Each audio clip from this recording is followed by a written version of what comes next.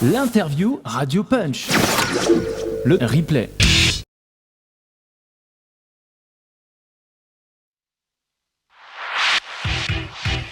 Hip House Radio Punch. Come on and dance. Come on, feel the house. Come on and dance. Hip House style. Come on, come on. En exclusivité sur Radio Punch. The best radio. Salut à tous et bienvenue sur Radio Punch. Donc une nouvelle émission ce soir, hein, donc une seconde émission, une version 2 même de l'interview qu'on avait déjà essayé de faire, mais les problèmes techniques ont fait qu'on a été très frustrés, on a été obligé d'arrêter l'émission et on avait été obligé on avait carrément supprimé, lancer le premier interview qu'on avait fait de notre invité qui est de Fred Umwelt. On va voir si déjà Jean Bruce est ici. Ça va Jean ? Salut les copains, salut à tous. T'as sorti la veste, t'as pas le chauffage ce soir, c'est grêle du chauffage. Non, mais ça va aller, ça va. Je vais me chauffer là. J'ai monté là, tout est chaud. Allez, on va vite. Et il n'y a pas d'alcool dedans hein, par rapport à ce qu'on a dit. C'est du thé, voilà, c'est du thé. Je précise. Voilà, c'est ce qui n'est pas vraiment mon cas moi par contre, mais voilà. On va dire bonjour à notre invité Fred. Salut, merci d'être avec nous ce soir. Voilà, vas-y, pars avec ton micro. Ça va les gars. Et avec une belle voix, il a sorti le micro. Cette fois-ci, on a sorti le grand jeu parce qu'on ne voulait pas qu'il y ait de problème technique. Donc on a, voilà. Bon, j'espère qu'il y aura assez de piles pour l'émission. Ouais, c'est de pile au pire, tu passeras sur ton portable. Avant de commencer cette émission, quelques petits rappels d'usage, qu'on ne perd pas les bonnes habitudes. Pour ceux, imaginez que vous devez partir en voiture. Bon, là, c'est compliqué avec le... Mais s'il y en a qui vont travailler, sachez que vous pouvez écouter cette interview en audio. Je vous mets, c'est le stream test de Radio Punch. Hein. Je vous mets l'adresse ici, stream.radiopunch.fr/live. Voilà. Et surtout, on vous rappelle que si vous êtes nouveau, que vous ne connaissez pas cette émission, likez et abonnez-vous à notre page. Comme ça, vous recevrez toutes nos prochaines interviews. Donc, facebook.com/contact.nocturbulus et vous tomberez directement sur nous. Et avant de te laisser la parole, Jean, je pense qu'on va remercier. Vous savez qu'on a reçu quand même Laurent Garnier la semaine dernière. Et on a été très très nombreux. On a passé un superbe moment. Sachez que Laurent s'est régalé. Il me l'a encore redit le lendemain. Il m'a appelé en me disant « Bon les gars, je me suis régalé. Nous, on s'est régalé aussi. » Donc, on vous remercie à tous. Déjà de nous envoyer tous les messages que nous avons envoyés. Jean, je pense qu'on a été submergé de messages comme quoi les gens qui nous ont découvert, qui disent c'est génial comme émission, voilà, c'est une discussion entre potes, et oui, c'est un peu le concept, on discute entre potes et tout ça. Et donc, merci, on a reçu énormément de propositions, je pense qu'on a répondu à tout le monde, si ce n'est pas le cas, vous nous relancez, vous inquiétez pas, on va tous vous répondre, il faut juste nous laisser un peu de temps. Voilà, sans plus tarder, Jean, je te laisse la parole et je te laisse présenter notre invité. C'est vrai qu'on avait déjà reçu Fred Umwelt la dernière fois. Mais bon, d'un autre côté, je vais faire un petit montage collector pour les petits extraits qu'on a eus et on le mettra en replay en bonus sur YouTube. Un petit bonus. Donc, c'est pas perdu ce qu'on a fait. Donc, je vais quand même présenter Fred pour ceux qui ne le connaîtraient pas. On a quand même l'honneur et le plaisir de recevoir Fred Umwelt. Pour les anciens, c'est Freddy J, ceux qui ont connu cette époque-là, dans les années 90. Fred, c'est quoi ? C'est un entrepreneur, on va dire, de la techno underground. J'ai envie de dire ça comme ça. C'est certes un DJ, mais avant tout, c'est un artiste, compositeur et un gérant de label, avec un S, le label, c'est lui qui a géré les labels Fundata, Shelter, puis New Flesh et Rave or Die un petit peu plus récemment. Donc, on va vous faire découvrir un peu plus l'univers de Fred, qu'on apprécie beaucoup. On a collaboré avec lui, il fait partie des artistes avec lesquels Nocturbulus a collaboré avec grand plaisir, notamment pour le dernier maxi The Max Cocaine, les remixes.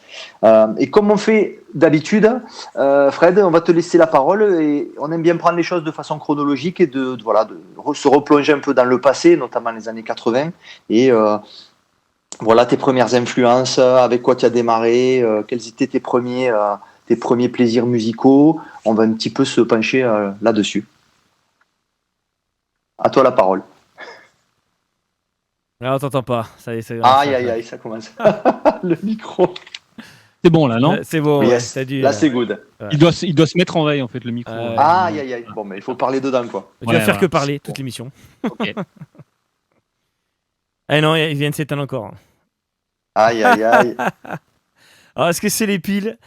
Fred, tu portes malheur. Bon, ça va, si c'est juste ça, ça va aller. Bon, vous inquiétez pas, il a un micro-casque, ça va être... Oui, au pire, on le prendra sur son casque. Les micros sans fil, c'est pas toujours la joie, surtout s'il n'a pas acheté des piles neuves. Là, Voilà. c'est bon, là. Voilà. Là, c'est bon. Ah, Ouais, c'est bon. allez, bon. vas-y Fred, Allez, à toi la Fred, on parole. t'écoute. Ouais. Donc, bonsoir à tous, déjà. L'historique, comment je suis venu aux musiques électroniques, on va peut-être commencer plutôt à l'adolescence, vraiment, où il y a eu les premières... alors, c'est pas venu par les soirées, c'est venu plus par la découverte de musique via des potes dans le village où j'habitais. Via un magasin de disques aussi à Lyon à l'époque qui était Number One DJ, je sais pas, pour vraiment les anciens. Benjamin, number one DJ. Ah ouais, Voilà. je suis obligé, regarde. C'est ça. Ça, Voilà. c'est le truc. Regarde, Donc, T'as vu pas les choses bien. Ouais, c'est ça. Voilà. Donc c'était les imports, on appelait ça les imports à l'époque, et ça m'a tout de suite un peu plu. C'est pas des choses qu'on entendait spécialement sur les radios mainstream, quoi. Il y avait des émissions spécialisées à l'époque sur Lyon qui étaient sur Radio Scoop le samedi soir. Bon, maintenant c'est vraiment une radio hyper mainstream, mais à l'époque il y avait des bonnes émissions un peu blanc. Donc ça c'était vraiment les premières sensations. Avec mon frère, on a acheté des platines assez tôt, on a commencé à mixer sur des Chesley. Voilà. Pas des Courroie, techniques, entraînement courroie. Ouais, Courroie, c'est ça. Avec, classique. Qui n'a pas commandé par des BST ou des Chesley en courroie. Voilà, c'est ça. Donc ça, c'est pour la partie technique. Et après, petit à petit, voilà, l'éducation musicale se fait en allant dans ce magasin de disques. Il y a la Fnac aussi, où j'ai acheté pas mal de vinyles. À l'époque, il y avait beaucoup de vinyles. On connaissait le vendeur. Il nous faisait passer dans la boutique. On écoutait les disques. C'est là que d'ailleurs que j'ai acheté Cocaine, The Max, 88, le fameux. C'est ton premier disque de New Beat, ouais, c'est toi. Ouais, c'est le premier, même premier vinyle 33 tours, je dirais. Vraiment le Maxi 45, quoi. Vraiment le premier vinyle. De quel morceau? The Max, Cocaine. Ah, Cocaine, The Max. Attends, quand même. On va en parler de ce morceau quand même, donc je mets un petit extrait, hein, quand même. Obligé. Voilà. Je dois même avoir la pochette. Attends, je dois même avoir la pochette quelque part. Et oui, regardez, j'ai la pochette. Je vous mets la pochette. Rose et jaune fluo. Eh ouais. Je me rappelle bien. Vas-y, bon, on va le laisser en fond, ça m'étonnerait qu'on nous coupe là-dessus. Ouais. Donc, du coup, découverte de la New Beat, puis plein d'autres trucs parallèles, quoi. Et j'ai commencé à faire aussi des mégamix sur des cassettes. À l'époque, c'était la grosse tendance des mégamix, avec les Max Mix et tout ça, quoi. Donc, voilà. Après, fil en aiguille, voilà, je mixais dans ma chambre et tout ça. Et puis, après, Radio Maximum, etc., etc. On va en parler après. Ouais, voilà. Et après, vraiment, les raves, en fait, je les ai découverts pas à travers en tant que public, mais plutôt en tant que DJ, puisque en fait, je me suis retrouvé assez rapidement dans les premières raves à Lyon à mixer, via un réseau de potes aussi. J'ai eu pas mal de chance, j'ai rencontré les bonnes personnes au bon moment, on va dire. Et du coup, c'était à l'Hypnotique à Lyon en 93. Quoi. Enfin, là, j'ai fait vite quand même. Hein. Je suis passé de 88 à 93. Quoi. Non, mais écoute, voilà, c'est bien résumé. La fameuse Hypnotique, gros, qui est venue souvent dans cette émission, cette rêve. Ouais, non, c'est un club. Hein. Le club, club pardon. Ouais, non, parce qu'il y a eu les soirées hypnotiques à Lyon, mais ça, c'était après. C'était une autre organisation. C'est bien après. Là, je parle du club hypnotique. Il se trouvait où, si tu peux un peu le situer dans Lyon? C'était dans les pentes de la Croix-Rousse. Ah. C'était dans un sous-sol d'un immeuble, c'était complètement squatté. Et en fait, l'histoire, en fait, c'est, je connaissais les gars d'une émission de radio qui s'appelait Techline à Lyon à l'époque. Et en fait, on traînait ensemble. En fait, on s'échangeait. Eux, ils étaient vachement techno-allemands en plus à l'époque, je me rappelle. Donc, on s'échangeait pas mal de musique comme ça. Et eux, en fait, ils organisaient les soirées du samedi à l'Hypnotique. Le vendredi, c'était censé être des soirées rock. Et le samedi, c'est les soirées techno. Et en fait, les soirées rock n'ont pas spécialement marché. En fait, c'est tout de suite viré sur les soirées techno, les soirées rave. Et en fait, ça a vite pris de l'ampleur. Et j'étais donc booké en tant que DJ à la première soirée, donc de l'Hypnotique. Et le premier soir, il y avait déjà 1000 personnes, c'était blindé. Ouais, quand même. Et c'était vraiment là. Ouais, j'ai découvert vraiment un peu les raves comme ça en tant que DJ, les gamins, quoi. Donc, du coup, c'est assez drôle, quoi. T'as directement fait DJ, quoi, en fait. Ouais, avant, j'étais dans 2-3 clubs, style la Pyramide ou le Cobdo, pour ceux qui connaissent. Il y avait les gars de Galaxy Import qui mixaient là-bas. Parce qu'il y avait un disquaire qui m'a marqué aussi, c'est Galaxy Import, justement, à Lyon. Donc, c'était un Lillois qui avait monté ça et qui apportait beaucoup de techno belge. Donc là, ça a été aussi toute toute une nouveauté pour moi de découvrir ces sons-là. Et en fait, quand je suis arrivé à mixer à l'Hypnotique, en fait, il y a eu plein de choses qui sont arrivées au même moment. C'est que, en fait, j'ai un pote d'école, mais il y a longtemps, qui m'a contacté, qui avait une émission sur Radio Espace. Alors à l'époque, ça s'appelait Espace FM. Lui, il faisait l'émission Dance Music, enfin un truc boîte de nuit, tout ça, quoi. Et en fait, il savait que j'écoutais de la techno, ça, et il m'a proposé de faire une émission de radio techno le dimanche soir. Et du coup, avec mon pote Nessie de l'époque, avec qui je traînais, on traînait à Techline aussi, on a lancé donc cette émission de radio presque en même temps que l'Hypnotique. Et en fait, tout ça, ça a créé. Donc, on donnait les infos, on faisait de la promo, on distribuait des flyers en soirée sur l'émission. Et du coup, ça a tout de suite pris de l'ampleur assez rapidement. Et c'était assez drôle. On calculait pas grand-chose en fait. Et c'est vrai que maintenant, c'est peut-être différent. On découvre peut-être d'abord les soirées rave en tant que spectateur, mais là, du coup, on a été plongé assez rapidement en tant que DJ, quoi. Mais tu as été très rapidement acteur en fait. Donc. Voilà, et du coup, j'étais auditeur à la radio, si tu veux. J'ai découvert cette musique via la radio, via les disquaires, à mixer chez moi. Mais il n'y avait pas vraiment à part les clubs, style la Pyramide, le Côte d'Eau, le Zoo, il n'y avait pas vraiment de grosses soirées à Lyon, hein, je parle. Hein. Je parle pas de Paris ou du sud de la France, mais je parle de Lyon. Il n'y avait pas de soirée vraiment rave dans l'esprit où on squatte un lieu. Et l'Hypnotique, c'était un lieu squatté, donc avec groupe électrogène. Et donc ça a duré 6 mois et ça a vraiment pris de l'ampleur. Ça a tellement pris de l'ampleur que du coup, comme la radio où on était liée à l'Hypnotique, les flics sont carrément venus à la radio pour se poser des questions au boss de la radio sur notre émission, et en fait on a été lourdé de cette émission à cause de ça, quoi. Et, la radio a pris peur par rapport à tout ça, parce qu'on recevait les DJ aussi le lendemain, donc ils mixaient le samedi. Alors, au début, c'était à l'Hypnotique, mais après, même dans les soirées rave autour de Lyon, parce qu'on a continué un petit peu en même temps que l'Hypnotique. Après, on faisait d'autres soirées, parce que ça a lancé le truc, quoi, si tu veux. Après, les organisateurs commençaient à faire ça. Et du coup, le dimanche soir, on recevait les DJ à la radio. Donc, et du coup, ça faisait quand même pas mal de trafic sur les antennes. À l'époque, il n'y avait pas Internet, donc ça appelait beaucoup, téléphone. Après, on avait fait un système où on pouvait... Il y a un mec qui avait donc un pote, Sylvain, qui avait fait un film sur la scène lyonnaise, des vidéocassettes à l'époque, et on proposait aux gens d'envoyer une vidéocassette vierge pour enregistrer. Du coup, la radio a reçu des tonnes de courriers. Donc là, ils ont commencé vraiment à flipper entre les flics, l'histoire des courriers qu'ils ont reçus, tout ça. Du coup, on a été convoqués. Ils nous ont dit, on vous laisse encore 2-3 émissions, mais on arrête. Ouais. J'ai une question pour toi, Fred. Est-ce qu'il y avait le parcours du combattant? Est-ce que vous servez de la radio pour indiquer les raves? Oui, carrément. Non, mais ça, les infolines, ça a toujours été, oui, bien sûr. Donc c'est un peu le point de repère, quoi. On le fait beaucoup de fois. Oui.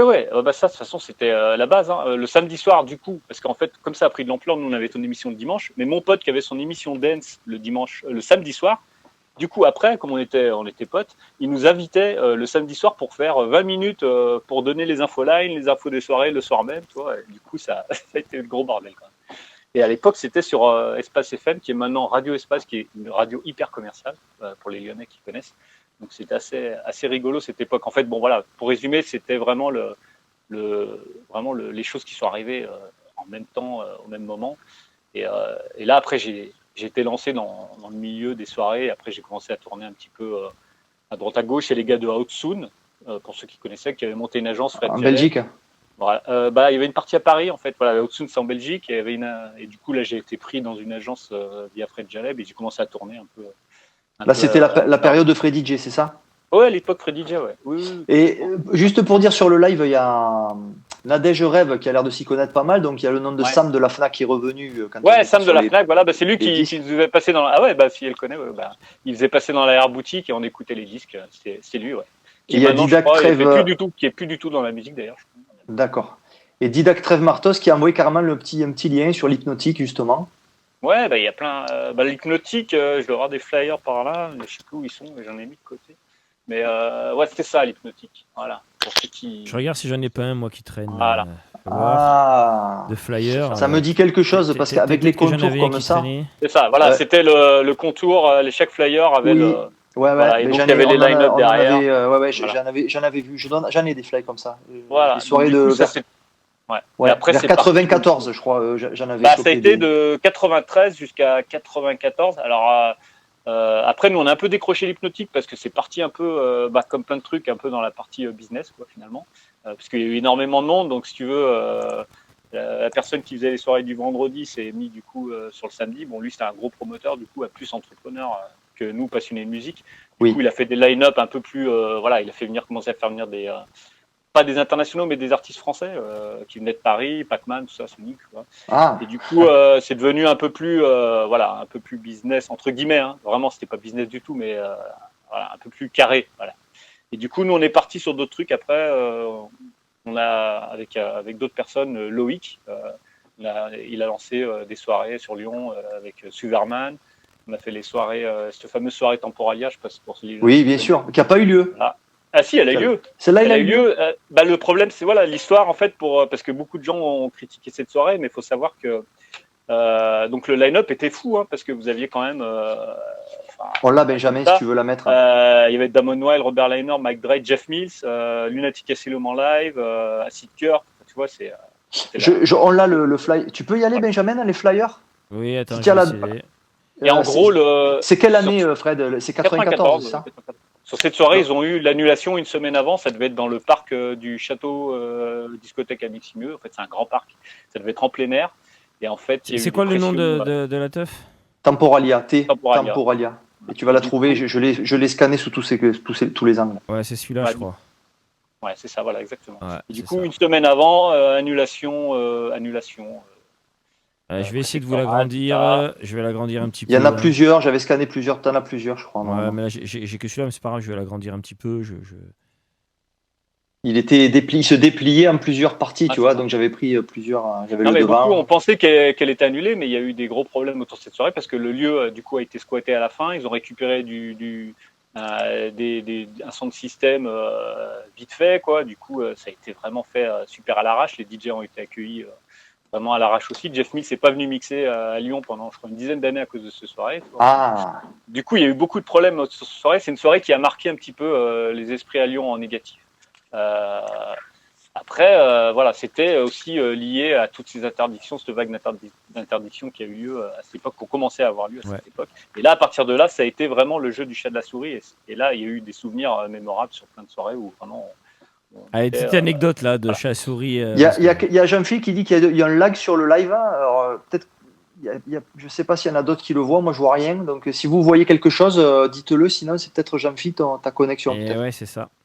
A priori, moi, tout se passe bien. Me paraît pas de malheur. Je suis en train de regarder tous les métriques et tout ça. A priori, ça passe. Donc, voilà. Quoi. A priori, ça a l'air d'aller. Donc, voilà pour l'histoire Temporalia. Et après, pour revenir au parcours un peu, c'était entre 93 où c'est vraiment parti jusqu'à, on va dire, 97, 98 où là ça commençait à devenir un peu, moi je retrouvais pas spécialement mon compte dans les soirées qu'on trouvait, où je me suis lancé plus dans la musique, moins dans les soirées, et bon an mal an j'ai continué à faire mon son, tout ça, et puis il y a quelques années mon son est revenu un peu sur le devant de la scène, et maintenant là c'est carrément la carrière internationale. Chris dit qu'il y a du lag aussi. Un peu de décalage son-image. Ah okay. ouais, c'est possible. Là, ça va être décalage son-image, mais c'est supportable. Il y a le cousin du Nord, Jérémy. Salut Jérémy. C'est le plaisir. Bon, si c'est un léger lag, ça n'empêche pas de faire l'émission.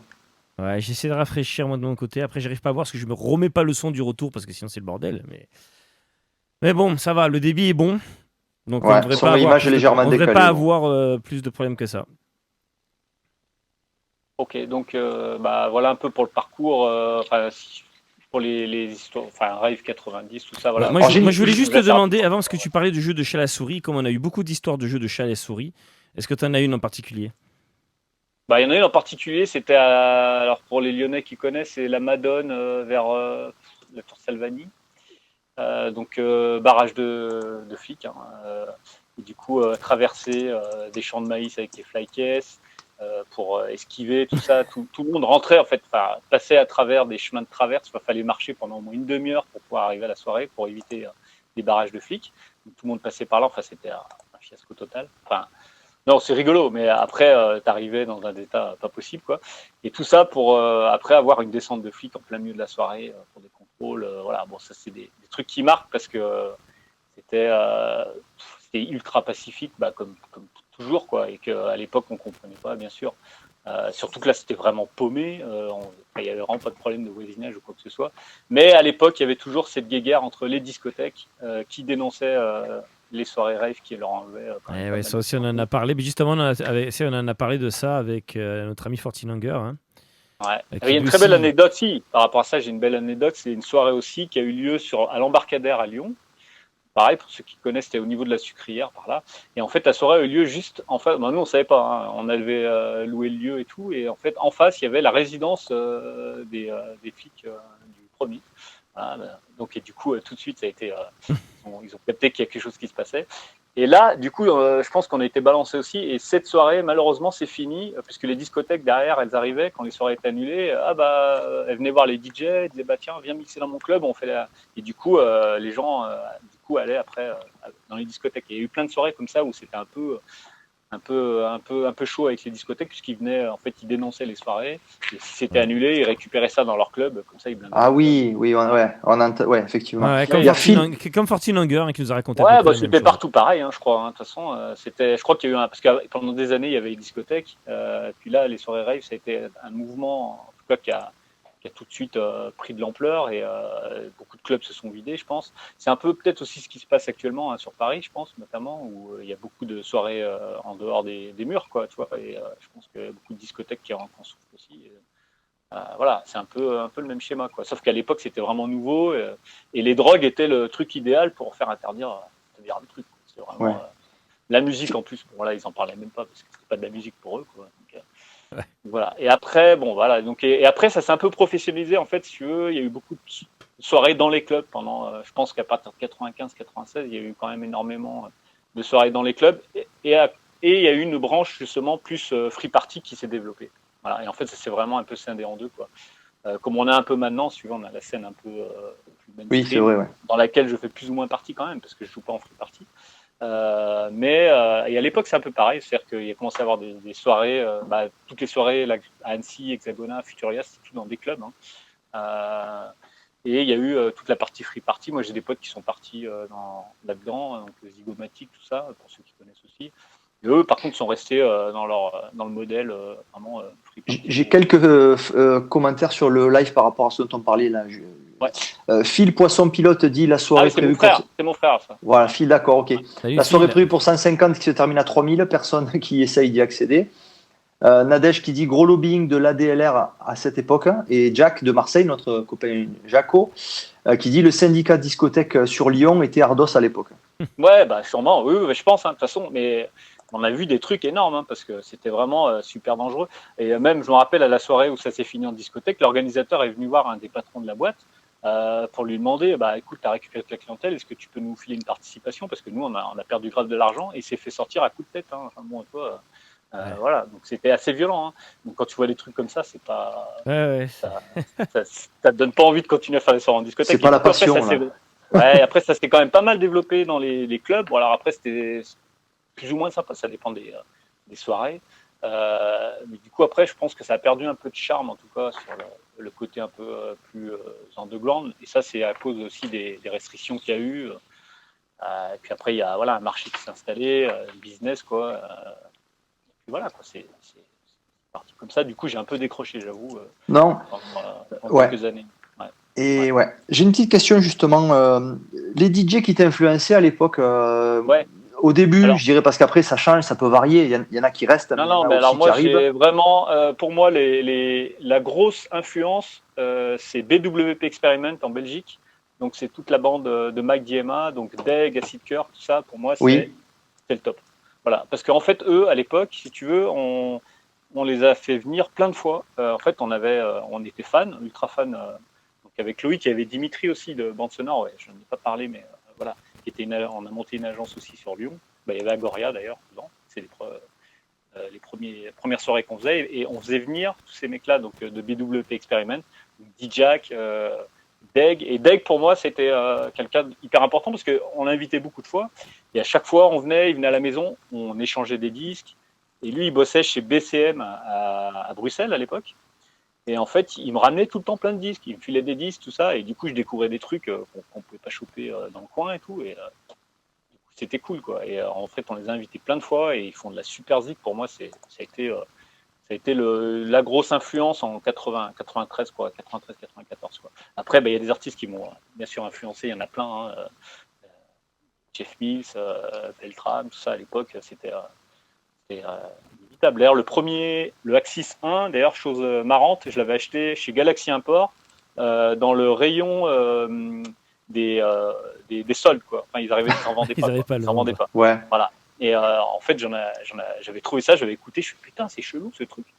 C'était le Axis 1, c'est quand même. Et en fait, quand tu le joues en soirée, tu te dis putain, c'est quoi ça, c'est quoi cette balle, quoi. Voilà. Et du coup, c'est assez drôle, petite anecdote au passage, quoi. J'ai acheté le Axis 1, j'ai dû l'acheter. Alors à l'époque, 100 francs, je sais plus, mais l'équivalent de, je sais pas, de 5 euros. Ouais, 20 ou 30 balles, ouais.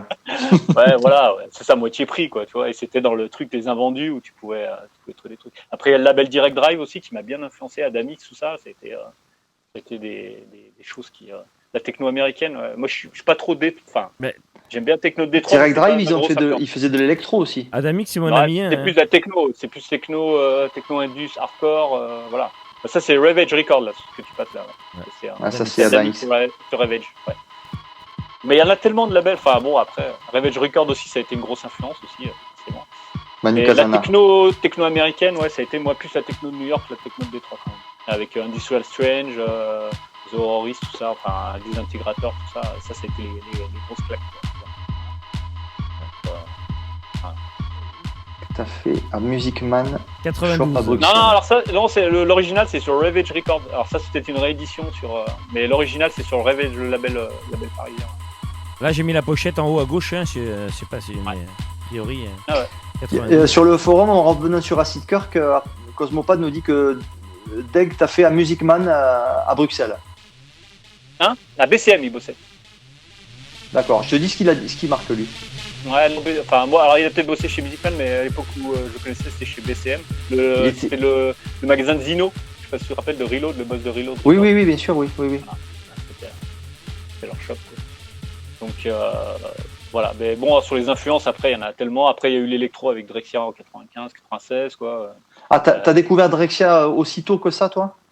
Bah ouais, à l'époque, de toute façon, tu chopais, tu pouvais. Après, j'allais à Paris, j'allais en Belgique pour acheter des disques. Après, il y a eu à Genève Mental Groove. Et en fait, ils avaient tout ça, quoi. Et du coup, tu découvres. Et en fait, c'est tellement. Moi, j'ai toujours été un peu friand des trucs un peu différents où tu te projettes sur un truc où tu te dis bon bah ça sonne pas comme les autres. Ça te donne un peu une identité, un truc un peu fort.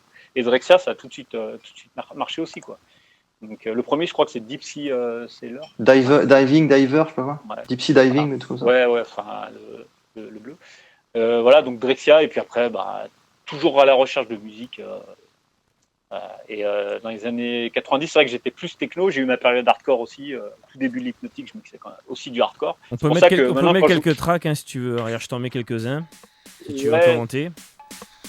Que tu m'as mis. Ouais, oui, ça c'est sur CISO, c'est ça? Ça c'est 94. C'est ça, ouais. 91. Non, c'est Dodge Department. Ça, c'est un vieux truc, ça. Ouais. Un remix imprononçable de Gearschwurm, c'est ça? Ouais, que tu m'as fait découvrir, et justement, je connaissais pas, et j'adore. Et ça, c'est un track que tu passes encore maintenant. Ouais. Même le vinyle sonne encore bien, quand même, parce qu'il y a des vinyles de l'époque, il faut plus trop les jouer maintenant avec les gros sound-systems, ça devient compliqué. Mais ce track-là, il passe encore vraiment bien, quoi. Donc, voilà. Mais ça, c'est un label hollandais, de Amsterdam, je crois. Donc ça, c'est Deg. Ça, Deg, c'est un des disques qu'il m'avait filé à l'époque, quoi. Voilà, il descendait et puis voilà. Ça parle pas mal de magasins de disques sur le live là. Les Music Man à Ghent et à Gand, à Ghent avec l'accent flamand, et à Bruxelles. Mais moi, j'étais allé au Music Man de Ostend, moi. Donc je sais qu'à Ostend, il y en avait un de Music Man aussi. Et Chris Nexus 6 demande où est-ce que tu achetais les disques sur Paris? BPM, Techno Import et Roof Trade. Techno Import, BPM et Roof Trade. C'était Diju, non, je sais plus, Smagger, Yvan Smagger. Ah, c'est pas Deep Sea Diving, c'est Garnier, d'accord. Oh, t'as le premier Drexia, faut quoi. Donc, ouais, voilà, au niveau des disquaires, mais après, là où j'ai vraiment chopé aussi plein de bons disques, c'est chez Mental Groove à Genève. Voilà. Donc Oliver. Deep Sea Dweller, autant pour moi. Merci Jean-Philippe. Ouais, c'est ça. C'est Deep Sea Dweller. Moi, j'étais pas loin. C'est ça, le premier Drexia. Voilà. Et du coup, chez Mental Groove, pareil, gros kiff. Donc, j'y allais régulièrement. Puis Lyon-Genève, c'est vite fait en voiture, c'est rapide, 2 heures. Et lui, il mettait carrément des disques de côté en fonction de ce que j'aimais. Et puis, du coup, j'ai chopé plein de trucs qui maintenant, qui sont certains collecteurs, quoi, tu vois. Donc, voilà. Mental Groove chez Oliver ça, c'est un à très bon Genève. label. Et quel label disait Jack, nous dit Jack. Voilà. Ça, c'est le label belge par excellence. Voilà. Ça, c'est un track pareil, tu peux encore le jouer maintenant. Ça Ivan Smag, Rough Trade, ouais, ça oui. Mazen est toujours là, Techno Import. Ok, on en apprend. Ah, bah Techno Import est toujours là, hein, ouais. Ouais. Barbara White qui dit ça. Ah, mais après, les disquaires, il y en a de moins en moins, mais il reste quand même. Il y avait aussi Techno, USA Import à Paris à Lille. Oui, à Lille, j'étais allé à Lille. Ouais. Quand j'allais en Belgique, je faisais toujours un petit passage par USA Import. Ils avaient des disques différents aussi. Ça, à l'époque. Ouais, c'est ça. C'était DJ Adolphe qui venait à Lille. Et à Paris, c'était l'Exorciste. L'Exorciste, Chris. Donc Chaotic Ramsès. Chaotic Ramsès. C'est lui qui tenait ça à Paris. Donc là, pareil, je faisais toujours le pèlerinage Paris, Lille et Bruxelles. Voilà. Et après, sinon, c'était Genève assez régulièrement. Et après, il y a aussi dans le sud, il y avait les Pingouins, tout ça, où de temps en temps, j'allais. Ah ouais, des fois, t'allais te fournir les T'étais Pingouins. le baroudeur du vinyle, quoi. C'est bien. Non, ça. mais à l'époque, t'avais une soirée, tu partais la veille, tu dormais dans la voiture. Enfin bon, c'était, il n'y avait pas de chichi. Maintenant, c'est bon. Non, mais toi, donc, du coup, c'était, puis t'as la passion, donc du coup, t'as envie de découvrir toujours plus. C'est pas comme maintenant où t'as une surenchère de musique, ça t'arrive, et du coup, t'as une saturation. À l'époque, t'avais pas non plus, toi, t'avais un morceau que t'entendais en soirée, tu te dis, c'est quoi ce morceau, tu vois, et du coup, t'arrivais, tu chantais l'air dans le magasin de disques et ils te le trouvaient, quoi, tu vois. Ouais. Voilà, tu vois. Et du coup, ça avait toujours le truc où tu voulais trouver le disque qui faisait la différence, tu vois. Donc, voilà. Donc c'était voilà, une époque différente, mais c'est vrai qu'au niveau, t'avais le disque, c'était la matière première, donc il fallait se fournir, quoi. Quand t'avais les soirées. Il n'y avait pas Internet. Dedans, les jeunes qui nous écoutent là ou qui regardent la replay, sachez qu'avant c'était un autre délire. Après, voilà, et on découvrait peut-être pas, on n'avait peut-être pas les mêmes sensations, je sais pas, mais après moi, voilà, j'ai passé, voilà, je suis pas nostalgique de cette époque, c'était différent, quoi, voilà. Et après, je peux comprendre que maintenant, voilà, il y a toute une scène revival avec toute une scène hardcore, un peu trance, tout ça, quoi. Tu vois, un peu cette imagerie des 90 qui a un côté sympa, même au niveau des macarons de vinyle, maintenant, c'est très 90, quoi, un peu trance, tout ça. Voilà. T'as des labels spécialisés et qui vraiment font le son techno des années 90 aussi, ça se retrouve. Ouais. En ce moment, là, c'est trance, tout ça, c'est le retour, quoi, revival. Après, je pense que les gens, en ce moment, ils ont besoin aussi un peu de légèreté avec tout ce qui se passe dans l'actualité, donc je pense que cette musique-là, ça permet d'avoir un petit côté plus fun, quoi. Alors même si je pense que c'est une musique qui s'écoute plus en soirée que comme ça, que chez soi, quoi. Mais voilà, après la trance, tout ça à l'époque, enfin, ça a toujours, il y a toujours eu tous ces. Alors après, c'était plus mélangé à l'époque. Maintenant, c'est vrai qu'on fait un set, tu vois, t'as 3-4 DJ qui vont s'aligner derrière, toujours dans le même style. À l'époque, c'était un peu plus varié, où tu pouvais avoir de la house, de la techno, du hardcore et de la trance en 3 heures, quoi, tu vois. Enfin, voilà. Donc, ça, c'était plus au début, milieu des années 90. Après, ça a été vraiment sectorisé, quoi, de plus en plus. Ouais, ça a été sectorisé, les soirées hardcore et tout ça. Ouais, c'est vrai. Ouais, peut-être. Oui, après, oui, ça s'est un peu structuré, entre guillemets, quoi. Tu avais des DJ qui étaient équipés sur certains styles. Du coup, voilà. Moi, j'ai eu une étiquette hardcore pendant très longtemps parce qu'au tout début que je mixais hardcore, quoi. Alors que, bon, je mixais assez dur, quand même. C'est de la techno un peu, voilà. Jeff Smith à l'époque c'était hardcore, enfin c'était assez violent, quoi. Et du coup tu traînes des étiquettes, donc du coup moi j'étais plus sur la scène un peu plus dure après, quoi. Alors qu'il y avait des soirées house comme ça. Et quelque part c'est vrai que tu vadrouilles dans 2 univers, ou 2 ou 3 même, je dirais. Tu es à cheval entre, je dirais, de l'électro, donc dans le vrai terme, sens du terme, pas le mot galvaudé depuis des années. La techno rave, je sais pas comment on peut appeler ça, tu vois, la techno. Ouais, techno. Alors, en fait, voilà, le truc, c'est que, enfin, je l'analyse comme ça, c'est que bon, moi j'ai découvert vraiment la musique techno dans les raves, enfin je l'ai expliqué juste avant. Qu'après j'ai toujours cherché des musiques un peu différentes et en fait au début des années 2000, avec Internet, l'arrivée d'Internet, tout ça, sous le SIC, donc téléchargement, tout ça, tu découvres. Et en fait j'ai découvert toute l'électro anglaise, tu vois, avec Radioactive Man, Transparent Sound, tout ça. Et ça m'a tout de suite accroché, cette musique un peu synthétique, breakée, tout ça. Et je suis vraiment parti là-dedans au début des années 2000 et j'écoutais moins de techno, même si j'en écoutais encore un peu. J'achetais quelques disques, tout ça. Mais je me suis vraiment mis sur cette musique. À l'époque, j'ai toujours eu des émissions de radio. J'en ai eu sur Radio Pluriel à l'époque, avec Chris Paglia, pour ceux qui connaissent. Et du coup, là, à cette époque-là, j'étais à fond sur l'électro. Et en fait, mes premières productions, alors quand j'ai lancé Shelter, c'était plus techno. Et après, j'ai viré sur un son électro. Et en fait, après, c'est vraiment, j'ai fait que ça pendant plusieurs années. Et en fait, l'album que j'ai fait sur Satamind en 2006, en fait, c'est assez drôle parce que j'avais des tracks, et c'était encore l'époque. Galvanique Vestibular Stimulation. Ouais, c'est ça. En fait, le truc, c'est que ce label Satamind, les productions, je fais putain, mais c'est énorme, quoi. C'est tellement nouveau, c'est tellement rafraîchissant et tout. Et en fait, je me suis payé le culot, j'ai envoyé une démo. J'avais fait des tracks, j'ai envoyé une démo. Et le mec m'a répondu et il m'a dit on fait un maxi et un album. Et là j'ai fait ah ouais d'accord. Et du coup c'est parti un peu comme ça, vraiment. Et là c'est reparti un petit peu. J'étais plus dans la production et c'était un peu plus visible. C'était un gros label. Et du coup j'ai été étiqueté à cette époque-là Umwelt après sur la partie électro quoi. Donc Freddy G c'était vraiment le côté hardcore techno et Umwelt vraiment étiqueté électro. Ah c'est pour ça que tu. Alors que j'ai un passé rave. Alors après certains puristes de l'électro comprennent pas parce que électro c'est électro. Tu vois enfin moi.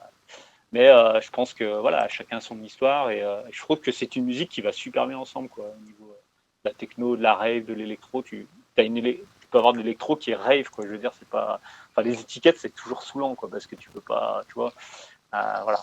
Donc du coup, voilà, l'évolution ça a été vraiment début période rave tout ça et puis après évolution sur des sons plus électro tout ça quoi.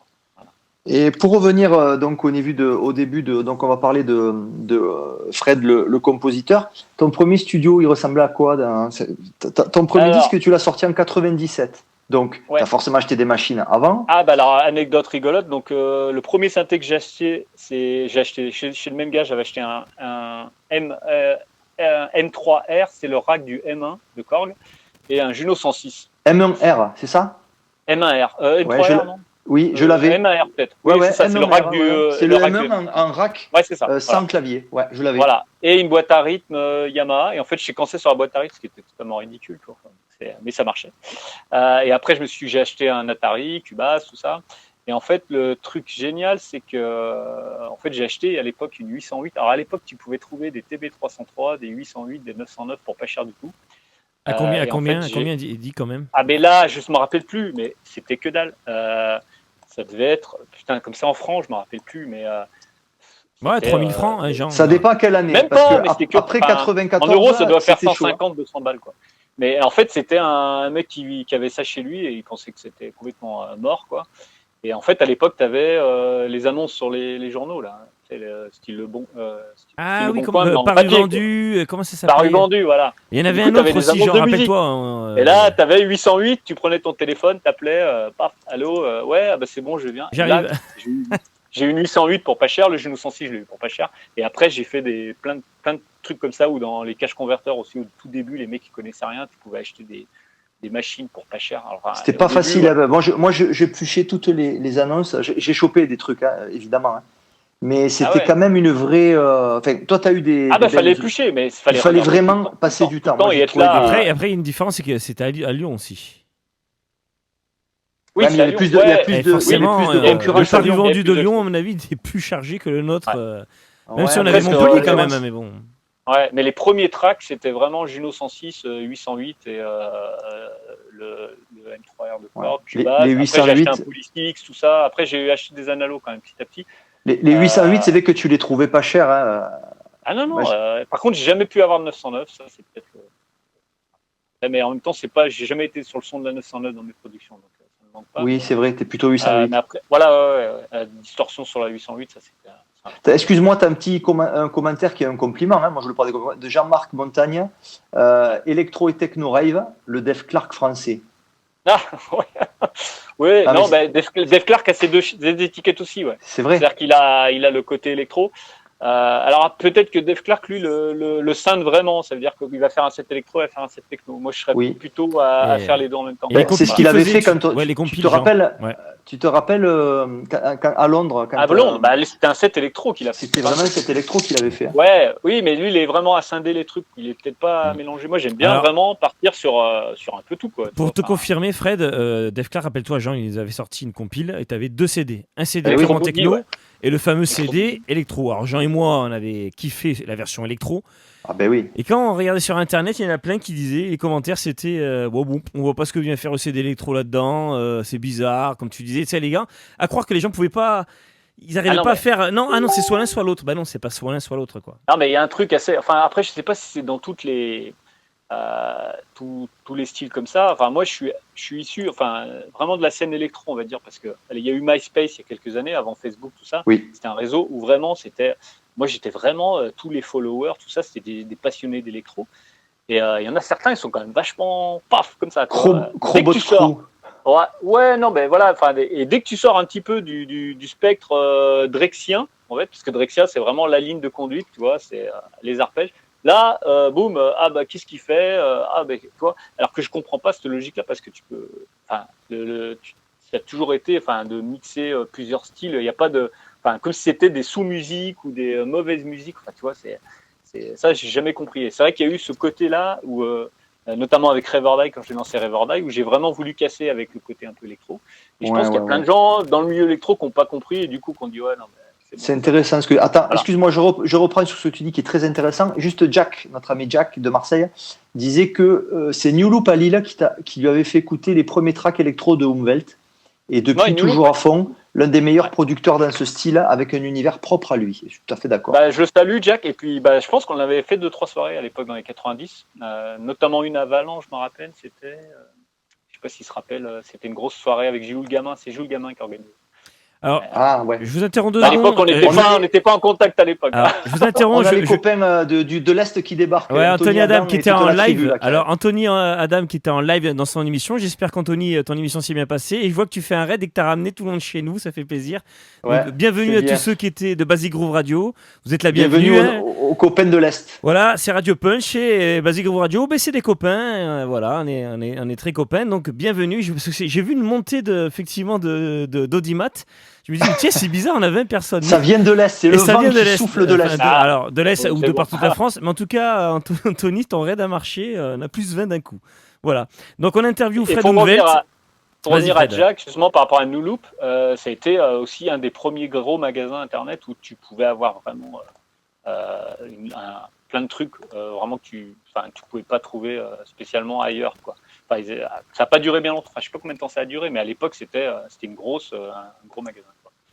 Ouais. Et je t'ai coupé dans ton élan de l'électro. Alors, ce qui est intéressant, et ce que tu dis, c'est bien parce qu'on a rarement le débat, parce que malheureusement, en France, le mot électro, dans les passionnés de techno, je dirais que tu as 1 personne sur 10 qui sait ce que c'est réellement ou qui a compris ce que c'était. Oui. Et alors, du coup, les gens qui en sont passionnés ou les gens qui savent ce que c'est, ça représente vraiment très peu de monde. Et alors, ce qui est bien, c'est que toi, c'est vrai que tu es un acteur, pas que, mais entre autres de l'électro. Et ce qui est bien, c'est que toi, tu arrives à lui donner tu vois, elle pourrait être plus, je sais pas moi, plus boogie, un peu plus, petit peu plus rythmé, plus noir. Ou elle, comme tu dirais, tu disais, un peu Drexia, etc., Doppler effect. Et toi, tu arrives à y apporter ton côté noir et. Non, mais alors, moi, je me définis pas comme un son électro déjà. Enfin, après, je sais pas, après, ça veut rien dire. Parce que tu parles à un gars qui écoute, par exemple, une radio mainstream, tu vas lui dire électro, il va te dire David Guetta. Donc ça veut rien dire. Après, tu vas parler à un mec qui est fan de Drexia, pour lui, c'est l'électro. Voilà. Et ça, c'est l'éternel débat, comme dit Jean Bruce. C'est que nous, on a toujours été à l'époque électro. C'est un genre, c'est Aux 88. Enfin bref, le style. Nous, on a toujours connu ça. Et aujourd'hui, ils se sont pris le nom. Et chaque génération se l'approprier sur un style. Ce qui est marrant, tu vois, et ça je voulais faire un jour, on va faire des vidéos sur YouTube et je vais faire un truc parce que ça fait trop longtemps. On va faire une émission documentaire là-dessus. Je vais faire un truc là-dessus. Nocturbulous Productions, c'est pour bien parce qu'à un moment donné, il faut qu'il y ait des gens qui remettent un peu les choses à leur place. Moi je vois un exemple, tu vois, mais c'est vraiment, la dernière fois j'avais fait sur mon show radio Révolution, tu vois, je mélange vraiment les deux styles, l'électro et la techno, la rave. Et en fait, tu as un site spécialisé dans l'électro qui avait partagé le mix et tout de suite les commentaires « Ah ouais, mais il y a de la techno, c'est nul !» Tu vois, voilà. Et du coup, c'est vraiment dans des trucs où les mecs ils sont vraiment fermés. Et du coup, c'est pas un milieu vraiment ouvert. Enfin, moi, si tu veux, et ça c'est un peu je trouve ça hyper dommage. Quoi. Si on pouvait faire une petite, bon, c'est pas de la polémique, mais c'est un peu de débat de fond. Effectivement, malheureusement, dans la musique électronique, il y a souvent des gens qui sont fermés. Oui. Bon, moi, je suis un peu comme pour la techno aussi. Hein, voilà. Oui, mais dans la musique électronique, actuellement, tu vois, toute la scène techno un peu Warhouse est hyper critiquée parce que c'est pas de la techno. En fait, dans les si 90, tu veux, on écoutait de la trance, on écoutait du hardcore et voilà. Donc, quel que soit le style, en fait, il y a toujours un peu une tendance à vouloir protéger son petit bébé. Moi, l'électro, c'est ça. Moi, la rave, c'est ça. Ouais, mais je trouve ça dommage parce qu'à la base, la culture rave, c'est pas du tout ça, quoi. Oui, mais on est bien d'accord. C'est la tolérance de toutes ces musiques, le mélange des genres. Il y a pas de, tu vois. Et là, on est venu sur un truc où les soirées, c'est une soirée hardcore, une soirée machin. Ça, c'est de l'électro, ça, c'est pas de l'électro. Lui, c'est un DJ hardcore. Enfin, tu vois. Enfin bon. Et du coup, c'est plus, on n'est plus du tout dans le même esprit que dans les années 90, quoi. Moi, je dirais, moi, ma vision de l'électro, qu'est-ce que c'est qu'en fait, c'est une machine avec tout un tas de visages. Il faut les connaître tous. Et tu as plus ou moins de visages. Tu vois, c'est comme des doigts, là. Ils sont plus ou moins en fonction de ce que tu vas apprécier. Donc, moi, je pense qu'il faut connaître déjà le boogie, électro-boogie américain du début des années 80, ça, 84, 83, 85. Après, il faut connaître les débuts de l'électro américaine, type, voilà, Cibotron, Ox88, etc. Tu vois. Après, il y a eu l'apport de Drexciya. Bon, moi, alors pareil, ça fait partie des coming out. J'apprécie pas trop le son de Drexciya. Par contre, je suis complètement fan de Gérald Donald parce que moi, malheureusement, respect au binôme décédé de Drexciya, mais moi, je suis plutôt sur l'autre qui est toujours vivant, qui pour moi est un génie, mais c'est juste une histoire de goût. Donc il y a ce que lui il a apporté, c'est complètement fou. Ce qu'on appelle l'électro, c'est quelque part ce qu'il fait lui, c'est rigolo. Oui. Ouais, après il y a pas vraiment. Non, mais après justement l'électro, je pense, c'est une musique novatrice et justement le truc, c'est de le pousser peut-être en dehors de ce qui représente à la base, quoi. Parce que le côté Drexciya hyper froid avec l'arpège. Hyper saccadé, c'est entendu, surentendu et surentendu, quoi. Toutes les productions électro, la base, c'est ça, quoi, tu vois. Donc c'est bien de pousser le truc peut-être sur d'autres trucs, mélanger avec d'autres trucs. Enfin, ça c'est ma vision. Hein. Bien sûr. Tu peux écouter ce style d'électro pendant toute ta vie si tu as envie, si tu aimes, pas de problème, quoi. Mais après, ne viens pas dire ça c'est pas de l'électro, ça c'est pas, tu vois, voilà. C'est assez étonnant que d'ailleurs ça soit devenu un terme générique pour décrire la musique électronique. Ça c'était plutôt dans les années 2000. Ouais. Il y a un style qui est né, c'est l'électro house, là, ce que les gens disent, c'est de l'électro, c'est de l'électro house, on va dire. Ouais, l'IDM, tout ça, quoi, ouais, bien sûr. Les étiquettes, c'est toujours compliqué, un peu casse-gueule aussi. Mais après, on aime bien coller des étiquettes sur les gens. Et c'est vrai que, bon, moi, actuellement, Ouvelt, c'est catalogué électro, dark, ok, d'accord, mais un peu rave de temps en temps, mais voilà, bon, ça, c'est un autre débat, quoi, mais. Moi, j'ai plusieurs cultures et je revendique. Autant à une époque, j'avais plus de mal peut-être à revendiquer ce côté un peu rave parce que justement, il y a un peu cette pression dans le milieu électro. C'était pas super, quoi. Et maintenant, parce que selon les périodes, t'as des noms qui sont durs à porter. Tu vois, en ce moment, personne n'écoute de techno. Tout le monde va dire quelque chose. Ils écoutent de l'électro, de l'IDM, de l'EDM, de je sais pas quoi. Des noms qui veulent rien dire, que dans 10 ans auront disparu d'ailleurs.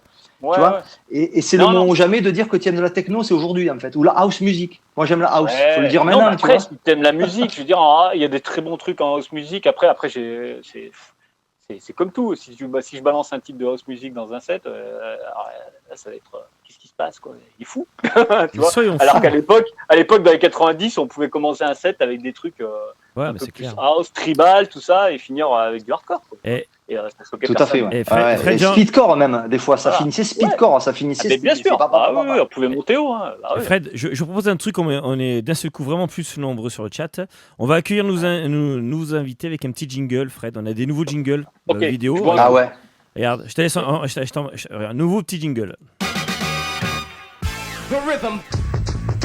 The shit you're listening Radio Punch. Punch. Voilà, donc Ok. on accueille tous Ça ceux fait qui sont plaisir venus. avec Trump. Là. Voilà, ouais, je vais t'en mettre un autre après. Donc je vous rappelle, ceux qui ne nous connaissent pas, qui viennent de nous rejoindre, vous pouvez vous abonner à cette page. Voilà, donc c'est facebook.com/contact.nocturbulus. Et on vous accueillera, vous pourrez nous envoyer des messages et autres. Et puis, comme on y est, on va se mettre un autre nouveau jingle. Alors celui-là, attention, on est allé très loin, Fred, regarde-le. Moi j'écoute Radio Punch, c'est génial. Radio Punch. Tu sais comment ils font? Oh putain, c'est génial. Radio Punch. Radio comme une radio. Et punch comme ça. Voilà, on recule devant rien. Ok. Ouais, là, Et on assume. Et on si a ça plaît peur pas, de c'est pas rien. grave. bon, Voilà. c'est électro, ça. Hein. Et là, C'est justement... C'est électro body music. Et là, c'est pareil, Ouais, peut-être qu'il y a des gens qui nous diront, mais quel est le rapport avec l'émission, Patrick Sébastien? Mais parce qu'on est fous, et Oh, nous on aime non, mais la house, on aime la un peu- techno, un peu de et on aime légèreté, Patrick Sébastien, soyons fous. Non, mais un peu de légèreté actuellement, ça fait pas de mal parce que Oui, moi, oui, des fois, ouais, j'ai limite, tu sais, à force de jouer de la dark music, je me dis mais les gens, mais putain, comment ils font quoi? Comment ils font? Est-ce qu'ils écoutent encore mes mix quoi? Parce que Ouais. ça fout Je vais le les cafard, faire quoi, tu vois. déprimer. Non, mais c'est ça quoi. Non, mais j'ai du mal à jouer des trucs à pli, ok, d'accord, mais c'est vrai que bon. Mais ce que la tu dis, mélancolie, alors tout je vais ça, revenir sur quand on a reçu The Hacker dans Michel, c'est dans cette émission. Ouais. Et il nous avait un peu raconté la même chose que toi. Rappelez-vous, Michel jouait hardcore aussi à une période. Hein. Ouais, XMF, ça on arrive. avait joué à l'époque à Grenoble. Voilà, et je crois qu'il en avait parlé. Ouais, Et à un moment donné, Ah. il disait j'étais à 200 BPM, je sais plus. Et puis il y a un gars qui est devant moi avec sa capuche, il me regarde comme ça, il me fait vas-y, mais vas-y, allez, envoie. Puis un moment donné, il s'est énervé, il a regardé, et je suis déjà à 195, là, qu'est-ce que tu veux que je fasse de plus? C'est bon, quoi.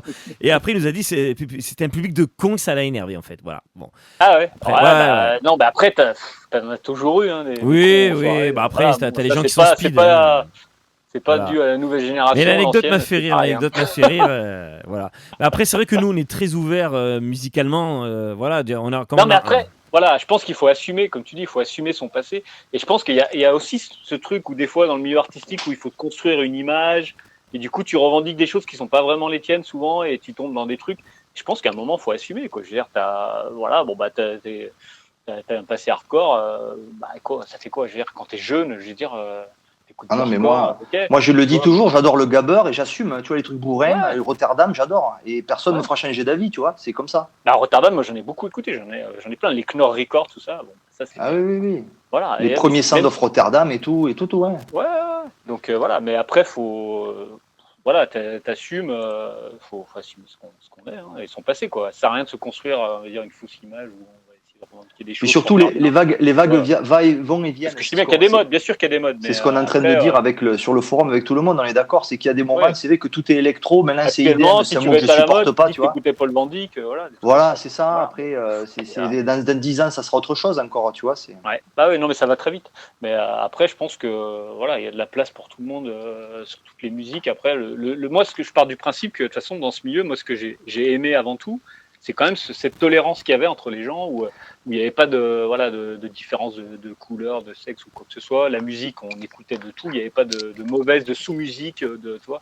Et du coup, c'était cette culture-là qui est un peu, après, partie un peu dans le truc où c'est devenu un peu plus sectaire sur plein de C'est vrai, quand tu vois en Angleterre les premières raves, tu vois, tu t'aperçois que ça démarrait avec de la dance, quoi, comme on disait, la house music commerciale, Et ça, ouais, tranquillou, tu vois. Puis après, ça passait house, garage, et puis après, ça terminait dans tout, la breakbeat, Non, mais drum and bass, l'hypnotique, techno. à l'hypnotique, le club à Lyon, il y avait plusieurs salles. Il y avait une salle ambiante et il y avait une salle house. Et en fait, ça jouait vraiment garage, house.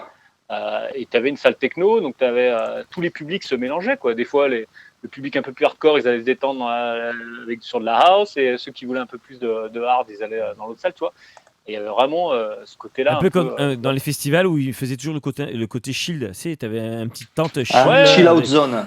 Où tu pouvais voir d'été, où tu mettais des trucs. Ouais, ça se fait chill encore. out zone. Là, il y Chill a out des zone. festivals, ça se fait encore, ça. Hein. Bien sûr, ça se fait encore aujourd'hui. C'était là. Mais après, ouais, voilà. Non, mais enfin, pour en revenir à cette époque-là, je pense qu'on était vachement. Déjà, on calculait moins les choses. C'est vrai que c'était nouveau. Enfin, bon, après, on était tous à peu près jeunes quand même, parce que. Non, mais si, parce que il n'y avait pas vraiment on en voyait des vraiment anciens sur cette scène-là, mais c'était toute une génération quand même qui a découvert un peu ce musique entre, on va dire, 20 et 30, 35 ans, quoi, tu vois, à peu près au même moment, quoi, tu vois. Donc après, maintenant, et voilà, il y a des artistes, Ron Atkins, il a 60 ans, tu vois, enfin bon, il continue à jouer. Toi, à l'époque-là, on n'avait pas des DJ qui avaient 60 ans, des choses comme ça, quoi, tu vois, il y a ce côté... Ça vanne beaucoup sur Patrick Sébastien sur le chat, hein. Ça se lâche. Ah ouais.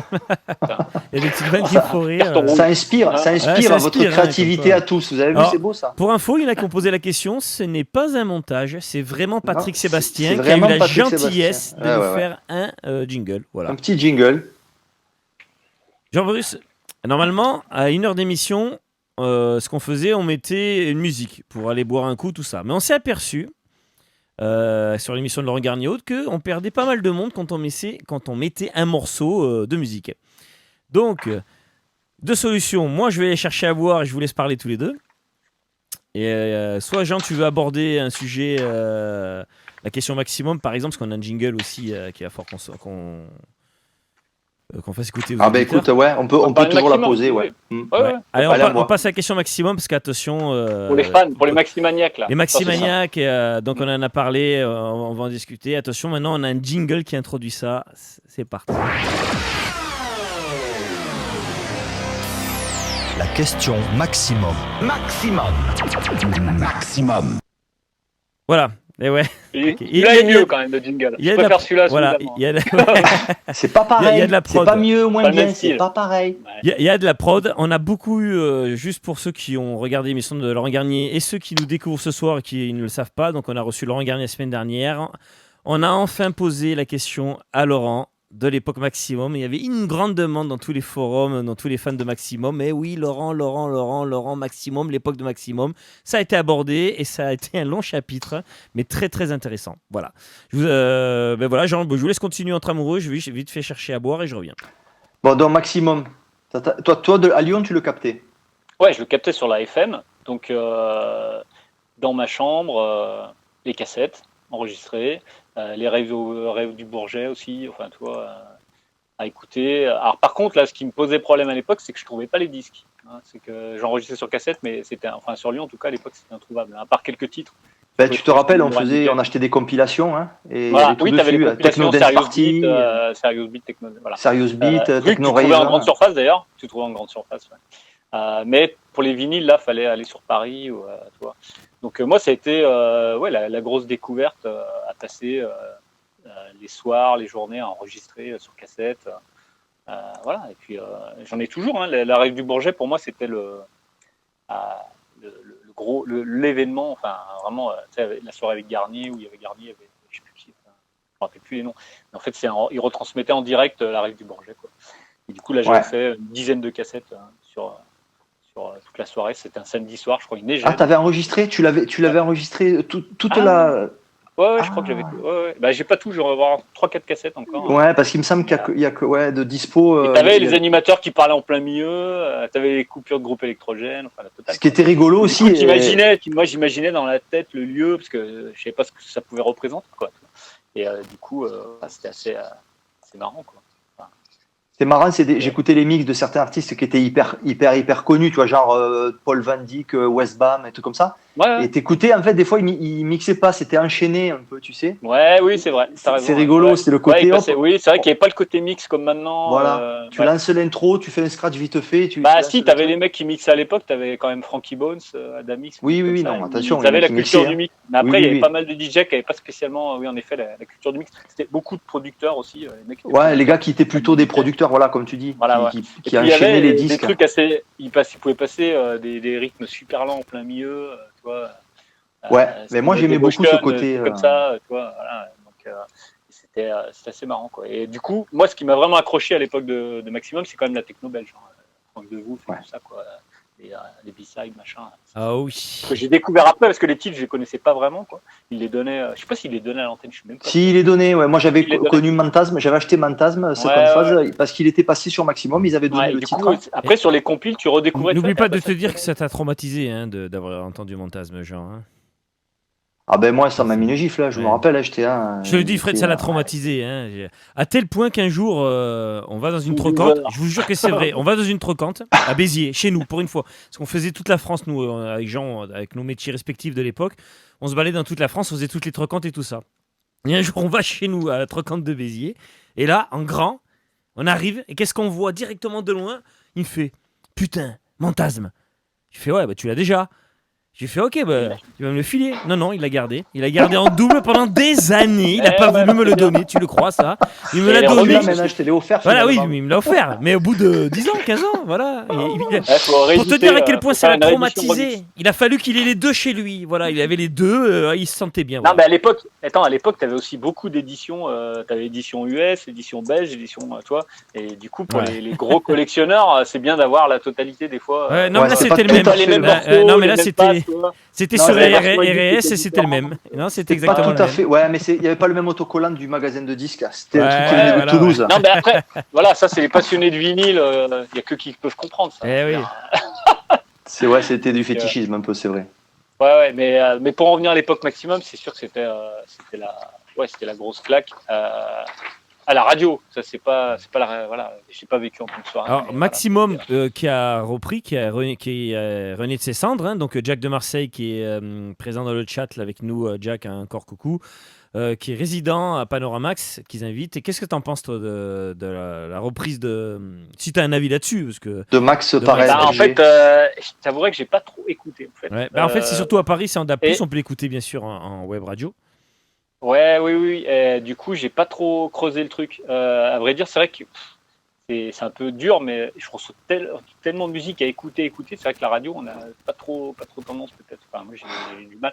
J'aurais peut-être écouté, mais apparemment, j'ai eu des échos via Christophe Nexus 6. Il m'a dit que c'était pas comme à l'époque, mais forcément, parce que tu peux pas faire un nouveau maximum actuellement. Parce que il y a une sous-radio classique où ils repassent tous les tubes de Maximum. Et je pense que vraiment les fans de Maximum de l'époque, s'ils attendent, c'est réécouter les tubes. Mais ça, ils appellent ça la Maximum Classics, et il n'y a que les tubes de l'époque. Maximum 90, Jean-Philippe. Ah. Et, voilà, c'est quand que M40 est relancé du coup? Ah, non, c'est la fameuse. Tu sais que la vanne sort souvent quand même. Ça ressort. Ça divise encore, t'imagines? Alors pour expliquer, et Jean explique pourquoi. Expliquez pourquoi M40 la vanne, parce qu'il y en a qui. On part d'une vieille radio de 92. C'est ça, ils ont racheté Maximum, ils en ont fait une radio commerciale. Ouais, après c'est très complexe, c'est des montages financiers. Si on rentre dans le détail, on y passe une heure. Non, mais après, voilà, comme pour plein de trucs, c'est devenu un business. Voilà, après, soit tu peux rester dans les sentiers battus, aller trouver d'autres radios. Voilà. Si, en radio, il y avait aussi Couleur 3 dans la région Rhône-Alpes. Oui, c'est vrai. Bien sûr, Couleur 3. Ouais. Il y a Nadège Rêve qui en parlait, les métissages sur Couleur 3. Ouais, c'est ça. Elle en a parlé tout à l'heure. J'ai failli. Il faisait des retransmissions en direct de Genève, de clubs aussi, je crois, à l'époque. Donc, voilà. Et si, voilà. Si, une grosse soirée, petite anecdote comme ça au passage, c'est à l'époque de Couleur 3 aussi, tout ça, parce que c'est comme ça que j'avais découvert la soirée à l'époque. C'était les soirées énergie à Zurich, ça j'y suis allé 2-3 fois quand j'étais en tant que spectateur. Ça, c'était les grosses claques aussi. C'était des gros line-up et tout. À l'époque Def Clark, tout ça. Ça fait partie des gros trucs de l'époque aussi qui m'ont bien. Tu rentres dans la scène où la pièce, tu sens qu'il se passe quelque chose avec la musique, quoi. Tu vois. Qu'est-ce qui se passe? Tu vois Def Clark, Letter, tu dis d'accord. Voilà. Et ça, c'est un truc qui m'a vachement influencé, quoi. L'histoire de rentrer, toi, tu vas dans une soirée, tout de suite quand tu rentres, t'es pris par un truc, quoi. Et là, tu vois, c'est à la fois par le son et l'ambiance. C'est-à-dire que tu rentres, le son, l'ambiance, mais le son est hyper important, tu vois. Il est hyper important, mais aussi l'ambiance, parce que les gens, quand tu rentres, te donnent de suite le ton. Et c'est vrai qu'il y a des fois, Jean, il a un souvenir avec ça. C'est quand il y a 2 ans, j'y étais pas, t'es rentré dans le bunker atomique là, avec Simon qui était en Slovaquie. En Slovaquie. J'étais avec des copains, on était en Slovaquie, et puis on a vu qu'il y avait une soirée techno, on aurait dit une rave à l'époque, tu vois, dans un ancien abri anti-atomique de l'époque de l'URSS. Et on est rentré, et quand je suis arrivé, j'ai filmé, j'ai la vidéo, je crois qu'elle est sur YouTube. C'était un morceau de mes morceaux préférés techno qui s'appelle Technobert Neue Dimensionen. Ouais. Connais, qui a été repris plein de fois d'ailleurs le sample. Et le mec il mettait Technobert, et j'avais l'impression que c'était pas vrai. Tu vois, tu rentres dans une rave en Slovaquie, dans un bunker, et Et d'un coup, tu as Technobert avec des Slovaques qui sont comme des fous. Et c'est l'original, ouais. Ah, l'original, de 90. Ah oui, l'original. Non, parce qu'il y a eu des remixes. Non, l'original pur, le morceau de 90. Et, non, mais il y a un retour. Non, mais il y a un retour. Et de toute façon, maintenant, tous les pays, avec la mondialisation, tout le monde a accès à Internet. Déjà, tout le monde peut jouer. Tu peux retrouver des DJ jouer des trucs 90 assez facilement. Hein. Moi, ça me surprend même pas que tu puisses trouver. Tu en joues des fois dans tes sets?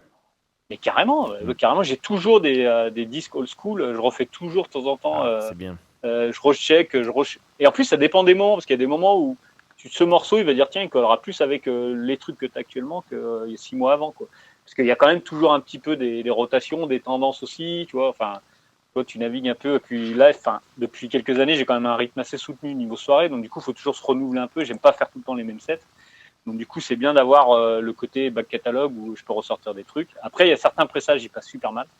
En fonction des sound systems, parce que les sound systems sont tellement énormes que certains pressages, ça fait du rumble direct, quoi, tu vois. Enfin bon, mixer vinyle actuellement sur beaucoup de soirées, c'est quand même difficile. Ouais, c'est le prouesse. On a eu un grand débat là-dessus. Jack est bien placé pour en parler. CD, mais c'est vrai que aujourd'hui, ce qui est compliqué, c'est que les techniciens sont tellement habitués au MP3, au CDJ et autres. Et quand quelqu'un demande dans sa comment ça s'appelle, mais limite tu passes pour le casse-pied de service. Dans ta matérialise, dans ta checklist, quand tu mets platine vinyle dans ton setup, très souvent, et ça a énervé beaucoup de gens, et beaucoup de gens ont arrêté de jouer vinyle à cause de ça. Ils arrivaient, c'était mal réglé, c'était pas, les cellules étaient mortes. Contre, moi, pour ce que j'en vois en tout cas, les meilleurs setups actuellement, les soirées, les meilleurs setups vinyle, c'est sur les soirées underground avec des promoteurs passionnés. Parce que les mecs. Oui, bien sûr. Comme nous, par exemple. Par contre, tout ce qui est gros festival, tout ça, souvent, c'est très, très chaud. Ouais, c'est chaud. Et comment ils font, comment toi, vu que tu le vis, toi, comment ils font ces chambres à air, c'est quoi sur des mousses? Mais des fois, c'est dalles de béton, tu demandes des dalles de béton. Moi, c'est tout marqué sur le setup, et des fois, t'as rien de tout ça. Dis-nous sur ton setup, tiens, Fred, fais-nous rêver. D'ailleurs, il y a une soirée mémorable, je sais pas si c'était avec Scanix, il y avait Elena Hoff aussi, là, c'était à Tours. Alors là, c'était la cata totale, mais immixable, quoi. Le mec, il a été obligé de couper les basses, sinon il y avait du rumble et c'était impossible, on n'avait pas fait de soundcheck. Et là, c'était la catastrophe parce que le son est tout pourri. Sur les autres, ça claquait grave, CDJ, machin, live, grosse basse, machin. Nous, on arrive derrière en vinyle, mais laisse tomber, ça rumblait. Donc, du coup, alors qu'avant, ce qui est marrant, ce qui est marrant, c'est qu'avant, au début, c'était l'inverse, c'est-à-dire c'était vachement optimisé pour le vinyle, avec une patate de malade. Le mec, il arrive avec ses CD, le son H1, toi, t'arrives derrière avec tes vinyles, putain, la patate, et là, c'est fini. Alors, après, il y a des clubs, par contre, comme le Trésor, notamment. Pour moi, c'est la référence pour mixer vinyle, c'est excellent. Les mecs, ils se connaissent grave, et le sound system là-bas est bien taillé quand même pour le vinyle. Tu vois, il y a quand même des exceptions, des clubs, c'est le Trésor, ils existent depuis des années. Par contre, il y a plein de nouveaux clubs qui se montent souvent où tu arrives, tu es le deuxième ou troisième DJ à passer après l'ouverture, tu es le premier à mixer vinyle, catastrophe, quoi. Les mecs n'ont rien prévu. Enfin, ça arrive parce que c'est pas la norme maintenant. La norme, c'est le CD et que le vinyle, limite. C'est le MP3 maintenant. Le CD, c'est plus là, c'est MP3. Oui, quand je dis CD, c'est CD. Numérique. Ouais, numérique. Mais du coup, les setups vinyles maintenant, c'est compliqué parce que y en a plein qui comprennent pas et c'est limite. En plus, c'est problématique parce que moi, je fais tout le temps des soundchecks parce que sinon, tu peux pas l'exprimer. Alors quand je le peux, parce que des fois, si tu arrives tard, tu peux pas, la soirée a commencé, tout ça. Mais sinon, c'est des contraintes parce qu'il faut que tu ailles faire le soundcheck avant, tu tapes des allers-retours, t'as pas le temps de, tu vois. Et souvent, le soundcheck, entre-temps, ils ont débranché un truc, t'arrives, bon, c'est reparti. Il y a un mec qui est venu, sans parler ça m'est arrivé 2-3 fois avec d'autres DJ d'un peu avoir des frictions parce que beaucoup de DJ CD prennent les platines pour des tables, en fait. Ils posent leur club, les clés, machin. T'arrives, le bras, il est pété, ils ont pété le bras parce que il n'y a aucun respect, tu vois. Donc, bon. Voilà, c'est toujours un peu galère et moi, ça me stresse toujours. Ça me stresse toujours dès que j'arrive en soirée d'avoir un problème technique, machin. Ça fait partie du truc qui, à la longue, je peux comprendre que certains soient passés sur CD. Et toi, tu as envisagé de le faire ou pas? Non, alors je l'ai fait 2-3 fois. Maintenant, j'ai un truc parce que ça m'a vraiment gavé sur certains trucs. J'ai toujours une clé USB. Et si vraiment les conditions sont impossibles, parce que le problème, c'est que les gens, ils payent, ils viennent te voir, tout ça, machin, enfin pas. Ouais, ton public a payé, ils sont contents. Ils viennent à la soirée, ils veulent quand même une prestation. Parce que l'exemple, moi, je te parle de la soirée de Tours, là, où il y avait Elena Hoff, où il n'y avait pas de son du tout. Les gens, ils sifflaient parce qu'il n'y avait pas de son. Parce que s'ils mettaient des basses, ça faisait du rumble, donc c'était impossible. Donc du coup, dans des situations comme ça, du coup, toi, tu fais un set, tu mixes, tu vois que les gens, du coup, ils sont pas dedans, ça fait chier tout le monde, tu vois. Donc là, au pire, tu attaques l'USB, tu fais un set CD une fois de temps en temps quand c'est la merde. En fait, c'est Stingray qui m'a donné cette. Lui, il fait ça en fait. Il faisait ça. C'est un DJ de Détroit, lui. Stingray, ouais, c'est ça. Et en fait, à une soirée, je l'ai vu mixer CD, quoi. Et je fais, putain, mais tu mixes CD? Il me dit, ouais, non, mais conditions. Et c'est vrai que les conditions vinyle, moi, j'ai mixé vinyle à cette soirée, c'était pas terrible, ça bougeait, les disques sautaient. Et du coup, lui, il se fait pas chier, là, c'est avec les USB, comme ça, au moins, il fait une prestation et du coup, ça passe. Mais c'est vrai que ça, je peux comprendre. Ouais. Et du coup, maintenant, tu fais pareil. Tu as toujours ta clé USB au cas où. Non, bah, j'ai pas eu l'utiliser encore. Hein. Ouais, je l'ai fait récemment, avant que les soirées stoppent, tu vois. Mais pour l'instant, voilà. On n'est jamais trop prudent, comme on dit. Alors, c'est une bonne question. Et puis, si tu paumes tes disques aussi, ça m'est déjà arrivé parce que j'ai une partie des disques avec moi, mais ça m'est arrivé quand même 2-3 fois qu'ils n'arrivent pas. Donc, si tu te retrouves avec une trentaine de disques pour un set de 2-3 heures, bon. Alors qu'avec les USB, tu auras toujours un petit peu de. Toi. Alors, il y a Fred Dumély, l'ancien gérant de l'Enfer à Dijon. Hein. Tout le monde le connaît. Ah oui, l'Enfer à Dijon. Ouais. C'est un habitué. Il a noté que tu venais d'inventer le verbe rumbler. Exact. C'est quoi ce verbe rumbler? Le rumble. Le rumble. Application technique. Et il y a Jack qui dit. Et Jack disait qu'il y avait des plateaux spécifiques dans lesquels on peut poser les platines. Alors là, moi, je savais pas, parce que j'ai Jérôme qui est avec nous, là, qui lui a des astuces, il met des chambres à air. Mais des fois, moi, ça m'est arrivé des soirées où tu mets des bouteilles d'eau, des serviettes en papier, enfin, c'est le système D, quoi, hein, tu vois. Mais sinon, c'est pas possible. Mais des fois, c'est pendant que tu commences à mixer, tu vois, les mecs, ils arrivent, ils enlèvent les platines, enfin, c'est hyper stressant, quoi. Enfin, et il y a Jules Wells qui a une solution hein, pour toi, et tu peux le noter. Vas-y, prends un stylo. Sinon, tu peux mixer des nappes pendant 2 heures. Hein. Ouais, c'est pas mal. Mais non, bon, le public risque de se barrer au bout de 5 minutes. Ouais. Non, mais après, c'est ça. On en revient toujours sur le truc de la prestation où les gens, ils ont envie de. Voilà. Si toi, tu passes derrière un DJ qui a un CD, full CD, grosse basse, et toi, tu arrives derrière, direct le premier morceau, tu as du feedback, tu vois, ça fout le bordel, quoi. Parce que les gens, du coup, ça fait retomber l'ambiance. Toi, tu stresses, du coup, tu n'es plus dedans du tout. Moi, ça a des sets où j'étais pas dedans parce que, du coup, voilà. Au pire, voilà, maintenant USB, hop, tu fais ton truc, même si ça m'éclatera pas de le faire, mais au moins, voilà, les gens, ils verront, ils auront du son, ils seront contents, quoi, plutôt qu'avoir un truc tout foireux ou le disque qui saute, pareil. Voilà, plein de clubs ou des lieux. Dès que les gens sautent trop, ils dansent, bam, ça saute. Donc, du coup, tu es là, tu leur dis de se calmer. J'ai une anecdote rigolote d'ailleurs, c'est à Kiev. Donc, il y avait une scène, et donc le DJ avant c'est DJ, et tout le monde dansait autour de la scène. Voilà. Tac, tac, super. Moi, j'y mets en vinyle, ça passera jamais, ça va sauter. Du coup, je dis, alors gars, faut vraiment qu'il n'y ait plus personne sur la scène, parce que le vinyle, ça passera pas.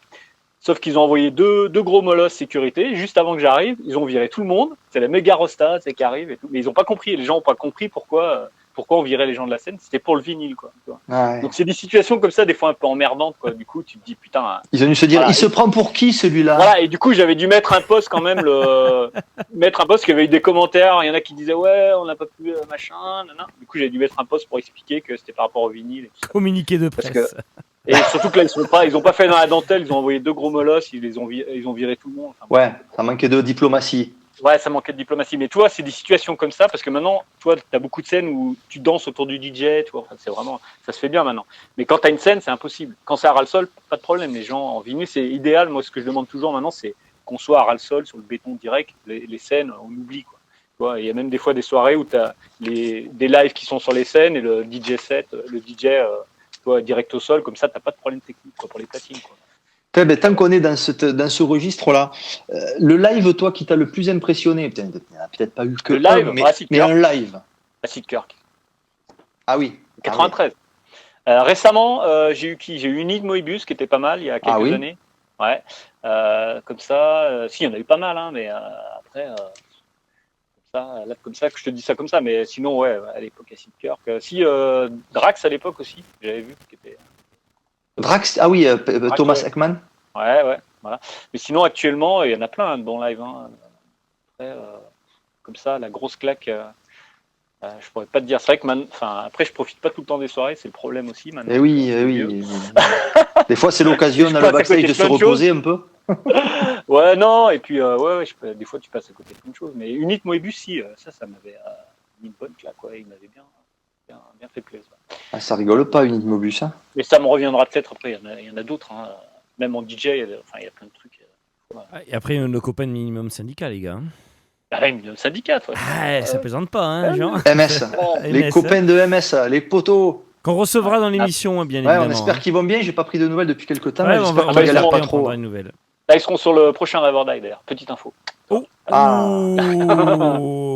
un spécial acide. C'est le volume 3 du Rêve Encounter. Donc, c'est un spécial acide et il y a Minimum Syndicat. Ah, ok, cool. Ah ouais, t'as fait une trilogie, quoi. Ouais, c'est une trilogie. Mais j'aime bien les trilogies. C'est comme le dernier Escape the Future. C'est une trilogie Future. En fait, il y a eu Future and Past Collapse. Après, il y a eu Uncode the Future et Escape the Future. Ah ouais, bien. J'aime bien les trilogies, je sais pas pourquoi. Le concept, les concepts, de trilogie. J'aime bien les concepts. Ça, c'est très 90, les concepts. Ça, c'est comme les Waveform Transmission, volume 1, volume 2, volume 3. Exact. Voilà. Ou X101, X102, X103. Voilà, je pense que ça vient de là, peut-être, je sais pas. Donc, j'aime bien avoir des trucs comme ça. Un peu. Ouais, mais c'est cool. Voilà. Tant qu'on est dans les soirées, après on va revenir sur ce que tu as fait sur tes albums. La meilleure soirée à laquelle tu as participé et la pire récemment on va parler Non, DJ. Pas forcément. Ouais. Non, parce que récemment, c'est quand même si j'ai une soirée qui m'a vraiment marqué, c'était pour Atonal. Donc j'avais fait le closing au Trésor.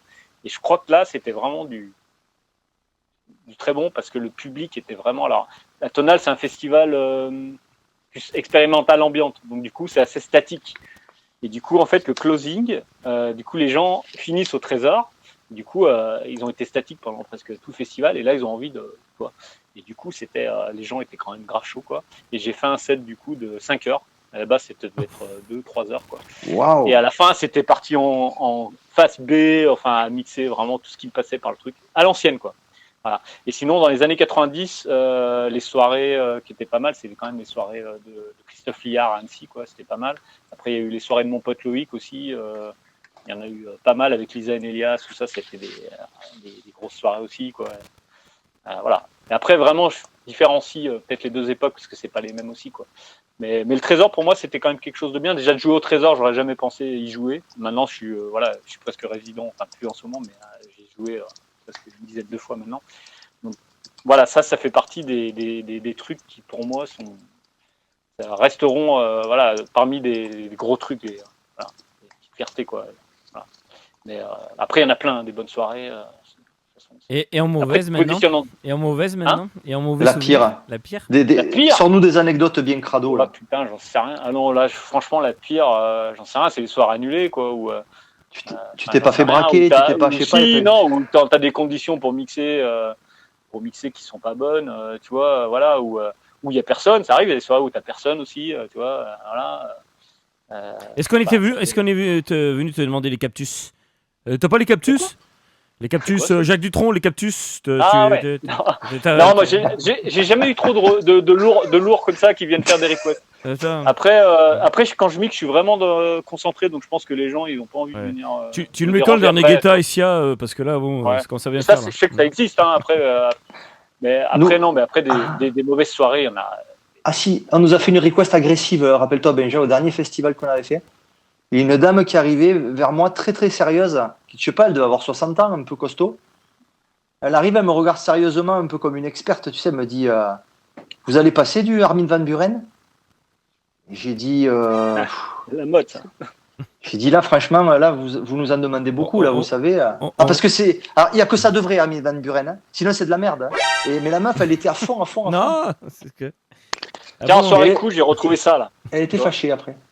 Je sais pas si tu vois, ça c'était une grosse soirée aussi. Pulsar. Je l'ai vu ce fly déjà. Léo Annibaldi. Ah ouais, d'accord. Acid Kirk. Ah oui, d'accord. Ouais. Dans les années 90, quoi. Oui. Et puis pour ceux, les Lyonnais qui connaissent, ça c'était le. Voilà. Donc ça c'était le logo Silverman, donc le line-up, pareil bien. Agorien live, c'est ça? Ou j'ai mal vu, je vois.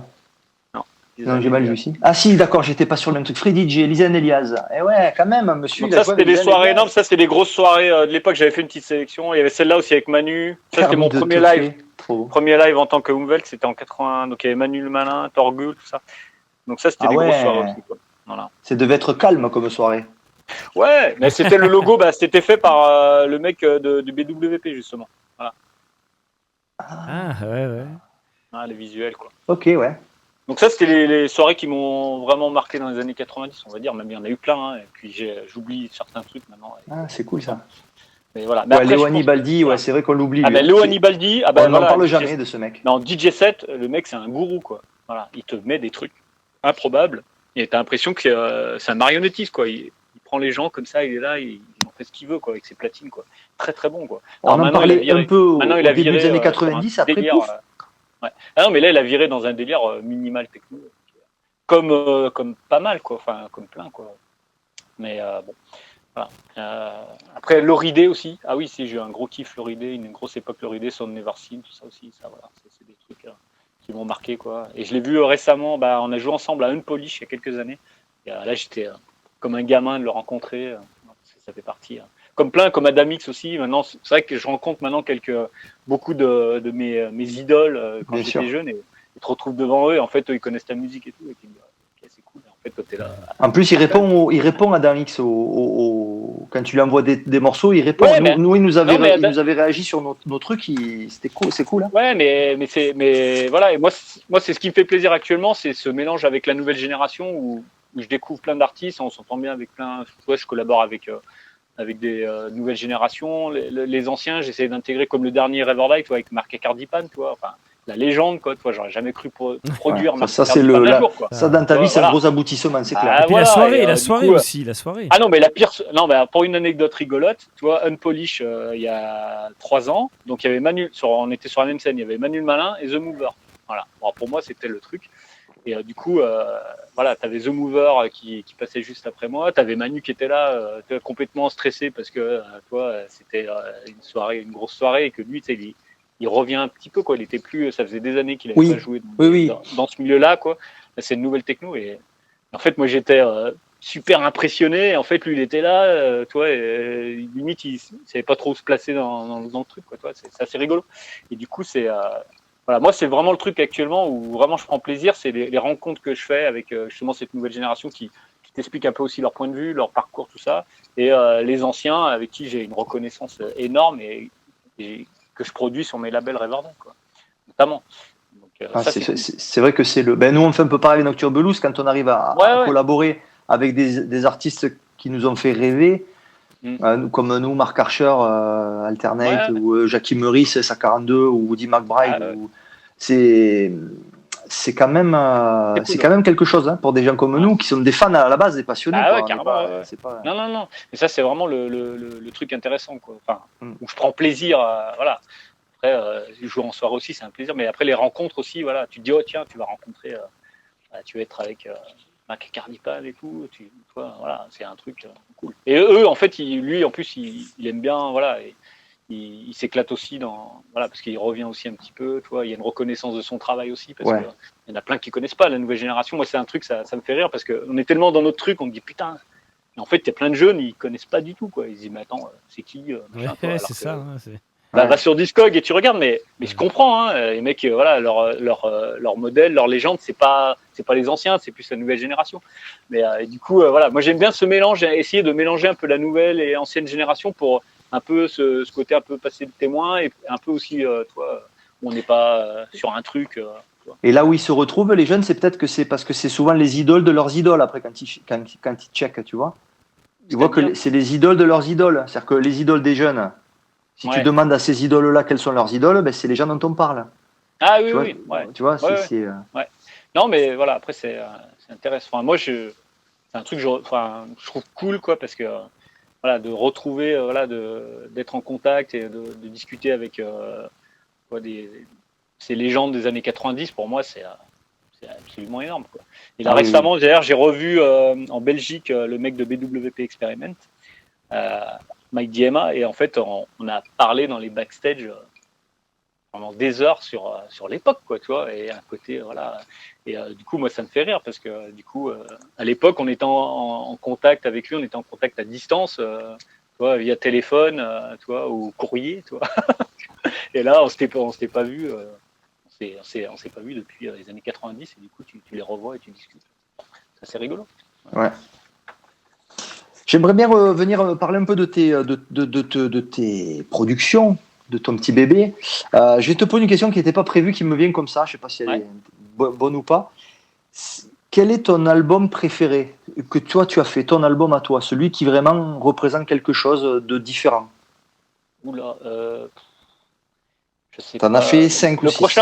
Le prochain. T'en as fait 6.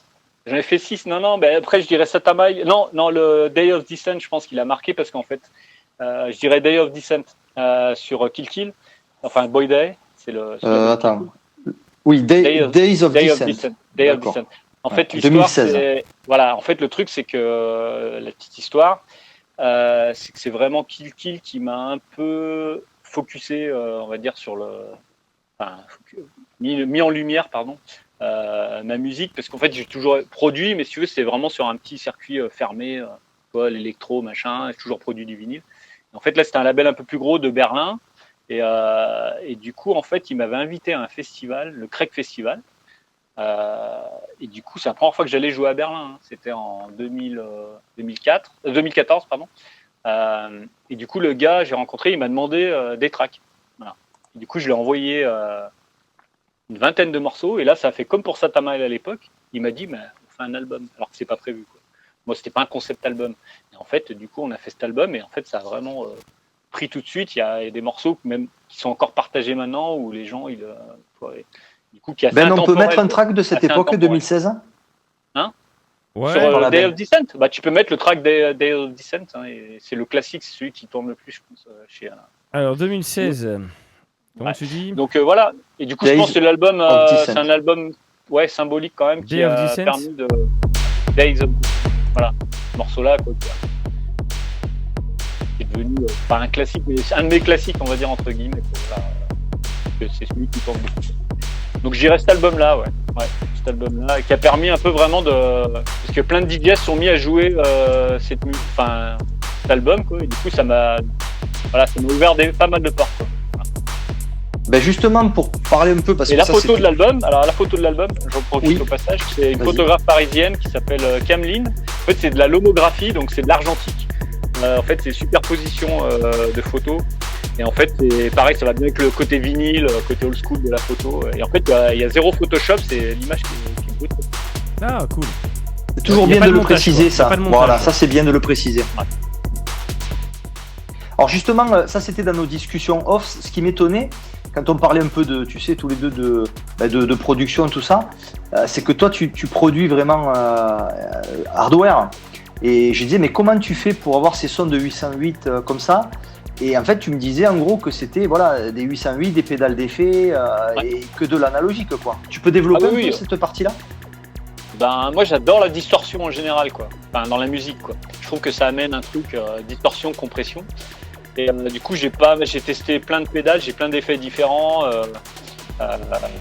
J'ai même des saturations analogiques. Tu vois, j'ai une petite boss par exemple, les petites top boss. Tu les pousses à fond, ça te fait une distorsion. Et j'ai fait plein de morceaux avec ça. La 808, tu l'as fait saturer. Après, tu la passes dans une pédale de compression, tu pousses un peu la compression assez fort. Enfin, tu vois.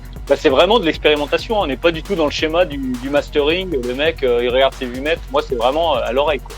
Tu vois, c'est dans le rouge, c'est pas grave. On fait le truc, c'est au feeling, quoi. Voilà. Et c'est assez drôle parce que du coup, moi, j'ai aucune. Vraiment, je suis pas un technicien, quoi, au niveau mastering, tout ça. Et il y a plein d'artistes comme Handsome ou même Marc Cardipan qui me demandaient mais comment tu fais ces distorsions quoi. Et moi j'ai dit mais attends, pour moi c'est rien quoi, c'est juste de la distorsion sur une bosse où j'ai un vieux Roland, j'ai plus la référence, c'est un rack distorsion aussi avec equalizer. Et en fait ça m'avait fait halluciner parce que pour moi c'était totalement c'était pas professionnel du tout ce que je faisais. Et en fait, eux, ils recherchaient cette distorsion-là. Et en fait, j'aurais donné deux, trois effets. Et du coup, j'ai vu qu'Hanson d'ailleurs avait utilisé un sur un track. Il me dit ouais, trop bien. Et du coup, c'est rigolo parce que moi, je suis pas un technicien du tout. En fait, c'est vraiment de l'expérimentation. Voilà. Et du coup, j'aime bien faire saturer. J'aime bien quand ça tape dans le rouge. Alors des fois, c'est sûr pour ceux qui font le mastering, ils pètent un cap parce que c'est vraiment. Surtout pour le vinyle après, pour presser le vinyle. Ouais, voilà. Alors, mais bizarrement, toi, comme sur cet album, on est quand même pas mal sur des tracks, on est quand même pas mal dans le rouge sur le machin, et en fait, ça sonne, quoi. Et du coup, les mecs, ils se disent, comment tu fais, machin. Mais... Je sais pas, écoute, ouais, c'est. Et du coup, j'ai pris cette habitude-là de bosser un peu comme ça au feeling. À l'époque, dans les années 90, j'avais une Mackie 12 pistes, la VLZ 12. Ouais, j'en ai une, et c'est pareil, tu peux la faire avec saturer. les potards rotatifs. Voilà, ce son, celle-là, tu peux pas le reproduire, c'est fou. J'ai jamais réussi. J'ai racheté la 16 pistes là, et jamais de la vie ça a le même son, quoi. C'est un truc de fou. Bah voilà, c'est exactement ça. Bah tu utilises ça, tu fais saturer, machin. Après tu peux passer dans des filtres, des trucs comme ça. Enfin, je suis sans arrêt en train de recabler, changer les trucs. Et la 808, ça reste la base quand même. Pour le jam, tout ça, machin. Toi. Là, j'ai un EP qui va venir au mois de mars-avril, un nouvel EP, qui est vraiment à base de 808 et distorsion, tout en restant mélodique, tout ça. Et là, c'était vraiment là, ça tape vraiment dans le rouge. J'ai pas encore eu le mastering, mais je pense qu'il va quand même... Ils vont galérer un truc. Mais du coup, j'aime bien ce côté-là, un côté un peu brut, où tu te prends pas la tête, tu joues avant tout sur le feeling, l'émotion, et t'es pas dans le truc où tu vas passer des heures sur le kick, voilà, moi, je suis vraiment sur la production en plus underground, au feeling et tout ça. Et apparemment, ça te plaît bien, donc bon. Et tu séquences donc avec des séquenceurs analogiques, t'as pas de qu'on appelle des DAW, quoi. T'as pas de. Là, j'ai Octatrack pour séquencer. Avant, j'étais sur MPC. Il y a quelques années, j'ai changé pour Octatrack. Ça a été une révélation. En fait, t'es beaucoup plus limité. Et du coup, je pense que le fait de te limiter, ça te permet de te concentrer plus sur certaines choses, quoi. T'as moins de possibilités, si tu veux. Donc, du coup, t'es plus direct, quoi, dans ce que tu fais. Donc, c'est une machine qui me va bien, quoi. L'Octatrack. Donc, j'en ai deux, du coup, maintenant pour switcher avec les effets fader. Après, ceux qui connaissent pas, ça leur parlera pas, mais quand tu connais l'Octatrack, tu peux faire vraiment des trucs énormes, quoi. Au niveau des effets, c'est hyper créatif. Voilà. Et donc récemment, là, parce que j'ai fait des collabs, j'ai essayé de rebrancher un Cubase. Et alors, laisse tomber, quoi. Bah, c'est une usine à gaz Cubase. Si tu dois te mettre un truc, tu te mets à live, à la Ableton. C'est pour lire non, mais c'est pour lire les samples, en fait, pour pouvoir les lire et retravailler dessus. Mais du coup, je suis que sur Octatrack et des fois, c'est un peu galère quand on s'échange des fichiers avec d'autres artistes pour travailler. Mais voilà. Mais bon. Le système créatif, il est vraiment basé sur le feeling. Tu vois, il n'y a pas de... Je me dis pas, je vais faire un truc précis. Ça peut être des erreurs aussi, où tu vas créer un son comme ça par inadvertance, si tu vas partir sur un truc. Hop, voilà. Et une fois que le morceau est fini, mon gros problème souvent, c'est que je vais écraser la piste que j'ai déjà faite. Donc, du coup, je vais pas sauvegarder spécialement. Alors maintenant, j'essaie de sauvegarder parce que je me suis mis à faire des lives. Donc du coup, je structure un peu plus. Mais pendant des années, j'ai sauvegardé rien du tout. Et... Ah oui, donc t'as plus de traces, quoi. Il n'y a plus que le track final et puis c'est tout, quoi. Ouais. C'est vraiment du hardware 100%. Il y a 0 ordi. Putain, je connaissais pas. C'est fou l'Octatrack. Hein. L'Octatrack, c'est. Mais par contre, quand tu connais pas, tu passes des heures à comprendre. Et j'ai conseillé cette machine à 2-3 potes et en fait, ils ont raccroché parce que c'est trop compliqué. Enfin, ça leur paraissait compliqué, quoi. Il y a Jérôme sur le forum qui dit que c'est sa machine préférée, une de ses machines préférées. Ouais, bah voilà, pour ceux qui sont, enfin c'est un peu, voilà, c'est comme pour quand t'es sur un truc, je pense que l'Octatrack, quand tu connais bien la machine, tu peux pas décrocher, quoi. C'est pas possible. C'est comme les MPC aussi, un petit peu. Oui, la MPC, ouais, c'est un groove et un grain aussi qui est très pendant des années, j'ai eu MPC 2000, 2005, 4000. Là, c'était l'époque SATA-MILE, justement. Là, c'était vraiment tout sur MPC. Mais après, c'est pas du tout la même approche. C'est marrant parce que la MPC, c'est plutôt une machine qui est utilisée dans le rap, dans le hip-hop. Ouais. Et c'est vrai que dans l'électro. Et du coup, voilà. Et du coup, dans l'électro, c'est assez. Ça marche bien. L'Octatrack, t'es limité à 8 samples, en fait. T'es limité à 8 samples. Donc, du coup, ça te limite déjà sur tes trucs. Et après, tu peux séquencer 8 pistes. Donc, du coup, ça te limite dans tes trucs. Alors après, moi, j'ai beaucoup de synthé analogique en pilote externe ou les clones de 303, et tout comme ça, donc ça permet derrière. Du coup, ça te limite vachement dans tes trucs. Donc, tu dois faire des choix. Tu dis, tiens, quel synthé je vais utiliser là, toi. Du coup, je trouve que c'est pas mal, quoi. La limite. Souvent, le problème, c'est que quand t'as trop de machin, tu t'arrêtes jamais, quoi. Et tu vois, des fois, je reçois des tracks d'artistes. Ils vont m'envoyer le truc, tiens. Et puis 2 jours après, mais non, du coup, j'ai encore rechangé un truc. Du coup, ils vont te renvoyer la V2. Après, 2 jours après, la V3 parce qu'ils continuent, sur leur Ableton à faire des améliorations, des trucs comme ça. Enfin, moi, j'aime bien quand c'est direct, tu fais les trucs. Voilà. C'est très artisanal, hein, c'est très old school. Ouais, mais ça marche. Mais je pense qu'il y a un public pour ça. Hein. À la preuve, ouais. Ouais. Vous voulez qu'on mette d'autres extraits? Oui, vas-y, envoie du son là. Toujours, on reste dans 2016. Allez, End of Light par exemple. C'est sur l'album, ça. Ouais. Si tu as des noms C'est un peu particuliers, Benjamin, c'est un peu fort pour moi. Si tu as des noms particuliers à donner, tu dis, hein, Fred, si tu as une idée. Je vais faire un petit témoignage. Et Nadège qui dit Ah. je crois que c'est ça qui touche le grain et le son si particulier. Et il y a Jules Wells qui fait de la musique lui aussi. Il dit je fais comme ça aussi, nique ça, les vues maîtres. Tout dans le rouge en même temps, je suis de Bordeaux, donc être dans le rouge c'est assez logique. Ouais, ah. Mais ça, c'est comme pour le mix. Hein. Pour le mix, tout le temps, moi je suis souvent dans le rouge. La saturation, en plus avec le vinyle, tu as un son un peu plus brut. Et ça le fait, quoi. Il y a un côté un peu plus dur, quoi. Voilà. Même si les ingé sons. Ta gueule. T'as fait d'instruments de musique, t'as appris la musique. Un peu de flûte quand j'étais à l'école. Le grand classique, hein. Non. Ah là, moi je suis autodidacte, je suis pas musicien pour un rond. C'est vraiment, tu me feras pas jouer comme ça au piano ou quoi que ce soit. C'est vraiment au feeling. Moi je suis très arpège, tout ça, ambiance, sonore, machin. Je passe des heures à programmer des sons. Et après sur les séquences, c'est assez rapide. Baisse mon son, Ben, j'entends pas, Fred. Le son de la musique pour moi. Ouais, c'est un peu fort. Ouais. Du coup, je disais, j'ai pas spécialement technicien. En fait, voilà. Je passais beaucoup d'heures à programmer les sons sur mes synthés, voilà. Et après, une fois que j'ai bien programmé, je fais des morceaux, je fais des jams, quoi. Voilà. Et, ouais, comme un live jam, là, tu lances, tu t'improvises, et puis après, ça devient un morceau, quoi. Ouais, c'est ça. Après, il y a différentes. Des fois, c'est plus des DJ tools, des fois, c'est plus des morceaux à écouter. Il n'y a pas vraiment de règles, hein, franchement. Ah, il y a Didac Trèfle qui pose une bonne question. Au niveau des synthés, qu'est-ce que tu utilises en particulier, surtout tes pads, donc les pads pour les spécialistes et les nappes. Secret, ça. Apocalyptique, typiquement Umwelt. Allez, sans donner de secret, mais bon. Il y en a un qui fonctionne bien, que j'ai beaucoup utilisé, c'est sur le Mini Nova. Mais c'est un son que j'avais programmé, donc j'utilise. J'ai gardé ce synthé que pour ce son de nappe. D'ailleurs. T'as créé le patch, c'est ça? T'as créé ouais, j'ai créé le patch. En fait, c'est un son de nappe que j'ai utilisé plusieurs fois déjà. C'est sur le Mini Nova. Sinon, j'utilise bien le Matrix 6 d'Oberheim et l'Analog 4 d'Octatrack pour les leads basses. Analog 4. D'accord. Analog A4 d'Octatrack d'Electron. Pour les leads basses, quoi. Mais après, il y a plein de trucs. Hein. J'ai aussi le dernier Innovation là qui est pas mal. J'ai aussi le Q-Station qui est pas mal pour les arpèges lead. Voilà, un peu EBM pour faire des sons un peu EBM, tout ça. Chaque synthé a un peu sa texture. La basse de Cocaine, tu l'avais fait sur quoi justement, l'arpège EBM? Sur le sample de Cocaine. Le son de basse Cocaine. Rentré dans l'Octatrack. Ah ouais. D'ailleurs, à la fin du morceau, t'as le sample complet. En fait, j'ai juste utilisé le exact. Voilà. Voilà, et en fait, j'ai utilisé juste la première note que j'ai fait en arpège sur l'Octatrack, passé dans un compresseur avec la basse. Et du coup, là vous me tendez une perche. Il va falloir que je mette le teaser. Ah, ben oui, on va présenter mais le morceau quand même... Cocaine, le remix Cocaine, en fait, si tu veux, j'ai passé des jours à trouver le truc.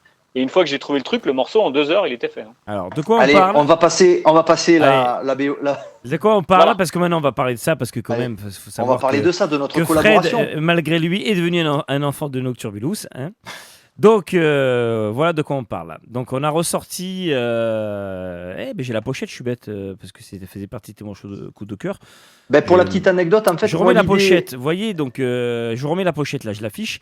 Donc, Cocaine, c'était un morceau de 8. Hein. Voilà, ça, c'était l'original. Voilà, ça, c'était la pochette originale.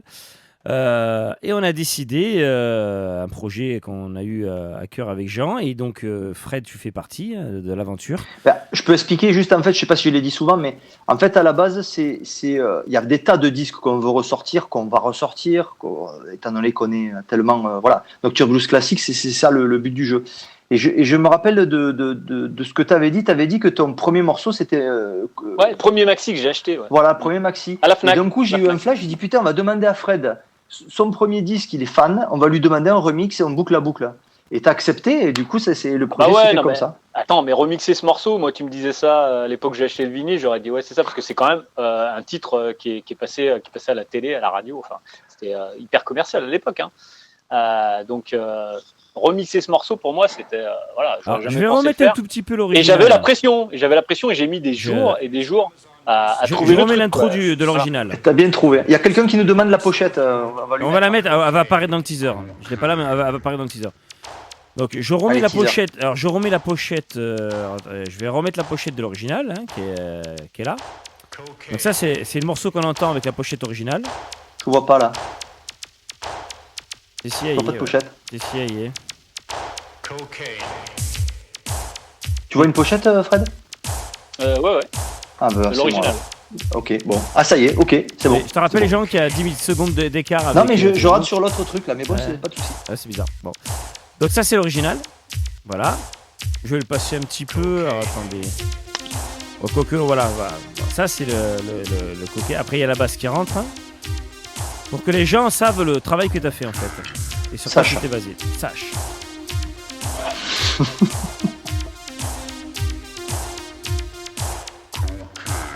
On n'entend pas trop là.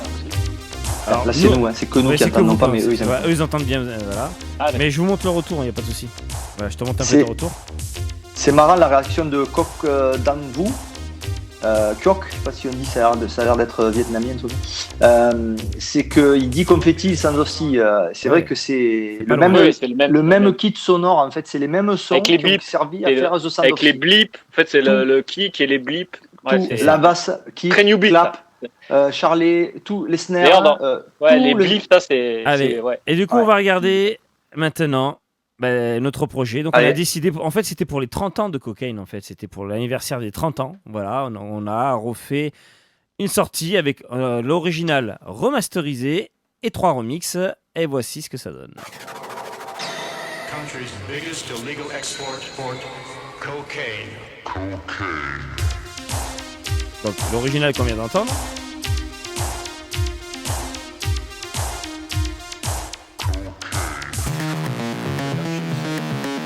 Ça, c'est Jean-Bus et moi.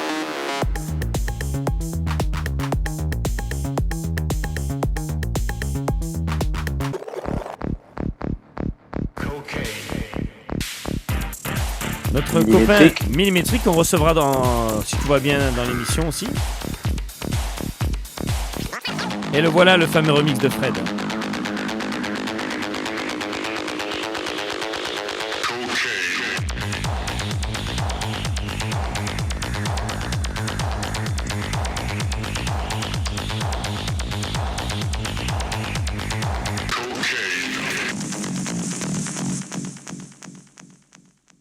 Voilà.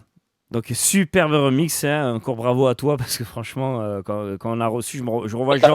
un bon banger dance floor. Je revois Jean arriver avec les clés USB, on a écouté dans sa voiture la première fois. Ah, j'ai reçu le remix de Fred et c'est vrai que je crois qu'on était à la plage, on était vers Port-Irine là-bas, dans notre repère d'été. Et c'est vrai que j'ai dit waouh, ok, je valide de suite. Non, mais c'est cool, ouais, parce Ok. que enfin, j'étais content parce que j'arrivais pas à trouver le truc. Et des fois, c'est vrai que les remixes, c'est difficile des fois d'avoir l'accroche. Et avant d'accepter un remix, souvent, bon, là, j'avais accepté, mais il faut trouver le truc. Souvent, des fois, j'accepte, je dis non, mais si je trouve pas le truc, je le fais pas. Ouais, mais Parce que des mais fois, c'est tu ce peux que- passer des jours à trouver le truc, quoi. Parce que c'est difficile de garder toujours un peu l'essence du remix. Eh ben, tout en, tu vois, en amenant quelque chose de nouveau. Eh ben, parce que, exemple concret, à ce projet-là, à la base, The Hacker était chaud pour le faire. Ouais. Et, Ouais, après, il a et galéré, pour c'est ça, exactement les Il a raisons que tu galéré. dis, pour exactement ce que tu es en train de dire là, il dit ouais, finalement, j'arrive pas à apporter quelque chose au morceau. Ah non, J'ai mais dit, c'est pas évident. Hein. Et j'ai dit bah voilà, mais c'est pas grave, on aura d'autres, on a d'autres projets pour Michel. Voilà, Moi, je crois savoir ce que c'est, mais je vais mais pas c'est le dire. secret, il faut Non. rien dire. Faut pas le dire. Ouais, disons qu'on travaille d'arrache-pied pour que ça se fasse. Voilà.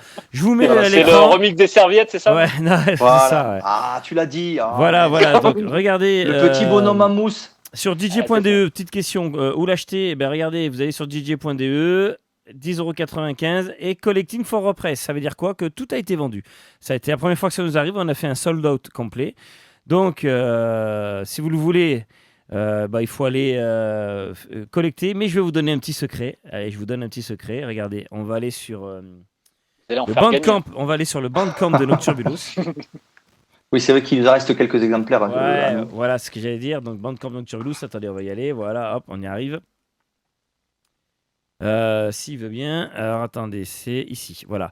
Donc, le Bandcamp de Nocturbulus, là, vous voyez, vous avez le cocaine ici qui apparaît. Donc, voici la pochette pour ceux qui voulaient la voir. Hein, elle est là. Hein, je vous la mets en grand. Donc, pochette faite par notre ami Bomber One. Hein. Alors, c'est une vraie photo qu'il a prise. Number 9. Alors, Number 9. Number 1, c'est entre nous, mais bon, Number 9, c'est son vrai nom. Number 9, voilà. Alors attention, c'est une photo qu'il a prise lui-même, hein, c'est pas montage, c'est une vraie photo, mais je vous rassure, c'est pas de la cocaïne hein, que vous voyez, c'est de la farine. Voilà. Oui, c'est une composition originale, c'est lui qui l'a fait en photo avec de la poudre. Bon, voilà, et regardez bien ici, il y a Record Vinyl, il reste quelques exemplaires sur le Bandcamp. Je dis ça, je dis rien, attention, il y a déjà des gens depuis l'émission de Laurent Garnier qui en ont commandé, ils ont trouvé la petite combine, donc je vous la donne. Et après, ici, sachez que dès que notre partenaire DJDE aura collecté une centaine de précommandes, on va represser encore, s'il faut, des exemplaires. Vous pouvez aussi acheter en digital, parce qu'au début, c'était disponible qu'en vinyle. Regardez, si vous voulez le remix digital de Unwelt, vous l'avez là, hein, vous pouvez l'acheter à l'unité, ou vous pouvez acheter l'album. Hein, sachez que sur Bandcamp, vous pouvez donner même un peu plus. C'est l'avantage de Bandcamp. Si vous voulez nous supporter, n'hésitez pas. Nous, on n'est pas là pour réclamer des dons comme certains font. Alors, j'ai rien contre ceux qui réclament des dons, hein, mais disons que nous, il y a plus simple. Si vous voulez nous aider, et ça, tous les artistes vous le diront, allez sur les Bandcamp des artistes. Si vous voulez supporter un artiste, on va sur Bandcamp. On est d'accord. Hein, on peut mettre le Bandcamp de Fred, justement ? Oui, on peut mettre le Bandcamp de Fred. Des labels. Plutôt des labels. Vas-y. On va le mettre pour toi aussi. Allez, on va le chercher ensemble. Regardez. Reverdy, New Flesh. Alors, regardez, c'est magnifique. Je vais essayer en direct. Rave or Die. Et le dernier, il est là, c'est ça. Hein. Ça, c'est le dernier. Tac. Voilà. Oh, c'est beau. Allez, Rave or Die, New Flesh. Vous voyez, il est là. Hop. Toi, t'es bon pour nous trouver des couleurs, des formats, des trucs. Il est là, donc, le Bandcamp du label de Fred. Il y a du vinyle, il y a beaucoup de vinyle, hein, forcément. Hein. Il va y avoir des represses, d'ailleurs, à venir, là. Ah, voilà. Intéressant. Donc, Slave to the Rave, avec Sonny Sharp et le Hate Model. Voilà. Hate Model, voilà, bon. Donc j'ai une question pour toi, Fred. On va parler un peu de ce maxi quand même, parce que bon, c'est quand même un projet qu'on a eu en commun, et puis bon, on est quand même fiers de ce projet-là. Un sold out, c'est pas tous les jours que ça arrive. C'est la première fois que ça nous arrive nous à Turbulus. C'est déjà merci à toi. Un sold out rapide. Après, on les vend, mais hein, des fois ça prend des fois un an et demi. On après, ça veut rien dire sold out. Ça dépend des exemplaires que tu fais. Ouais, 300. Mais bon. C'est quand même pas 300, mal. Bah c'est bien. 300 c'est bien. Aujourd'hui, il faut savoir que 300 c'est bien. Hein. En 2 mois, disons. Ça a été vendu en 2 mois. Donc oui, c'est pas trop mal. Ça a été très vite. Et donc nous, on a été très surpris de ce succès. Donc j'ai quand même une petite question pour toi, parce que tu nous as fait une agréable surprise un jour. Tu as envoyé un petit message à Jean en disant tiens, va sur le replay des nuits sonores de Hate Model et va à telle minute. Tiens. Bon, il le joue à 150 BPM. Ouais. Voilà, vous savez. Non, mais allez, on va se faire plaisir. C'était bien avant qu'il sorte, en fait. C'était bien avant qu'il sorte. Et c'est ça. Oui, il y avait que lui, je crois, Fixmer et The Hacker qui l'avaient. Voilà, je leur avais envoyé. Alors, et en fait, il m'a demandé s'il pouvait jouer. J'ai dit bah ouais, vas-y. Ah bah ouais. Alors je vais essayer de vous le retrouver. Donc c'est les nuits sonores. Et il passe bien, hein, 150 BPM, il passe bien. Ouais, finalement, ouais, ça va bien, ouais. Mais après, c'est un sample, il a été utilisé parce que quand il l'avait joué justement à Hate Model, c'est assez rigolo parce que personne connaissait le titre, c'est pas sorti. Et dans les forums. Et il y en a plein qui disaient ouais, c'est Emmanuel Top parce qu'apparemment il a utilisé le sample. Oui, c'est ça. Et c'est pas le bon en plus. C'est ce que j'expliquais à Terence justement. Je disais que ça n'avait rien à voir. Alors, parce que Terence c'était par rapport, il disait ouais, mais ce sample. C'est Future, Your Only Friend. On va essayer de retrouver l'extrait. Ça n'a rien à voir. Voilà. On va se faire plaisir. Et en fait, tout le monde disait ouais, c'est Emmanuel Top. On va se faire plaisir. On va essayer de retrouver l'extrait ensemble. Alors attendez, je cherche. Nuit sonore, je sais pas quand on reverra les nuits sonores. Hein, mais... Ouais, c'est pas demain. Ouais. Ça risque de pas être cette année encore. Ouais, c'est clair. On va essayer de retrouver l'extrait. On le fait sans direct. Hein.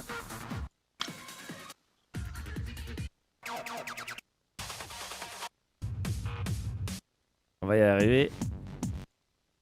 Je crois que c'était à une 26. C'est par là. Ouais, c'est là, ça y est, on y est, regardez. Bon, il est ultra pitché, mais. Ouais, ultra pitché. En plus, on va le remettre un peu en arrière. Hein. Regardez. C'est YouTube. Non, mais c'est un morceau qui passe bien à 150, qui passe bien à 110. Ouais, il passe partout. Même en 33 tours. Non, mais c'est vrai. Hein. De toute façon, le track original, il fait quoi 110 BPM, hein, je crois. Ouais. C'est ça. 110, 115. 110. Ouais. Voilà, 110. Donc, merci YouTube hein, d'avoir t'as été repéré une fibre optique. Tout ça pour une fibre optique et voilà, ça crache. Allez, on va recharger la page parce que ça m'énerve. C'est voilà, je suis bulle quand même. Allez, on refait play. Voilà, c'est là. Regardez. Et là. Donc ça a été joué devant combien de personnes? Beaucoup, hein? Voilà, c'est Nuit Sonore, ça doit être 3000 personnes, je crois. Ça commence à faire. Hein. Ouais, c'est fabuleux. Voilà. Et nous, on voit ça et on voit Aetz Model qui joue notre promo, Alors, effectivement très d'ailleurs, pitché. Avec Model, c'est quand même cool parce que c'est un gars qui est vraiment en dehors du côté médiatique. Enfin, c'est vraiment. Alors après, il y en a plein. Ouais. Il l'a joué vraiment très vite, c'est vrai. C'est quelqu'un qui a vraiment une super approche, quoi, je trouve, au niveau du. Et ce qui est rigolo, je trouve que c'est cool qu'il mélange aussi un peu des tracks plus ou moins anciens avec des nouveaux. En tout cas, nous, on l'a jamais encore rencontré et je peux te dire qu'on va le remercier parce que il y avait un gros. Ça nous a fait un teasing. Emmanuel Top, c'est qui, comme tu disais? Et c'est Emmanuel Top. Nous, avec Jean, on était morts de rire. On se disait non, on dit rien. Et le jour où c'est sorti, on a quand même envoyé un petit message. Bon, les gars, c'était ça. Allez-y, allez l'acheter, tout ça. C'était pour ça que je sais pas, il s'est vendu vite le maxi. Hein, mais... Ouais, non, mais après, je pense que le morceau il fonctionne bien quand même. Ah non, oui, c'est une tuerie. Pour les soirées, voilà. Mais c'est cool, moi je suis content que. Je suis content d'avoir trouvé le truc du remix parce que des fois puis on est content que c'est surtout chez nous et puis voilà, c'est une des premières collaborations qu'on a fait avec toi et déjà voilà, ça matchait. On en refera d'autres. C'est cool. Voilà, alors on profite. Alors Jean, avant, je sais pas sur quoi tu allais partir, mais je voulais partir sur ça, c'était le Noctu classique 001 et le 002 va sortir. Donc le 002 va sortir, Fred, donc on l'a annoncé en exclusivité dans l'émission de Laurent Garnier. Les préventes sont disponibles. Donc on se met le teaser et puis on en parle après. Oui, voilà, le teaser. Allez, on se met le teaser. Donc après Classics, donc là on a carrément fait un repress tout simplement. Donc regardez ça et on en parlera, tu me diras si tu t'en rappelles, Fred.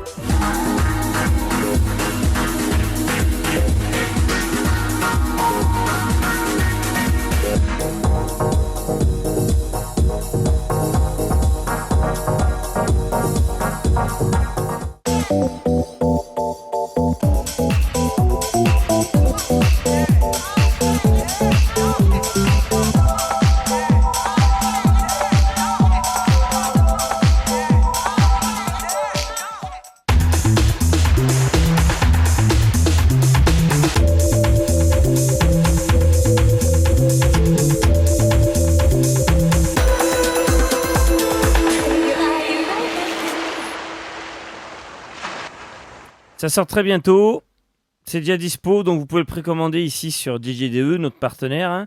Donc c'est en précommande, hein, donc ça sortira dès qu'on peut, donc c'est en cours, hein, donc le temps que le presseur presse, tout ça, qu'on imprime les pochettes.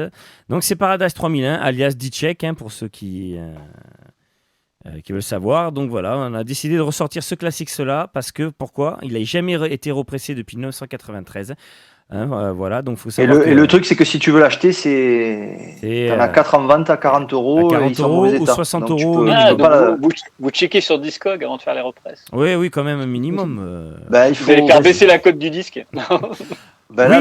Non, les represses ne font pas forcément represser. Les collectionneurs sont toujours. Les collectionneurs, ils veulent soit les deux, soit toujours l'original. Ouais. Non, mais après, c'est bien d'avoir des fois un repress, tu puisses jouer, parce que, comme je disais tout à l'heure, il y a plein de disques d'époque. Tu peux pas les jouer maintenant sur les sound systems actuels. Alors, quand tu remasterises avec les techniques d'aujourd'hui, de mastering notamment, c'est pas mal des fois d'avoir un repress remasterisé.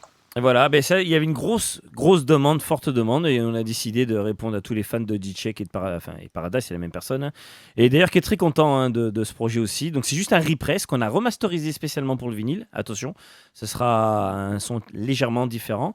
Nous, on est impatients de le recevoir, on attend. Donc il faut savoir que les presses à vinyle, toutes les majors ont réservé MPO. C'est très compliqué, si tu veux qu'on en parle après, de presser aujourd'hui, parce qu'ils repressent tout. Tout est repressé, le vinyle est reparti comme dans les années 80, à tel point qu'MPO a racheté 30 presses quand même, s'il vous plaît.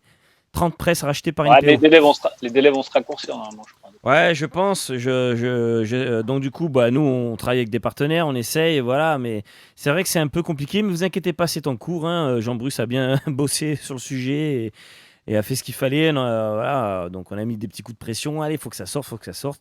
Et ça y est, en tout cas, maintenant, on peut le précommander. Et pareil, si vous voulez nous aider et supporter le label et notre émission, tout ça, n'hésitez pas à aller faire un petit tour sur dj.de. Je vais vous remettre l'adresse.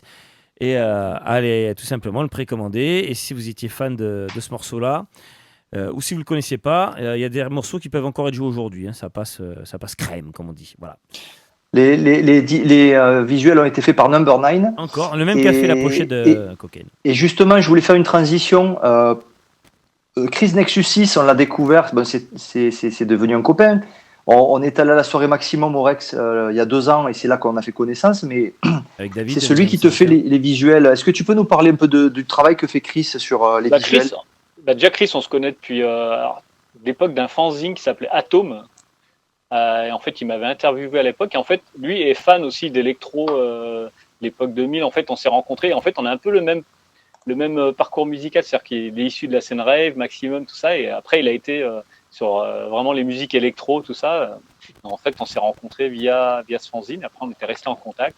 Quand j'ai monté le label, en fait, je lui ai demandé de faire les visuels, quoi. Voilà. Et du coup, on a une imagerie assez sci-fi, movie, B-movie, quoi. Voilà, des trucs, des films un peu kitsch des années 50 de science-fiction. Et voilà, donc du coup, c'est une super collaboration, parce que en fait, musicalement, en fait, on est vraiment sur la même longueur d'onde. Et du coup, en fait, il adapte les visuels en fonction des releases. Voilà. D'ailleurs, la prochaine sortie sur New Flesh, allez, on fait une petite annonce. Ça sera, alors pour ceux qui connaissent, c'est le projet de Bad Junkie Final Dream, voilà, donc qui avait sorti son premier maxi, je crois, en 95. Donc, il n'a pas fait beaucoup de sorties sous Stalias. En fait, c'est de l'électro rave vraiment, quoi. Alors, ce qu'on appelle électro UK, un peu saturé, tout ça. Voilà. Donc Final Dream, ça sera le prochain New Flesh à venir dans à peu près 2 mois, le temps de le passer à la presse. Ouais, on a la petite exclue, la petite info. Ouais. Mais ça, c'est vraiment pour ceux qui connaissent Electro, là.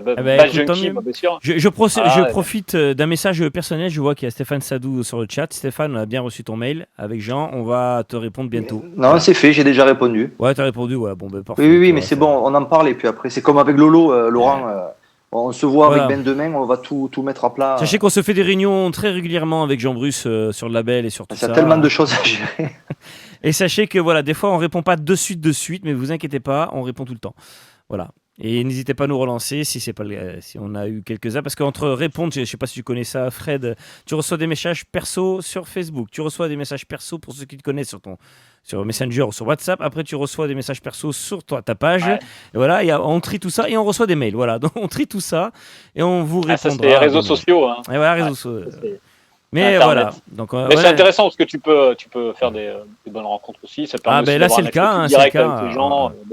Voilà, après, même si t'as tout et n'importe quoi aussi, il faut faire le tri, hein, bien sûr. On n'a jamais autant rencontré de monde depuis ce Covid, on va dire. Hein. Nous, c'est-à-dire que pour beaucoup de personnes, je là, les gens sont sur Internet. Hein. Ah non, mais là cette période-là, en plus de ça, le couvre-feu à 18h, voilà, nous on est là. Voilà, pas de souci, nous on a fait cette émission. Et voilà, donc nous 2020, nous on a eu de la chance, hein, on va le dire, on a eu beaucoup de chance grâce à ça d'avoir créé cette émission et ça a été une opportunité. Pour beaucoup de monde, ça a été un peu la catastrophe et pour tous les artistes. Hein.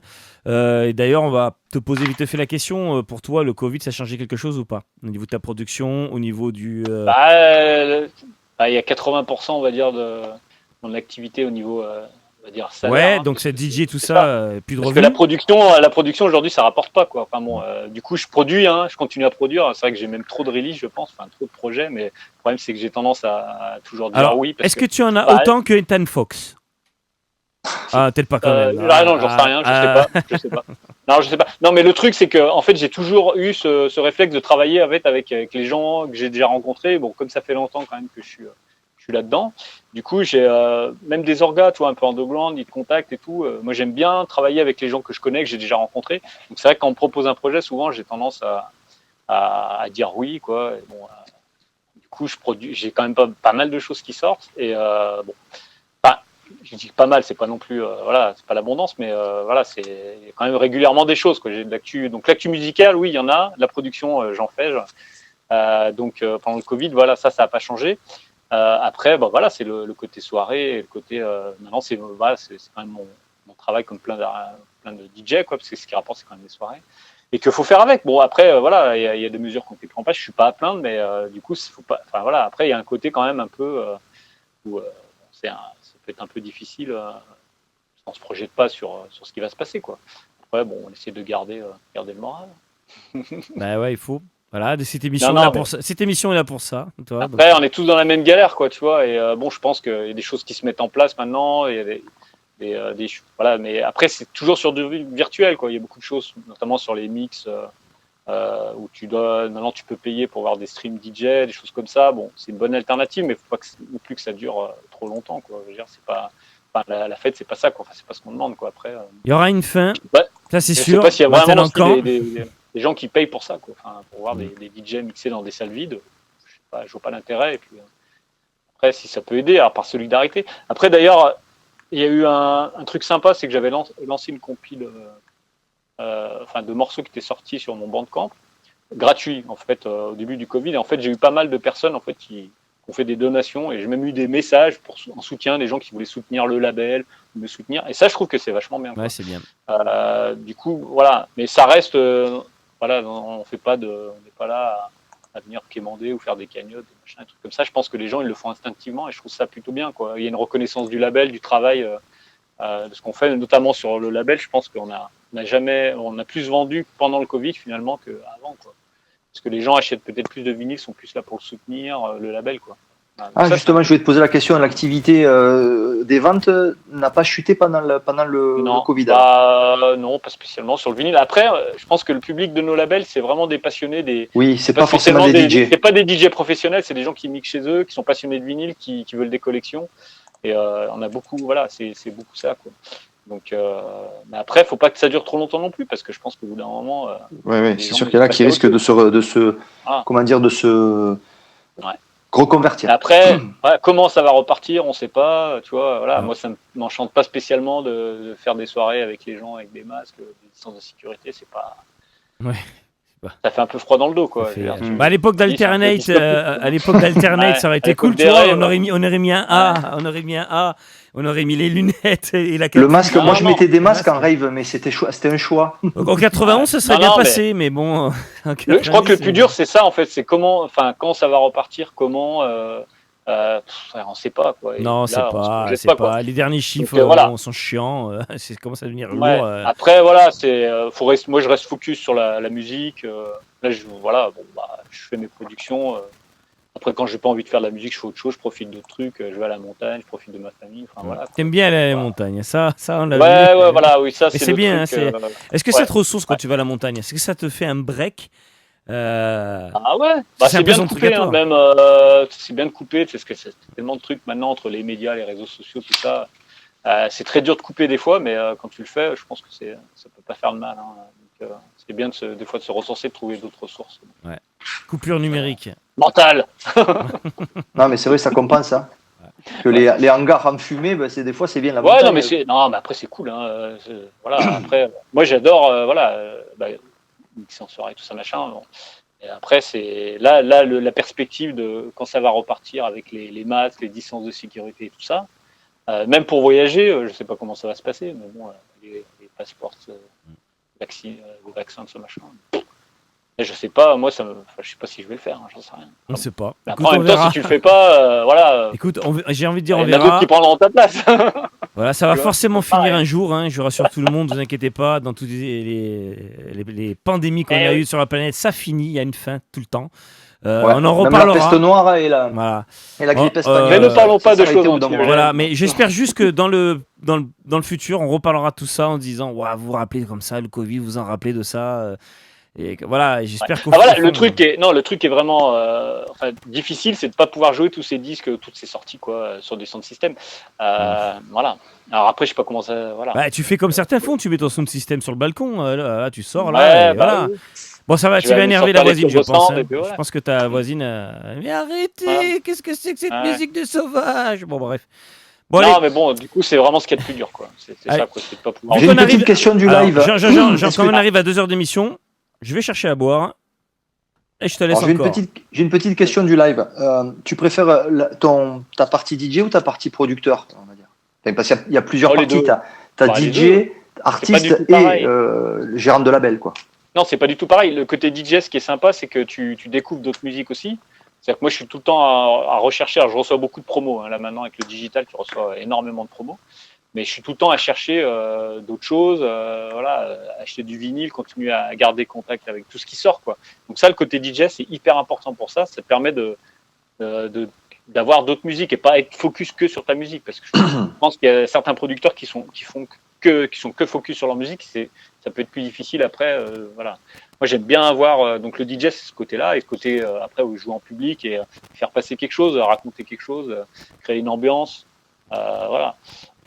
Et le côté production, t'es tout seul dans ton studio, t'es dans ton truc, il n'y a pas vraiment de règles, quoi. Enfin, bon, voilà. C'est plus, c'est pas pareil, c'est pas comparable, quoi. Les deux sont cool, quoi. Voilà. Quoi, ce qui est cool, c'est que voilà, je puisse en vivre, quoi, et que c'est mon métier, quoi. Ça, c'est quelque chose.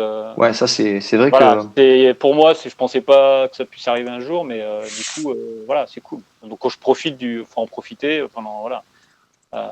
Et je continuerai à faire. Et le jour où ça marche pas, je continuerai à faire ça, le même process. Il n'y a pas de souci, que je vais pas changer pour autant, me mettre à faire autre chose ou m'adapter à quoi que ce soit, quoi. En fait, j'ai toujours fait ce que j'ai voulu, et après, bon, ça marche pas. Voilà. Donc ça, c'est le côté en plus, quoi. Voilà. Et, donc après, tu as peut-être un peu plus de pression, du coup, certaines fois, quand tu fais des tracks où tu te dis, comme pour le remix de Cocaïne, tu vois, là, tu te dis, ok, c'est important, donc tu as une pression qui est différente en studio que peut-être en soirée, où tu es plus sur des problèmes techniques. Voilà. Et une autre question que Laurent Lutin posait, c'était, est-ce que tu as Laurent parmi Lutin, les salut, c'est un ancien, lui. Parmi les artistes des années 90, est-ce que tu as des collabs de prévus? Avec des artistes des années 90? Oui. Est-ce que tu as des prévus, des collaborations sur tes labels avec des artistes des années 90? Comme nous, on a collaboré avec D-Check, tu vois, tu vois. Style comme on a fait avec Marc Acardipan, là, c'est ça, par exemple? Oui, c'est ça, comme Def Tarida, tout ça. Ah oui, il va y en avoir d'autres. Ouais. Mais c'est toujours, Reverda, c'est ça, c'est un peu le mélange de la nouvelle génération et des anciens. Et un peu taper dans les styles soit des artistes qui faisaient du hardcore, d'autres qui font plus de l'acide, d'autres plus de l'indus. Tu vois, il n'y a pas de règle, quoi. En fait, le côté, le label Reverda, en fait, souvent, alors, on m'a déjà contacté, des artistes contactés pour le signer dessus. Et en fait, l'idée, c'est fais un track de ce que ça représente pour toi, la rave, quoi. C'est vraiment ça. Ouais. Et il y en a, ça va être un truc un peu plus breaké, d'autres, ça va être un truc un peu plus hardcore, tu vois. Enfin, il n'y a pas vraiment de, tu vois.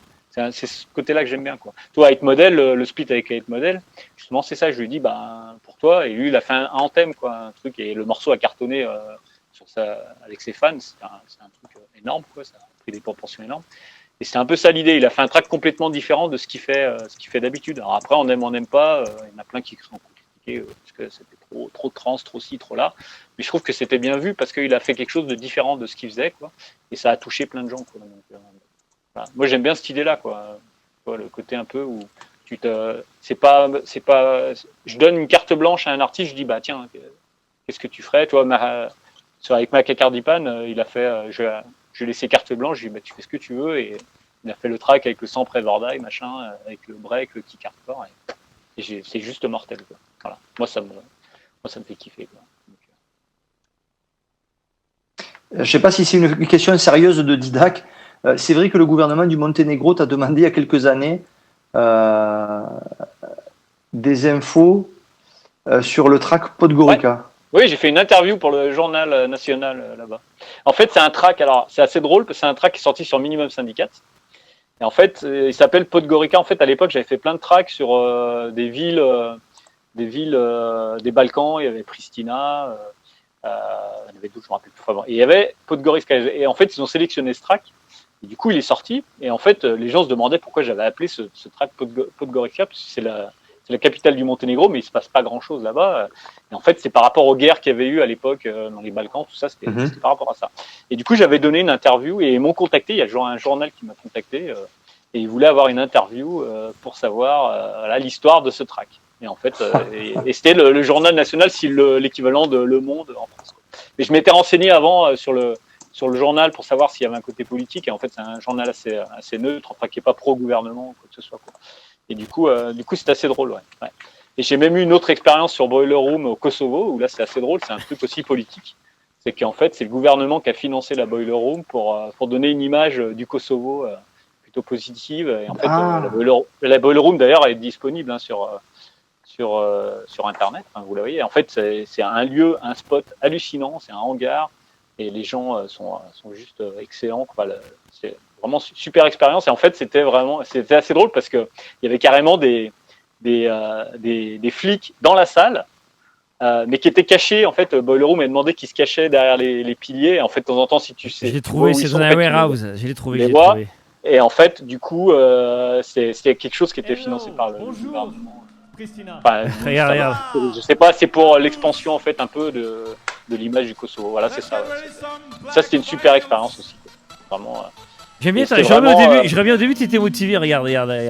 Tu dis. Ouais, mais alors là, pour mixer, c'était extrêmement difficile parce que pareil, là, les ingé-sons sur le vinyle, ils étaient à la ramasse. Et là, tu vois, il y a des espèces de mouches dessous. Et il fallait surtout pas monter sur scène. À un moment, c'est vrai qu'il y a quelqu'un qui monte sur scène. Limite, je lui dis, mais qu'est-ce que tu fais, enfin, et c'est vrai que c'était pas évident pour mixer sur du vinyle. Mais j'ai adoré aller là-bas et tout et découvrir cette scène. Et en fait, le club, c'est un club en fait qui existe et en fait, Red Ninja, et c'est un warehouse. Et ils font des soirées, peut-être pas en ce moment, mais ils ont fait plein de soirées, ils ont fait venir plein d'internationaux. Et ouais, dans ces pays, on croit qu'il se passe Laurent, rien. D'ailleurs, Laurent Garnier, il a pas joué d'ailleurs. Je me demande. Si, il me semble que oui. Ouais, et du coup, c'est vraiment une super expérience parce que c'était la première Boiler Room là-bas et il y avait un côté. Et le lendemain, je jouais. Oui, c'était assez drôle parce que le lendemain, je jouais à Belgrade, en Serbie, qui est l'opposé en fait, parce qu'ils étaient en guerre. Et du coup, c'était un week-end assez marrant. Il se passe des trucs dans ces pays, hein. C'est marrant, hein. On croit qu'il se passe rien. Ouais, mais après, c'est la musique, c'est universel. Les gars, j'ai pas fait exprès. Je vous jure, c'est une coïncidence. Écoutez. Je vous jure, c'est une coïncidence. Ah oui, la cocaïne, ouais, bah je mixe. C'est une coïncidence. Ouais. Ah, je savais pas ça. Ah ouais, moi aussi, je savais pas. Bah, je m'étais fait une dubplate. Je m'étais fait une dubplate pour la Boiler Room. Parce qu'il n'y avait pas encore. On va voir comment les gens ont réagi. Oui, regarde. La folie, forcément. Non, mais ça, c'était super Boiler Room. Parce que c'est vrai que Boiler Room, souvent, est critiqué pour son côté un peu, un peu too much, quoi, un peu trop mainstream, tout ça. Mais les deux que j'ai fait, celle à Berlin et celle-là, c'était vraiment pour moi des Boiler Room qui sont qui restent dans mon état d'esprit un peu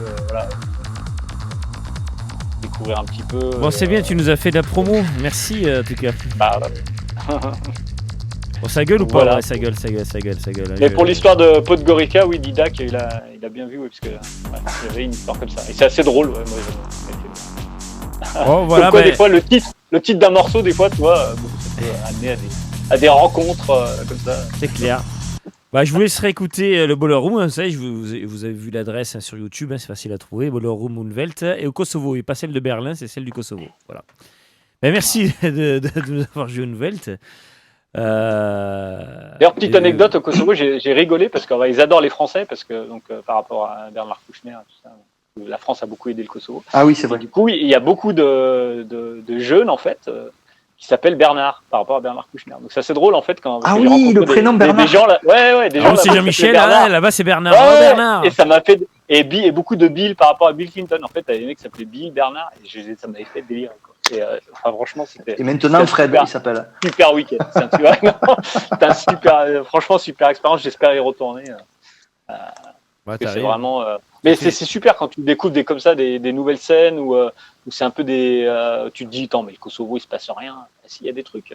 Même Monténégro, j'ai joué au Monténégro, il y a des trucs, il se passe des choses.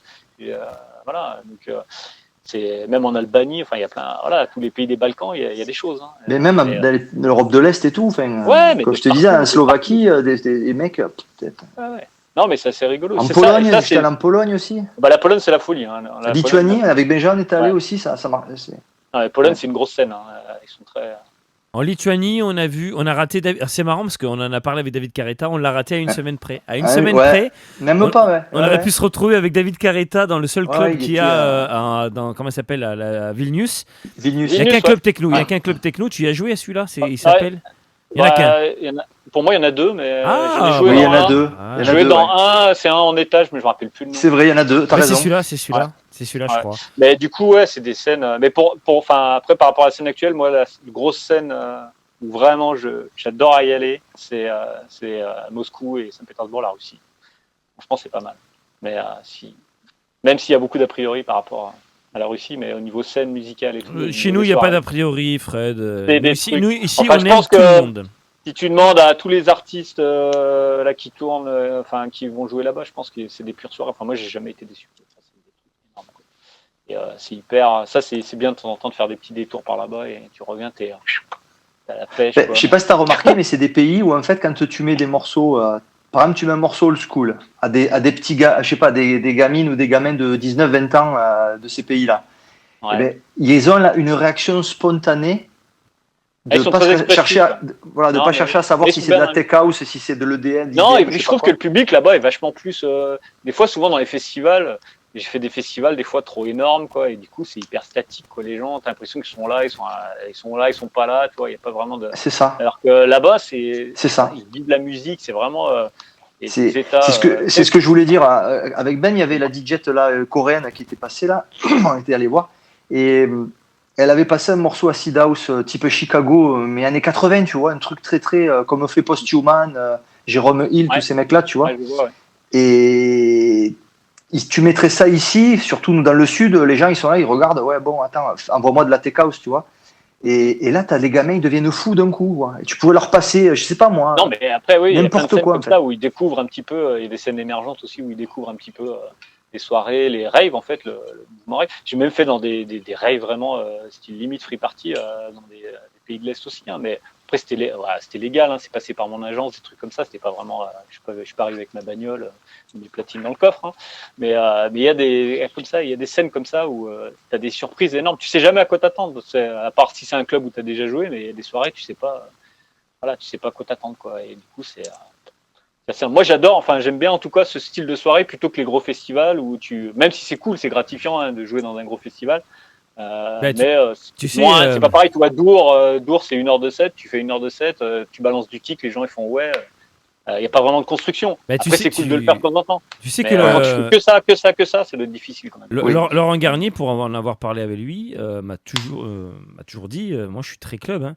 Jouer dans les dans les festivals, il le fait. Mais il y va. Mais lui, à la base, moi, je suis très club et moi, j'adore le côté club et l'intimité d'un club. Hein. Ouais. T'es pas le seul, tu vois, même des DJ mais les clubs, tu peux créer. Toi, je parlais du Trésor, c'est exactement ça. Dans les clubs, tu peux créer des ambiances que tu créeras pas dans les festivals. Dans les festivals, de toute façon, quand je joue dans un festival, je vais toujours avoir des disques. C'est impersonnel, un festival. Et voilà, un peu plus banger où tu te dis bon bah voilà, il y a un drop au milieu, tu sais que ça va, voilà, les gens vont repartir. Après, tu essaies toujours de placer 2-3 trucs un peu cool. Alors que dans un club, tu peux partir vraiment sur des trucs vraiment barrés, quoi. Et ça, c'est cool. Ouais. Et tu arrives à un moment où tu peux mettre n'importe quoi, les gens ils te suivent, quoi. Mais ça, c'est vraiment, enfin, c'est pas tout le temps, hein. Des fois c'est la cata, hein, mais des fois ça marche, quoi. Mais voilà, donc c'est cool. T'as d'autres lieux à nous donner aussi, Amérique du Sud, tout ça, tu y allais, aux États-Unis? Ouais, Colombie, Chine, États-Unis. Alors États-Unis, j'ai pas spécialement kiffé la scène. New York, je suis allé 2 fois. Tiens, tu parlais des pires soirées là, cette soirée-là, elle était pas mal. Une petite anecdote. Vas-y. À New York, comme Garnier, sa pire soirée, c'était à New York. Une soirée à New York, il y avait Rebecca, donc Rebecca, la DJ techno, là, et Benjamin Damage. Il y a un plateau dans un club, mais le club était c'est un club hyper mainstream qui d'habitude fait des trucs R&B un peu, donc le public était pas trop déjà. Ouais, un club généraliste, quoi. Voilà, et t'avais la grosse fanbase de Rebecca qui était venue pour l'avoir joué. Et moi, je passais juste après elle, en fait. Et il y avait une deuxième salle où tu avais, entre autres, Endlek, je sais pas si vous connaissez, c'est un grec qui joue. Alors, c'est une scène plus techno. Et c'était le label New York Tracks qui organisait la deuxième salle. Et en fait, si tu veux, la deuxième salle n'a pas du tout marché. Et en fait, l'organisateur a décidé de fermer la deuxième salle. Du coup, quand j'ai commencé à mixer, déjà, il y a plein de gens qui sont partis après le set de Rebecca. Voilà. Du coup, il devait plus y avoir grand monde. Et en fait, tu avais le DJ qui était venu de Grèce, qui devait jouer à côté, qui était là, et je lui dis mais tu joues pas dans la salle d'à côté? Il fait non, ils ont annulé mon set, machin. Et du coup, vu l'ambiance de la soirée, ça partait en vrille, les gens ils étaient vraiment pas dedans du tout. Je dis bah viens, on fait un back-to-back, on s'est retrouvé à faire un back-to-back cool. dans un club. C'est sympa de ta part, c'est vraiment sympa de ta part. Des lights moisis. Non, mais en fait, c'était tellement. Mais en fait, c'était horrible parce que en fait, moi j'étais arrivé pile poil pour la soirée. j'étais déconnecté. J'arrive dans ce club, c'était assez bizarre, un truc, mais tu sais, avec des gros lustres, tu sais, truc ambiance, boîte R&B, machin, tout ça. Et le public à boire des cocktails, tout ça, dans des sièges, des canapes, tout ça. Je fais, qu'est-ce que c'est que ça? Et du coup, c'était, ça, c'était pas terrible, quoi. C'était un gros fail, quoi, quand même, comme on peut dire. Voilà. Mais sinon, Amérique du Sud, c'était super. Colombie, Medellín et Bogota. Et bonne expérience aussi en Chine, c'est des nouvelles scènes, ça. Alors c'est des petits clubs. Ici j'ai eu un fail aussi en Chine, un nouveau club qui a ouvert, et je pense qu'il a ouvert qu'une seule fois. J'ai fait l'inauguration, donc c'est à Shenzhen. Et t'as fait la fermeture le même soir. Ouais, non, mais c'est assez dangereux. Non, mais c'était assez dangereux comme situation parce qu'en fait c'est un club, ils avaient fait c'est dans un immeuble, ils avaient fait un caisson à l'intérieur de l'immeuble, donc tu avais un bar tout autour, et au milieu tu avais un caisson avec le club, donc gros son de système et tout. Donc j'arrive l'après-midi, je fais des soundchecks, super son et tout. Je suis oh putain, ça va être le délire, tu sais le truc insonorisé, machin, un truc comme ça. Du coup, on fait les soundchecks, après je repars et tout. Et j'arrive à la soirée non, on va manger au restaurant donc avec leur gars, et là, coup de téléphone, les flics ont débarqué au club, en fait, c'était insonorisé plus moyen. En fait, il y a des gens qui habitent juste au-dessus quand même. Les mecs, ils ont fait un club et il y a des gens qui habitent juste au-dessus. Donc les flics qui sont venus en Chine, quoi. Il y avait mon flycase qui était au club, donc ils voulaient confisquer le matos, tout ça. Bon, ils ont réussi. Moi, il fallait surtout pas que je vienne parce que niveau visa, tout ça, j'allais me faire emmerder. Voilà. Et du coup, ils ont dû baisser le son. Ils ont réussi quand même à faire la soirée, mais par contre, j'ai mixé comme si je mixais dans ma chambre. Et il y avait 10 pélos qui étaient là, qui me regardaient, quoi. En fait, tout le monde était parti. Très bien le son. Voilà, les flics sont venus et du coup ça s'est battu avec le propriétaire du dessus. Enfin, et du coup c'était. Mais sinon les autres soirées c'était mortel. Enfin, il y a des scènes émergentes. Dida qui nous parle de la Corée du Sud. Ouais, Corée du Sud, le club Faust avec Marcus L, qui est un très bon DJ, producteur et qui a un club mortel. Vraiment, j'ai joué 2 fois là-bas. Voilà, ça je pense que tous les DJ qui ils passent par la Corée, c'est vraiment le club à Séoul à faire, où tout le monde joue. Non, mais voilà, après c'est cool de voyager, de découvrir. J'espère que je pourrai encore en profiter. Est-ce qu'il y a un lieu où tu n'es jamais allé et où tu rêves de mixer? Un lieu où tu n'es jamais allé, mais où tu rêves de jouer? Ouais, alors j'ai failli mixer, mais j'aimerais bien faire le Fuse, tu vois, à Bruxelles. Pour moi, c'est juste une question de. Autant j'ai fait tous les clubs, du coup, Sicile Fabrique, Trésor, les clubs emblématiques des 90, tu vois. Je les ai faits. Autant celui-là, je l'ai pas fait. Et ça avait failli se faire. J'avais une demande, mais ça s'était pas fait à cause d'un booking que j'avais eu à Bruxelles qui était pris avant. Du coup, mais j'espère le faire. Ah, le Fuse, ouais. Mais après, je sais pas. Je pense que ça a perdu un peu de son charme, d'après ce que j'ai compris. Mais c'est juste pour on dire. entend un peu moins se parler. Ouais, à une époque, c'est. Moi, je me rappelle début des années 2000 là. Deg qui était un de mes principales, qui m'a beaucoup influencé, était résident au Fuse pendant des années. Là, il l'est plus, ça a changé apparemment. Mais le Fuse, des clubs. Voilà. Mais après, j'ai eu énormément de chance de jouer dans les Fabriques, le Trésor, le Berghain, ça c'est plus récent. Mais... tous ces clubs un peu emblématiques des années 90. Je vais te poser la question Back to the Future, c'est la nouvelle question qu'on a inaugurée avec Laurent. Si tu pouvais retourner dans un lieu, une époque, ça serait où et quand? Même que tu n'aies jamais été, hein, un lieu ou un moment que de ton choix. Ça peut être dans les années 60, n'importe où, n'importe quand. Oh là là, putain, alors là, franchement, tu me poses une colle. On va plutôt aller dans le futur, dans 2-3 ans, voir ce qui se passe. Je ne sais pas. Moi, ça serait le Boccaccio en Belgique, en 88. Ah ouais, l'époque Ubit, ouais, t'as raison, ça peut être pas mal pour voir ce qui se passe. Ouais, carrément. Ou l'Hacienda en 91. Ouais, mais ça me va, ça. Ouais, je te suis. Allez, on y va. Allez, viens, on parle de Lorraine. Moi, ça aurait été en 86 dans un club en Angleterre. À l'époque de la New Wave et de la scène pop. Oui, en ça. Ah oui, à l'époque plutôt. Ouais, non, mais de toute façon, après. Ouais, moi, j'aurais kiffé. Ouais, après, il y a plein de trucs comme ça, où tu aurais aimé. En fait, c'est un peu ce que sur comme nous, à l'époque où on sortait pas, l'époque New Beat, le Boccaccio, pour nous, c'est un peu le truc qu'on n'a pas vécu et qu'on. C'est ce que j'essaie d'expliquer à Laurent Garnier. Je pense que la nouvelle génération, là, tous les jeunes qui arrivent maintenant, ils idéalisent aussi un petit peu la rave, tu vois, tout le truc. C'est ce que j'expliquais à Laurent Garnier. Ils s'approprient différemment de l'époque et je trouve ça bien. Ouais. Tu vois, je disais, toi, t'as vécu toutes les époques. Il me dit, mais pas du tout. Moi, j'aurais aimé faire Woodstock. Mais en fait, nous, notre génération Woodstock, enfin, franchement, on s'en fout complètement. Enfin, moi, je m'en fous complètement, ça m'intéresse pas. Par contre, aller faire ce que lui a fait, pour moi, c'est mon Woodstock à moi, si tu veux. C'est le truc. Moi, le Boccaccio à la Pyramide, les clubs de Paris, le Rex, j'ai même pas fait l'enfer à Dijon, tu vois, j'ai tout loupé, quoi, quasiment, tu vois. La Hacienda à Manchester, etc. Les clubs à Londres. D'autres clubs qui sont très bien maintenant, tu sais, hein, tu peux. Ouais, mais bien sûr, mais.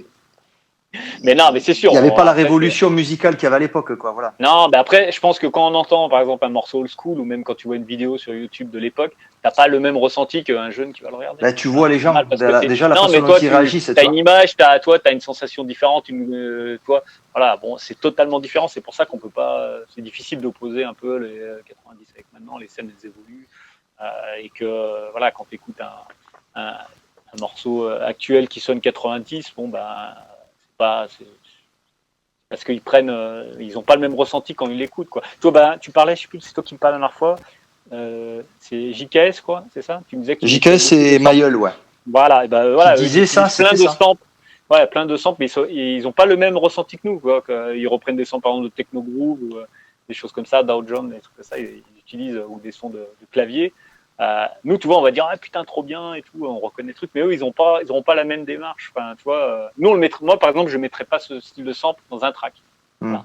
Et eux, ils n'ont pas de complexe avec ça parce qu'ils n'ont pas connu l'époque, tu vois. Pour nous, mais limite, ces samples-là, c'est sacré, quoi. Tu vois, tu peux pas le mettre parce que ça te rappelle trop de trucs, ou même, tu sais, le sample de Age of Love ou des trucs comme ça. Alors que la nouvelle génération, ils s'en foutent, ils vont te balancer le sample de Age of Love au milieu d'un track techno.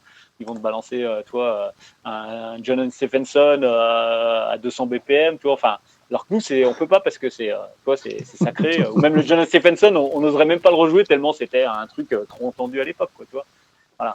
Donc c'est pas du tout. C'est pour ça que c'est rigolo. Des fois, les gens sont choqués. Ils jouent Daoul, machin. Mais en fait, Daoul pour nous, c'est sûr qu'à l'époque, c'était le truc hyper commercial, quoi. Et encore, moi, j'avoue, j'aimais bien. Tout ça, on va dire, il joue commercial. Mais non, il joue pas commercial. C'est qu'il n'a pas le même ressenti. Tu vois, il a découvert le track et tu vois, c'est ça, quoi. Ouais. C'est important des fois de mais c'est marrant de voir ces petits jeunes qui c'est ce que je te disais en off, c'est que c'était rigolo de voir, je sais plus si on était avec Fortinengar, avec Clément, ou si on était avec Woody McBride, je m'en rappelle plus, parce qu'on est allé 2 fois rapprochés, on était avec Minimum Syndicat et Clément, et après on était avec Woody, j'ai un peu embrouillé les deux. Mais je sais que ces petits jeunes, je les ai contactés pour essayer d'interviewer, ils m'ont pas répondu. C'était avec Woody McBride.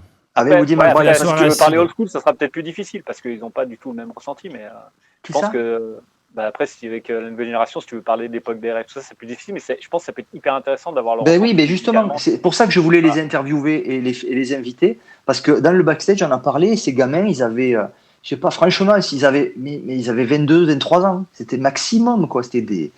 Et en fait, j'étais étonné de voir qu'ils connaissaient leurs classiques. Si tu veux. Oui, mais avec YouTube, maintenant, tu as accès à tout. Les mecs, tu vois, ils disent il y a T99 Anastasia, et ça a été remixé et tout, et Quadrophonia. Sans remix de ce track. Ouais.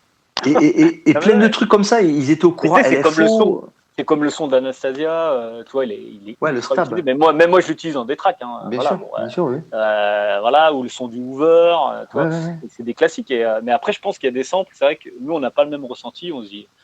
T'entends ça, tu dis attends mais putain il met ça, mais laisse tomber, c'est hyper commercial. Parce que nous à l'époque c'était commercial, mais en fait t'as pas le même truc, quoi, t'as pas le même ressenti. Mais je pense que c'est intéressant justement d'avoir un peu. Moi j'aimerais, je trouve que ce serait intéressant d'avoir vraiment des petits jeunes et parce que eux le fait quand ils disent t'as vécu une rave dans les années 90, pour eux c'est comme si t'as fait Woodstock. Ouais.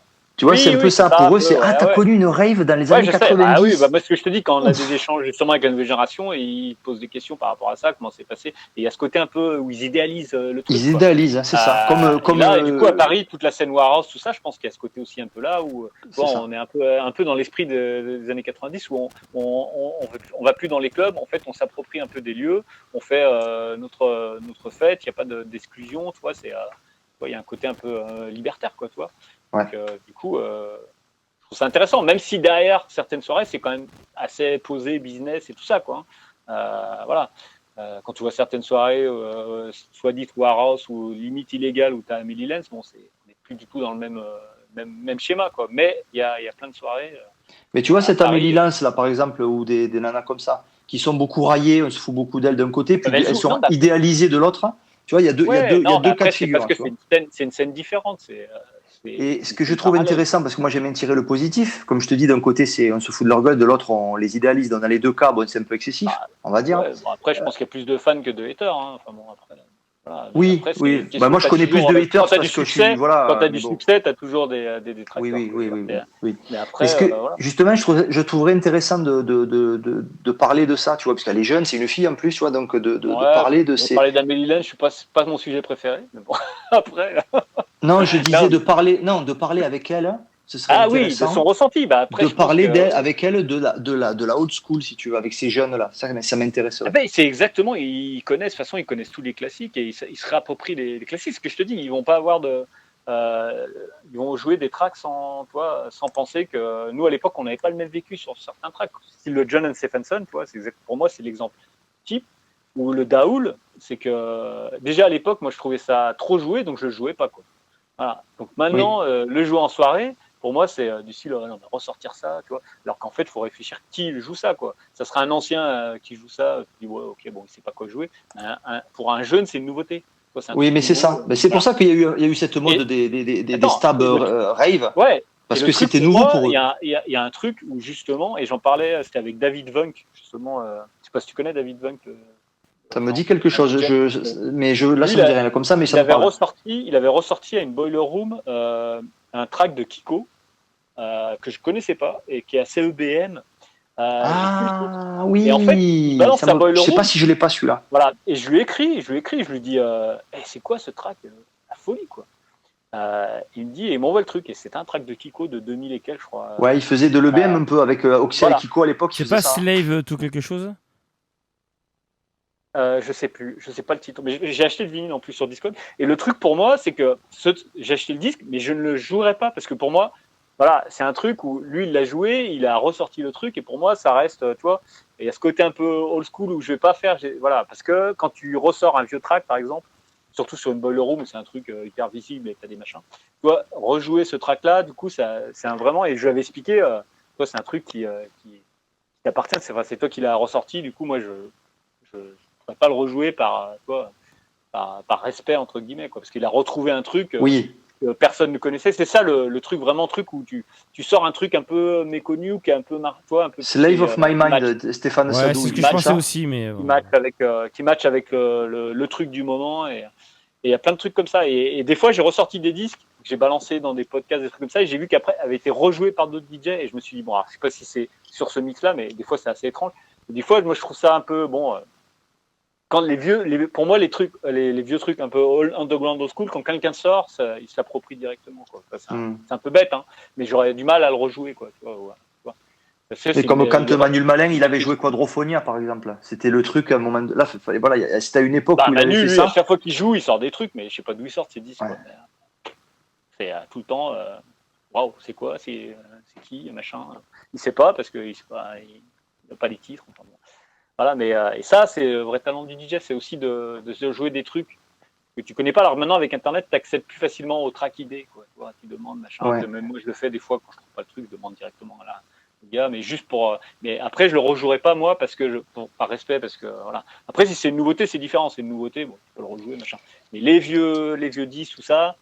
Tu vois, quand c'est posé par un DJ sur un truc et que tu as un track ID et que c'est ressorti et que c'est bien diffusé, pour moi, voilà, je vais pas le rejouer. Tu vas pas lui repiquer l'idée, quoi. Non, voilà, c'est ça. Voilà, repiquer l'idée, c'est ça. C'est un peu ça, quoi. Tu sais, c'est un peu, tu défriches, toi, tu essaies de retrouver des trucs, placer un track qui va matcher dans l'air du temps, entre guillemets, quoi. Tu vois, enfin, des trucs plus actuels ou avec des nouveautés que tu as achetées, tu vois. Donc voilà, ça c'est cool. Et moi, ça j'aime bien aussi, le côté un peu. Tu vas toujours chercher des trucs. Oui, il y a toujours des trucs. Des fois, tu redécouvres, même tu dis, mais je le connais, je l'ai là, juste là, et ça te vient pas l'idée, alors qu'en fait, c'est. Tu vois, comme le encéphaloïde disturbance, là, celui-là, je le joue presque. Et je crois que pour l'instant, j'ai pas entendu nulle part ailleurs, quoi. Il n'y a pas d'autres DJ qui l'ont joué. Ouais, c'était vachement joué, ça, dans les années 90. Ouais, dans les années 90, mais là, actuellement, et pourtant, celui-là, je le joue. Ah non, ouais, j'ai pas entendu depuis longtemps, d'ailleurs, celui-là. Ah bah, celui-là, il passe. Il passe trop bien, quoi. Ouais. Sur Dance Opera, là. Mais voilà, donc ça fait partie des trucs. Voilà, par rapport à truc old school. Avant d'attaquer un peu les nouveautés, tout ça, ton actu, j'avais une paire de questions. C'est la question guilty pleasure. Maintenant, on la pose, parce qu'il faut assumer. Ta question guilty pleasure. Ouais. Tu vois, alors Garnier, c'était, je crois, j'ai encore rêvé d'elle, là, c'est le truc de Ah, mais un vieux truc ou un truc récent, alors. Et moi, c'était Benny B, j'ai dit, moi, c'est Benny B. Ah, Benny B, j'aime bien Benny B. Ouais. Un truc kitsch, c'est ça? Ouais, un truc que c'est le truc, voilà, c'est le truc que t'adores, mais que tu n'oses pas le dire dans les gens, par exemple. The Hacker, c'était Mylène Farmer, je crois, un truc comme ça. Ah ouais. Bah, je sais pas, je dirais un truc d'Italo Disco. Non, les fans d'Italo Disco vont me détester. Donc... Ah bah eux, ils sont en forme. Non. Moi, j'aimais bien les Max Mix. Hein. Je sais pas, on en a pas parlé, mais.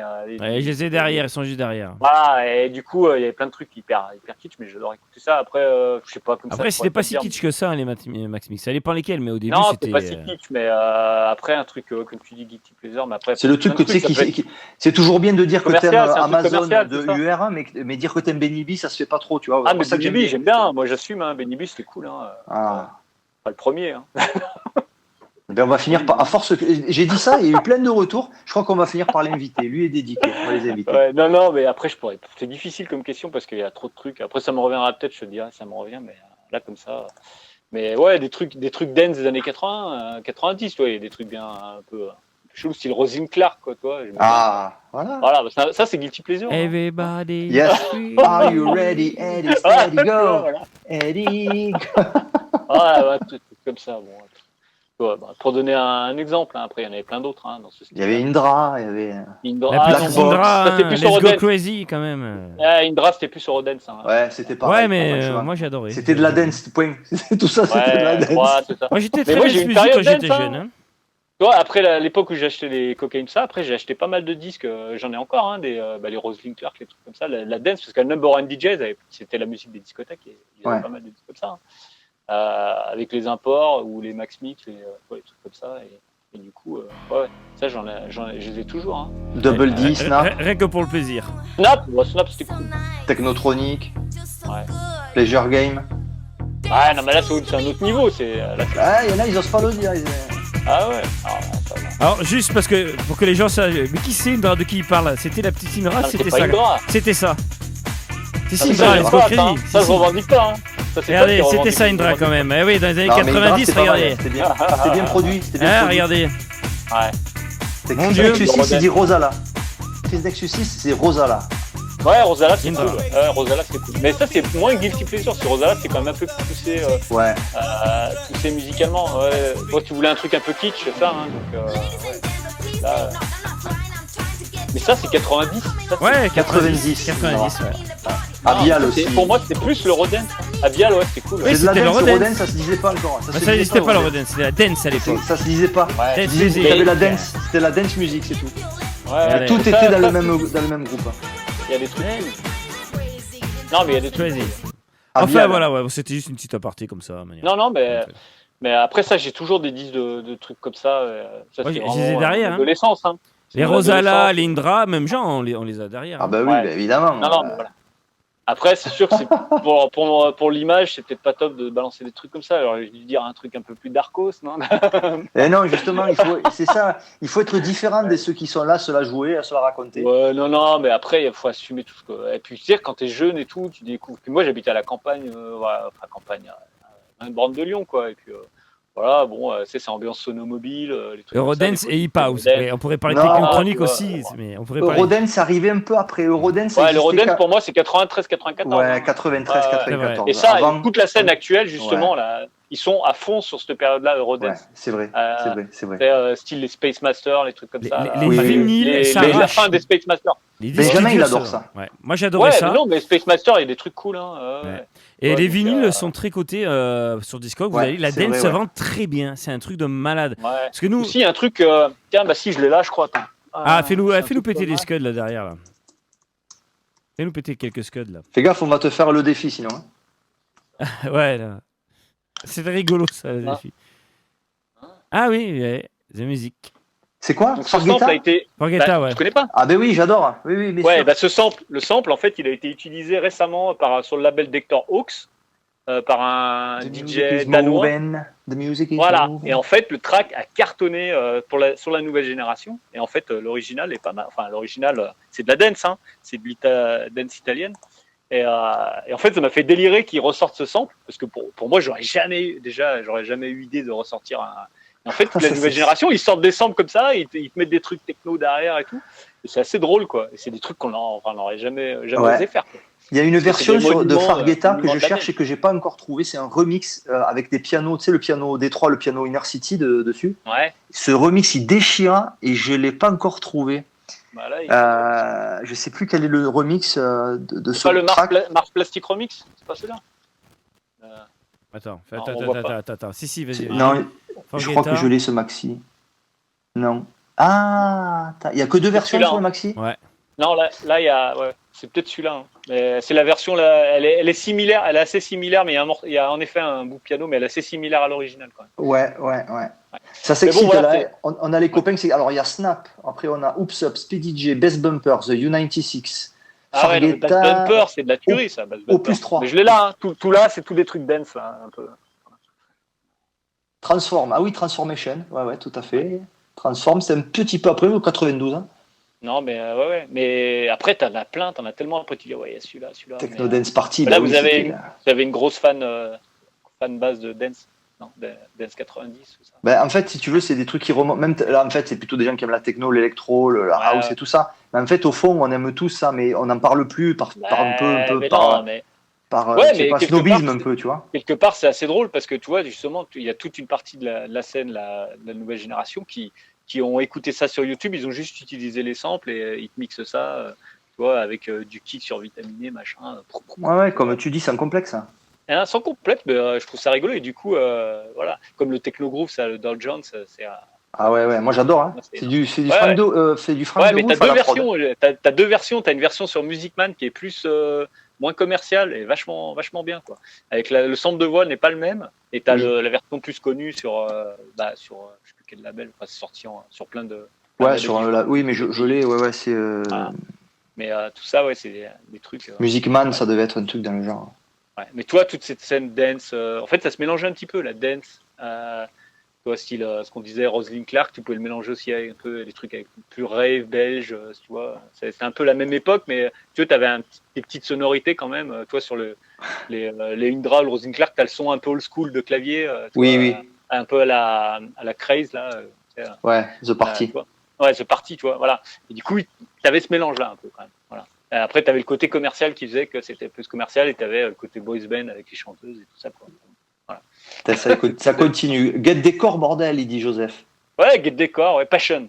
Ah Passion. Oui, forcément. Ouais, je l'ai, c'est la pochette, elle est orange, je crois, avec un. Oui, je l'ai chopé il n'y a pas longtemps, moi. Datura, les trucs comme ça, tu vois, scène italienne. Ouais. Bah, le gros producteur de Capella, là, le mec qui produisait. Capella, ouais, c'est.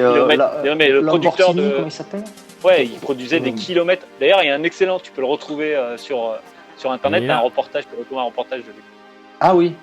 Ouais, il a tout produit 49ers, il a produit Capella. Toute la dance italienne, tout ça, c'était excellent. Ils étaient 2-3 mecs là, ils faisaient tout. Ouais, en fait, il y avait des mecs qui étaient en studio toute la journée, ils faisaient des tubes et tout. Ah ouais, il y avait des chanteuses qui venaient, ils faisaient. Ou elles venaient pas, ils s'emmerdaient pas, ils prenaient des. Ouais, c'est ça. Non, mais il y avait beaucoup de chanteuses, et il y a des chanteuses quand même qui venaient, et puis les mecs qui faisaient les sons, ils utilisaient tout le temps les mêmes sons, les machins. Mais ça, la tour Blue Ramirez. Ouais, à Blando. Moi, la tour, c'est Jean, la tour, c'est pas celui-là de la tour, nous. Mon préféré. Blue. Voilà, ça va partir en People Arstin avec ça. Non, mais si vous avez vraiment des passionnés, si vous voulez, un de ces plus tard dans l'année, si le confinement dure encore 2-3 ans. Non. Si vous voulez, on peut se faire un direct où on se fait écouter des disques. Ah ouais, écoute. J'en ai plein là. Hein. Alors c'est marrant parce qu'en fait l'émission existe déjà. On vous en reparlera plus tard. On est en train de faire une nouvelle émission. Ouais, on va le faire. Ouais. Two Unlimited, Rickster, Capella, Get Decor. Bortolotti, c'est Bortolotti, Giancarlo Bortolotti. Allez les enfants, la tour pour répondre, non. La tour, c'est celui-là mon préféré. Félix, ça Don't You Want Me. People Are Still avec Sex. Ça, c'était bon, ça. Ah, t'as vu la basse un peu EBM, un peu, là. C'est mortel, ce morceau. Il est mortel. Pour ceux qui connaissent pas, la tour. Il y a un clip officiel, genre, regarde. Alors... Ah oui, je l'ai. Oui, c'est avec les trucs en UV. Je le radais sur MTV à l'époque. C'est la voix du mec. Tu connais ça, Fred? Bah, là, j'entends rien, donc. Vas-y, mets le son, Ben. Ça, c'est bon. Ça, on peut le remixer, ça. Je connais pas. C'est de quelle époque, ça? 91. Ouais, ça me dit rien. 90, 91. D'accord. Ah, enfin bon, là si on parle là-dedans, dessus. Si on parle là-dedans, on n'est pas couché. Hein. Spécial, ça tombe bien. Spécial guilty pleasure. C'est plus du guilty pleasure là, c'est du bon quand même là. C'était pas prévu, on a dévié, mais c'est vrai que ça fait toujours. Ouais, mais c'est bien dévié puis ça fait kiffer tous nos amis. Je sais.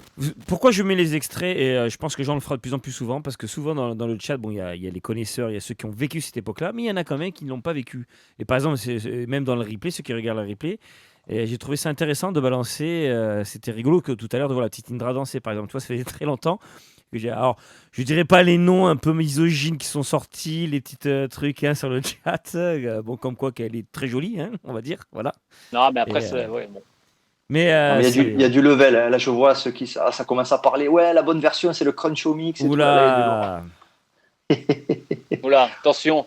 On va se faire. Non, mais en fait, et par rapport justement pour boucler le truc, en fait, par rapport cette époque-là et la scène actuelle, toute l'imagerie aussi dans les vidéoclips, tout ça, c'est vachement repris, quoi. Il y a toute une scène vachement sur les vidéos, tu vois, c'est même les macarons de vinyle, ça fait très 90, et il y a cette imagerie actuellement, enfin, toi, et même les clips sur les effets un peu tout pourris de l'époque. Ah ben regarde, et pendant que tu le dis, regarde, pendant que tu parles, regarde si je suis pas fort quand même. Voilà, donc voilà, et ça actuellement. En ce moment, je suis bon dans la réalisation ce soir, je sais pas ce que j'ai, mais je suis au top. Voilà. Et ça match avec ce que la nouvelle génération écoute, quoi. Ah, c'est clair. Bon, bah voilà. Qu'est-ce que c'est bon ça. Bon, ça c'est encore joué aujourd'hui, hein. Il y a un nombre de personnes qui le ressortent celui-là. Ouais. On va fermer ce beau chapitre. Voilà. C'était bon. Ah non, on va continuer. Attends, il est bien là. Pourquoi tu veux qu'on arrête? Faut faire un spécial thème. Attends, il est bien là. Pourquoi tu veux qu'on arrête là? C'est parfait, hein. On peut en sortir d'autres si vous voulez. Moi, je suis plus. Trop bon. Il y a Barbara White qui nous dit kiff grave. J'étais en Italie à cette époque où les discothèques étaient ouvertes aux mineurs. Trop bon. Ah. Ouais, ouais, non, mais après, les discothèques, c'est ouvert aux mineurs. C'est des souvenirs. Non, hein, parce que, ouais. Mais bon. Enfin bon, voilà, c'était. On va revenir à notre cher Fred Umwelt et à son actualité. Il y a encore des choses à dire. Voilà. Brûlante. Alors, tu vas nous dire un peu ce qui c'est. Les prochaines. On a eu une info, on a eu une exclue déjà, mais tu nous as montré vite fait le Rod 20, le Rêve Ordaille numéro 20, et puis tu as le New Flash aussi. New Flash 2020, c'est ça? Lequel? Non, c'est Rod 2020. En fait, mais le New Flash. Non, mais l'idée de la trilogie, en fait, ça devait tout sortir en 2020. C'est pour ça qu'on a appelé ça Rod 2020, sauf qu'avec les délais de pressage, parce qu'en fait, ce qui s'est passé, c'est au moment du confinement. Si tu veux, il y a eu énormément de commandes chez MPO. En plus, ils ont cassé une presse 10 pouces. Du coup, on a été emmerdés. Du coup, il a fallu qu'on passe par un autre presseur. Et du coup, ça a retardé toutes nos productions. Donc, du coup, le 3e volet va sortir en 2021. Mais bon. Et pourquoi faire des 10 pouces aussi? Tu cherches? C'est une série Rod 2020. Donc, pourquoi 10 pouces au fait d'ailleurs? Oui, bonne question. Pour être objet collector unique? Ah ouais, non, alors ça. Pourquoi 10 pouces vert fluo par exemple?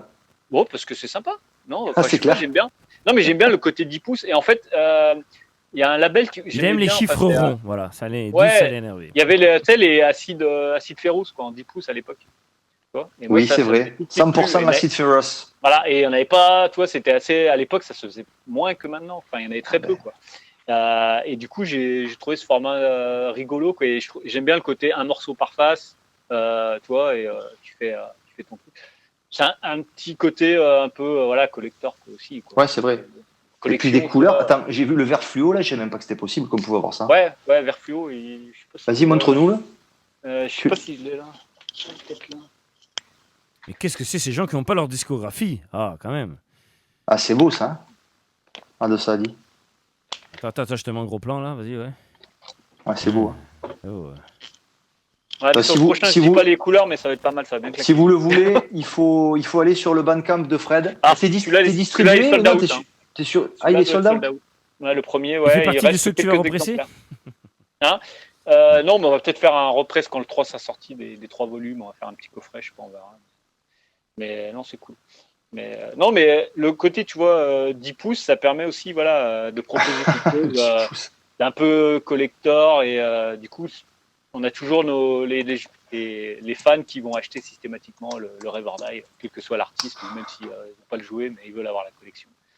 Et du coup, même sur Discog, il y a certains disques qui ont grave pris de la valeur. Bon, après, du coup, on fait represser quand c'est comme ça, on represse. Comme ça permet de faire calmer le truc. On n'est pas trop fan. Oui, voilà, oui. Que les gens puissent l'avoir, que ce soit pas la course au truc, comme un peu avec. Donc là, le prochain, c'est on fait represser le Height Model parce que là, on en a vendu. C'est le deuxième represse qu'on fait. On a déjà repressé une fois. Et on fait combien d'exemplaires t'en es là sur le Height Model? Celui-là, t'as plus de 1000, hein, je pense. Ah, quand même. Aujourd'hui, 1000. Aujourd'hui, c'est beaucoup. 1000. Ouais. Qui est beaucoup. Mais parce même que une star ne le fait pas. Hein. Non, mais l'histoire de ce split, il est particulier parce que c'est Height Model, il était en pleine ascension et il a une fanbase énorme, quoi. Et en fait, c'est carrément des fétichistes, quoi. Ils vont acheter le vinyle, ils veulent absolument. Après, on a fait une version d'une couleur différente, donc ils ont racheté le vinyle. Voilà. Après, il y a aussi ceux qui aiment bien la phase B, hein, voilà, et qui vont acheter plus pour l'autre track, mais c'est essentiellement une grosse fanbase de Height Model qui a kiffé le truc. Et je trouve ça cool parce que lui, s'est pas pris la tête, tu vois. Il voulait le faire, tu vois, on a fait ça. Au début, c'est le track, j'écoutais, je dis ouais, je sais pas, tu vois, c'est pas évident, quoi. Je suis pas projeté, quoi. Et puis en fait, ça a marché, quoi. Voilà. Et je pense qu'il représente la nouvelle génération, et je pense qu'il la représente bien parce qu'il est vraiment en dehors des médias. Tu le vois pas, il est pas là.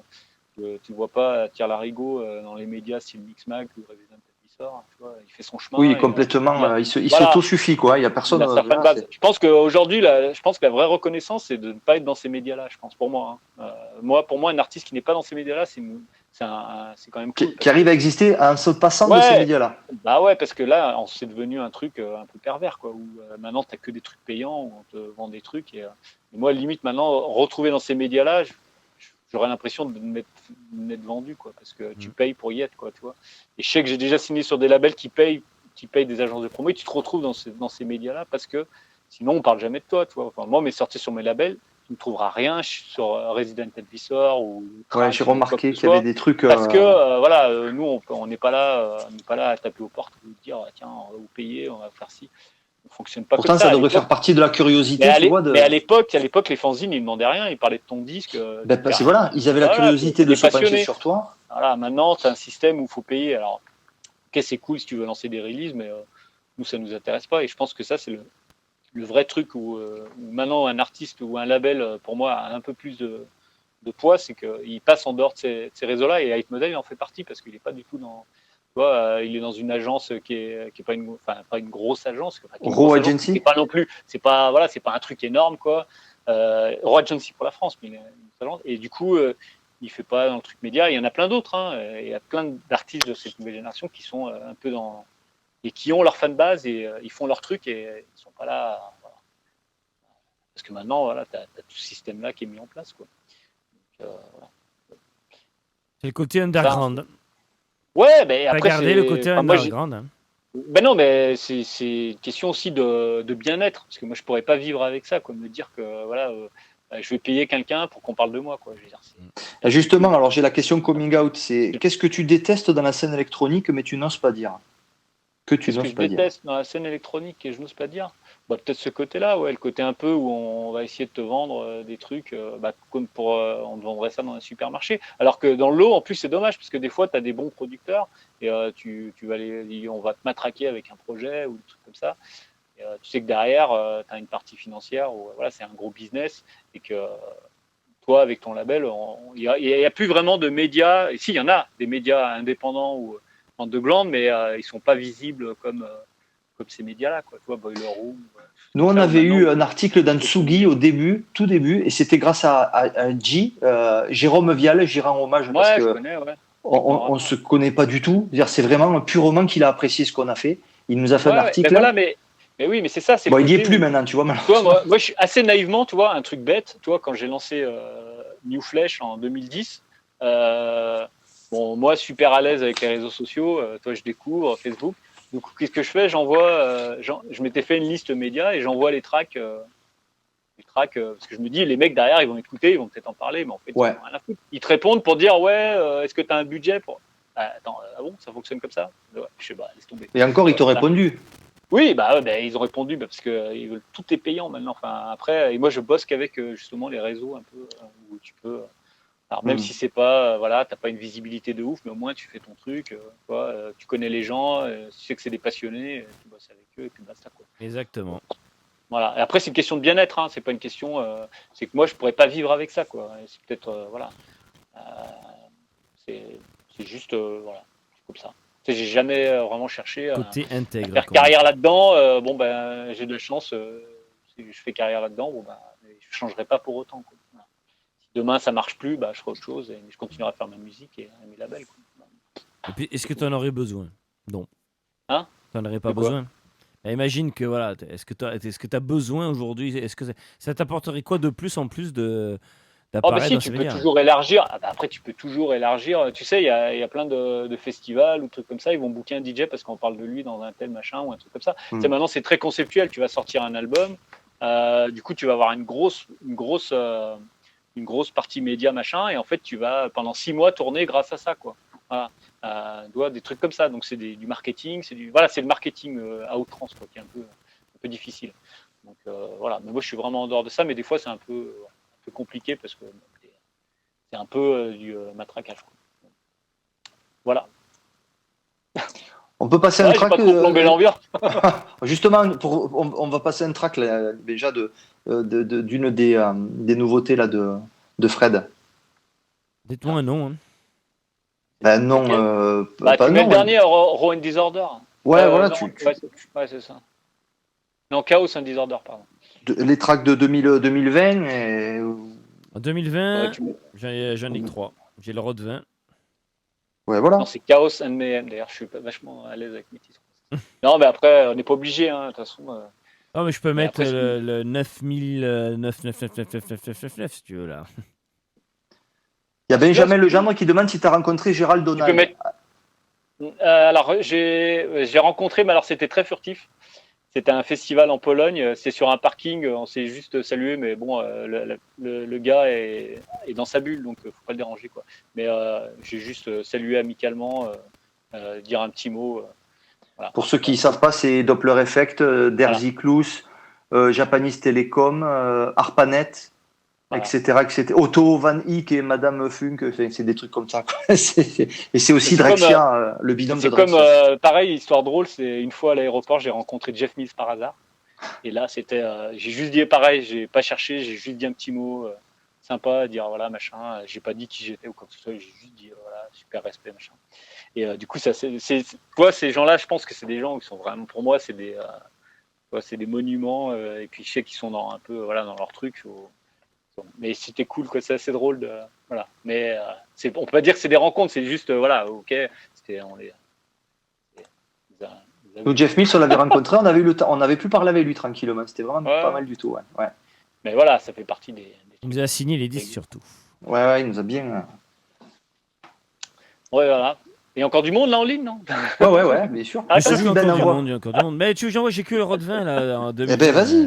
Non, mais mets le Marc Acardipan Reverdy. Ouais, mais c'est lequel? Dis-moi le titre. Marc Acardipan Reverdy. Marc Acardipan Reverdy. Voilà. Je sais même pas si je l'aurais. On met celui-là. Voilà. Si, il est sur YouTube là, c'est bon. Oui, on va faire ça parce que. Voilà, on va faire ça. Je l'avais mis dans le dossier. C'est bon, t'as trouvé? Donne-moi l'année, tiens, le Marc Acardipan. 2020. Non, mais c'est le dernier Reverdy. Marc Acardipan. Ah, je l'ai pas. Allez, alors, Marc Acardipan. Je vais regarder parce que je l'avais mis dans le dossier. Et voilà, pour en revenir, qu'est-ce qu'on disait, les labels, voilà, nous on est en mode fonctionnement cool, quoi. On n'est pas, on sort quand on peut. Ah, c'est celui-là. Vas-y, mais t'as le visuel, non? C'est juste un visuel, c'est ça? Ouais, mets-le. Ouais, je vais te le mettre, ouais. Donc c'est le track où il m'a envoyé ce track et puis, il a utilisé le sample Reverdy, j'ai trouvé ça trop mortel. C'est excellent, quoi. Et c'est vrai que ça c'est le côté old school aussi où tu mets le titre au nom du label. C'est vrai que ça se faisait bien à l'époque aussi où tu mettais un titre c'est vrai. Avec le label et tout ça. C'est cool. Ah, c'est très calme. J'aime bien aussi. Hein? C'est très calme, c'est bien. C'est dans l'ambiance. Et par rapport justement au label et notamment les titres que j'utilise sur les tracks de Reverdive, j'utilise souvent des références au passé. Notamment, j'ai fait un titre Shut Up and Dance, donc qui est un label, je sais pas si tu connais ce label anglais. Oui. Vous connaissez, non? Voilà. Oui, bien sûr. Donc, il y avait Slave to the Rave aussi, par rapport à Marc Cardipan, justement. Tu vois, il y a toujours ce côté un peu où tu as une référence un peu au passé dans les titres. Donc c'est assez rigolo. Et ouais, de pas oublier d'où on vient, quoi. Bah ouais.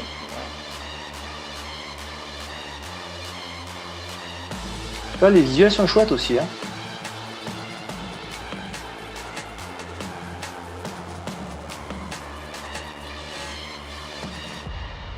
Sur le Bandcamp, c'est dispo? Il y en a encore, ouais, sur le Bandcamp. Bah voilà. Là, je vais il est bientôt sold out, il doit rester une dizaine d'exemplaires, je crois. On va regarder, tiens, on va y aller. Mais ça, c'est un bon collector parce que c'est un track assez intemporel que tu pourras passer. Tu vois, voilà, il n'est pas vraiment marqué par une. Ça, tu pourrais croire qu'il a été fait dans les 90. Ouais. Le son est juste monstrueux dessus. Au niveau du son, il y a une technique. Alors, il est où? Ah, tout de suite. En haut. Il est là, c'est celui-là. Hein. Le premier. Voilà. 4 restants. Oula. Ah, il n'en reste que 4. Voilà. On est bientôt sold out. Attention, alerte générale. Dépêchez-vous. Il n'en reste que 4.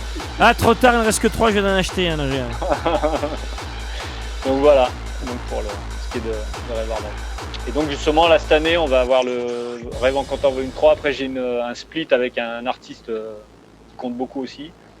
Et puis on a d'autres projets avec un autre split avec des anciens aussi qui vous parleront, mais je dis pas les noms. Non, garde les. Mais ça, on attend que les soirées reprennent parce que là le faire, ça serait dommage de le faire pendant qu'il n'y a rien. Ouais. Ouais, bien sûr. Il aurait dû sortir cette année, mais je pense que là, on va voir. T'avais fait un maxi, je sais plus quand c'était, il y en a un ou deux ou trois. Pour moi, c'est le truc ultime. T'avais fait un maxi avec Marc Cardipan, The Hacker, Minimum Syndicat et toi. Ouais, bah c'était le Rod 08, ouais. Alors là, quand j'ai vu ça, j'ai dit voilà, c'est le truc parfait. Et ben en fait, ça c'est top aussi parce que pour moi, Michel The Hacker, pareil, ça fait partie des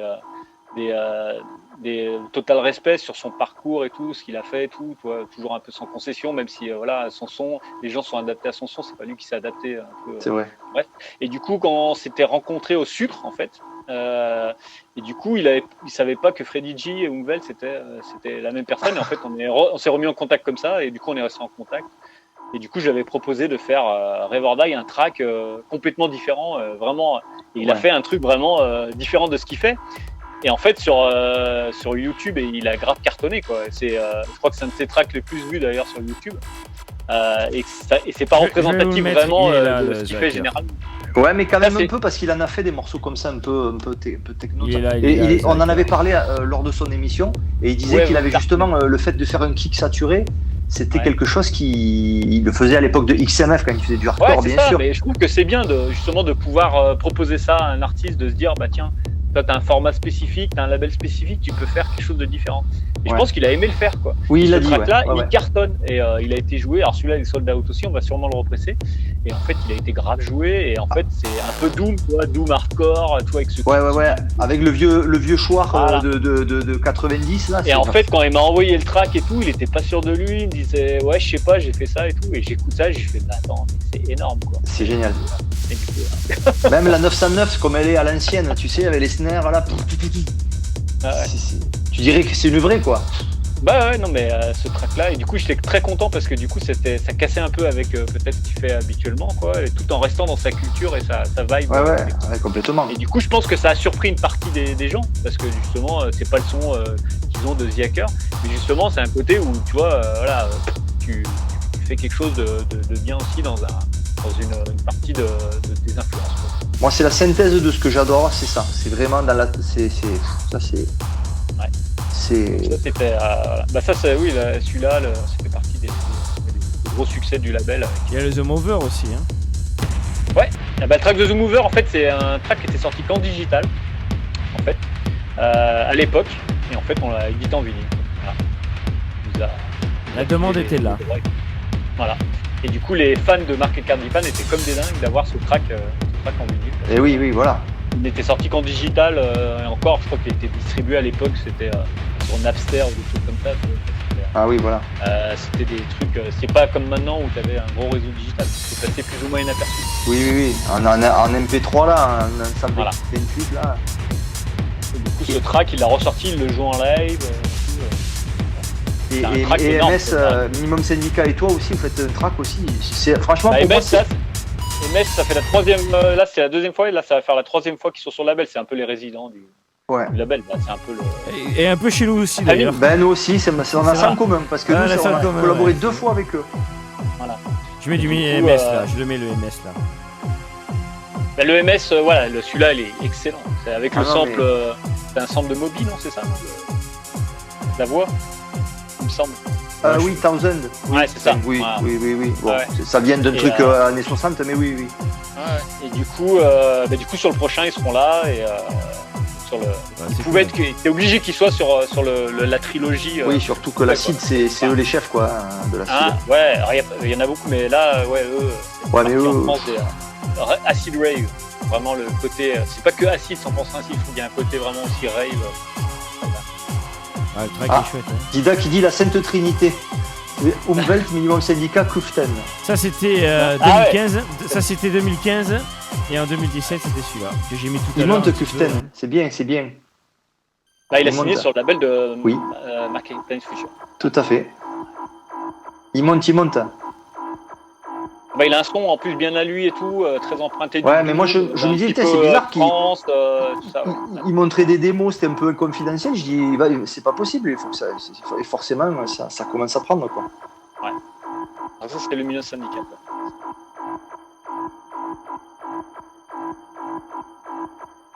On est allé les voir, on les avait jamais vus en live, on les a vus au Bikini. Ils nous ont fait régaler, hein, MS. Ah ouais. Et du coup, ils sont invités bientôt là. On les invitera en 2021, ouais. Ouais, ils sont prévus, mais il faut qu'ils soient tous les deux. Alors c'est pas évident. On va attendre la David, fin du Covid. David, en fait, pour vous donner un peu le futur de ce qui va se passer dans l'émission, pour vous donner un peu des news. Il y a certains artistes, on attend que ça va mieux au niveau du Covid, tout ça. Par exemple, on a pas mal d'artistes biterrois, ça nous fait chier pour le dire de les faire en visio comme Jean-Bruce, et qui devraient être en face de moi en fait. Donc voilà. Et des artistes. Du coup, en 2025 quoi. Ah non, c'est 2021, on arrivera déjà à faire au moins quelques trucs. Alors, mais de toute façon, s'il faut, on le fera à distance et tant pis. Hein. Voilà. Et pour vous donner du truc, dans le studio que vous voyez là va disparaître, je vous le mets. Donc le studio que vous avez là, voilà, je suis là, coucou.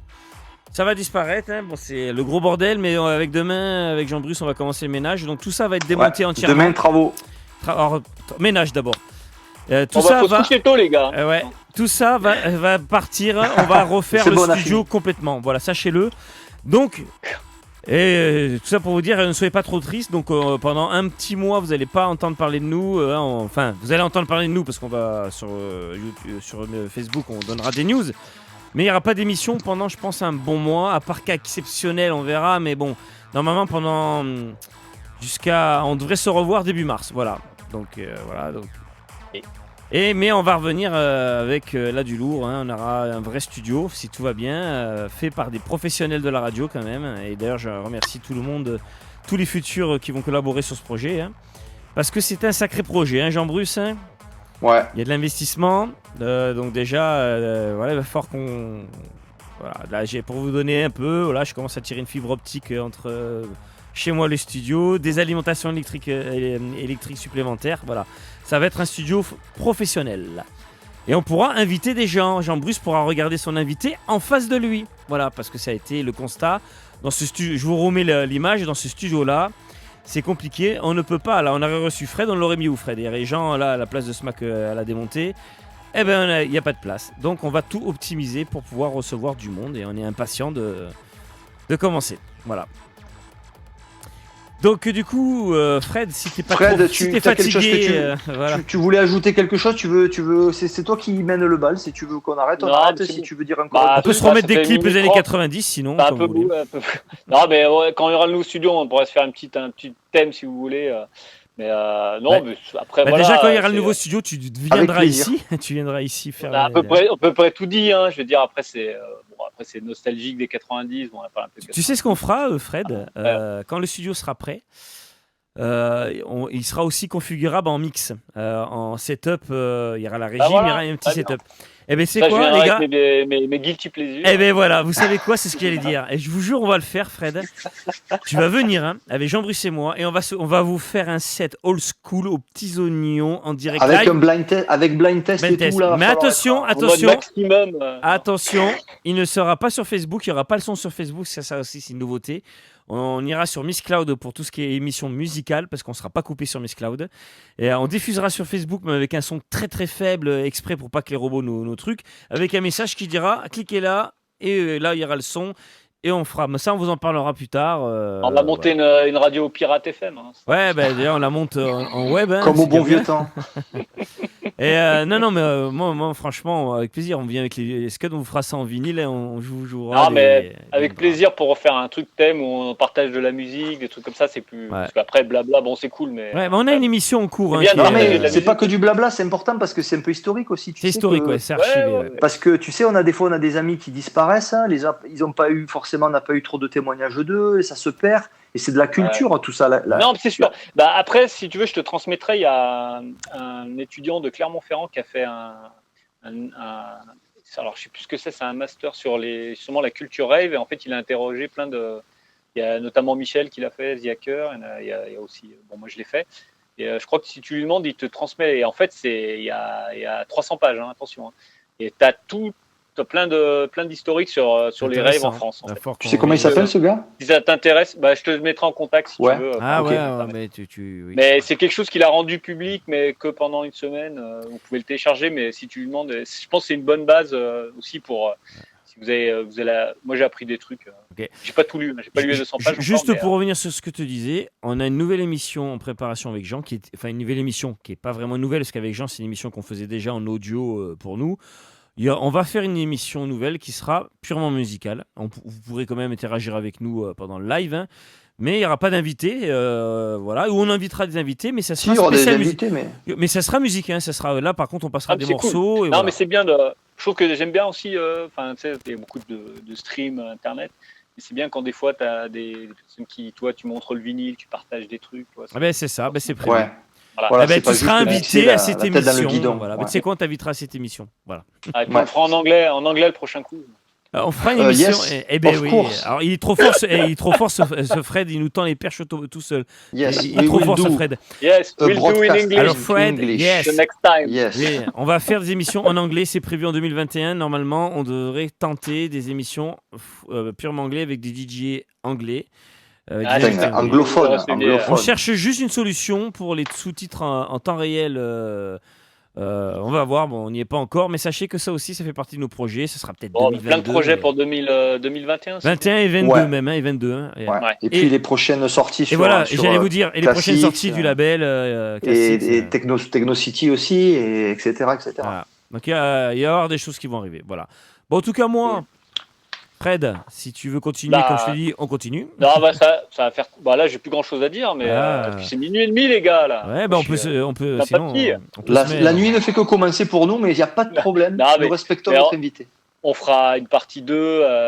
Voilà. Allez. Et puis après, à l'occasion, avec plaisir, Fred. Avec plaisir. C'est vrai que c'est difficile de mélanger, de parler un peu du old school, du présent, du machin, et puis il y a tellement de choses à dire. Après, il y a des choses qui reviennent pas. Non, mais après, on pourra faire plus à thème. Hein. En tout cas.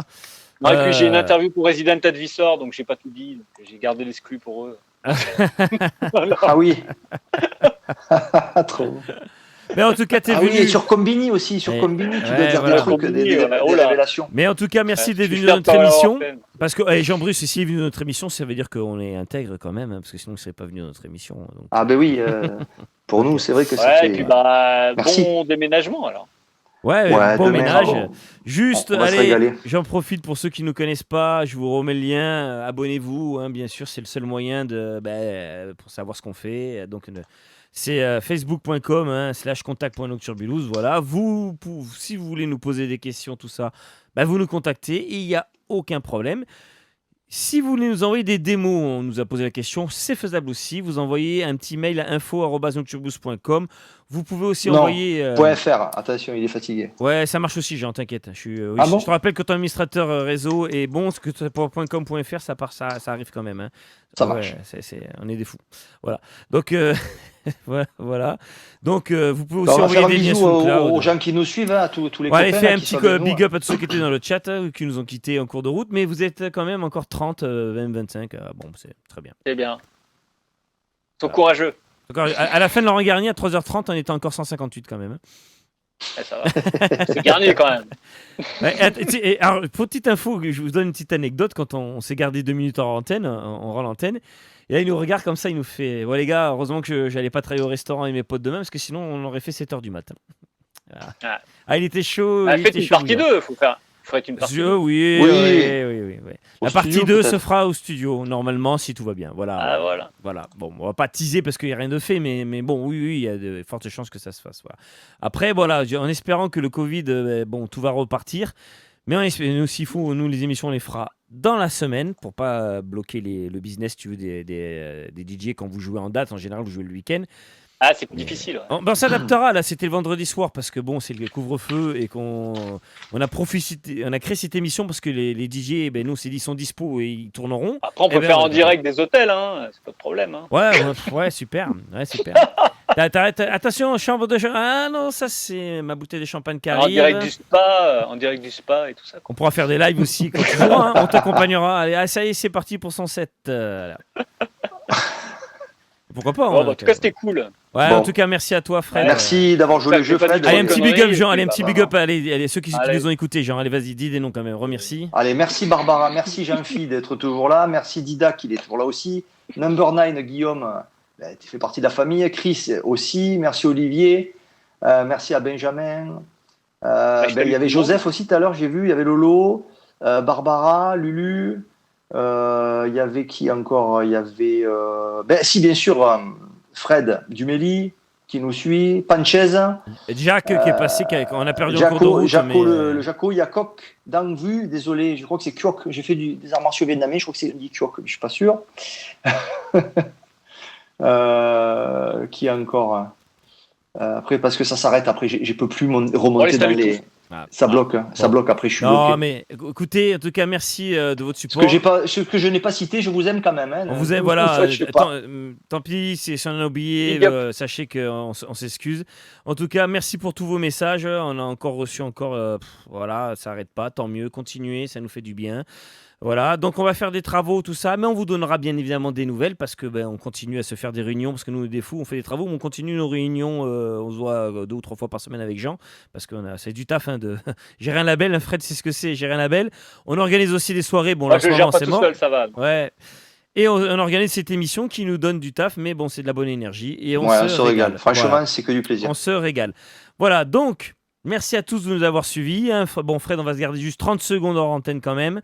Voilà, on va se quitter. On vous donne rendez-vous le plus vite possible. Je vous promets, on va faire le plus vite possible pour faire tous ces travaux et faire tout ça.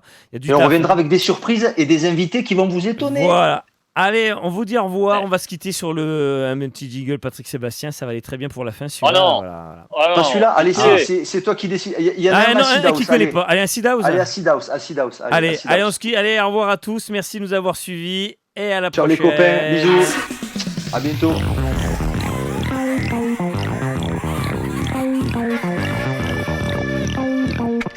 Acid House. Acid House.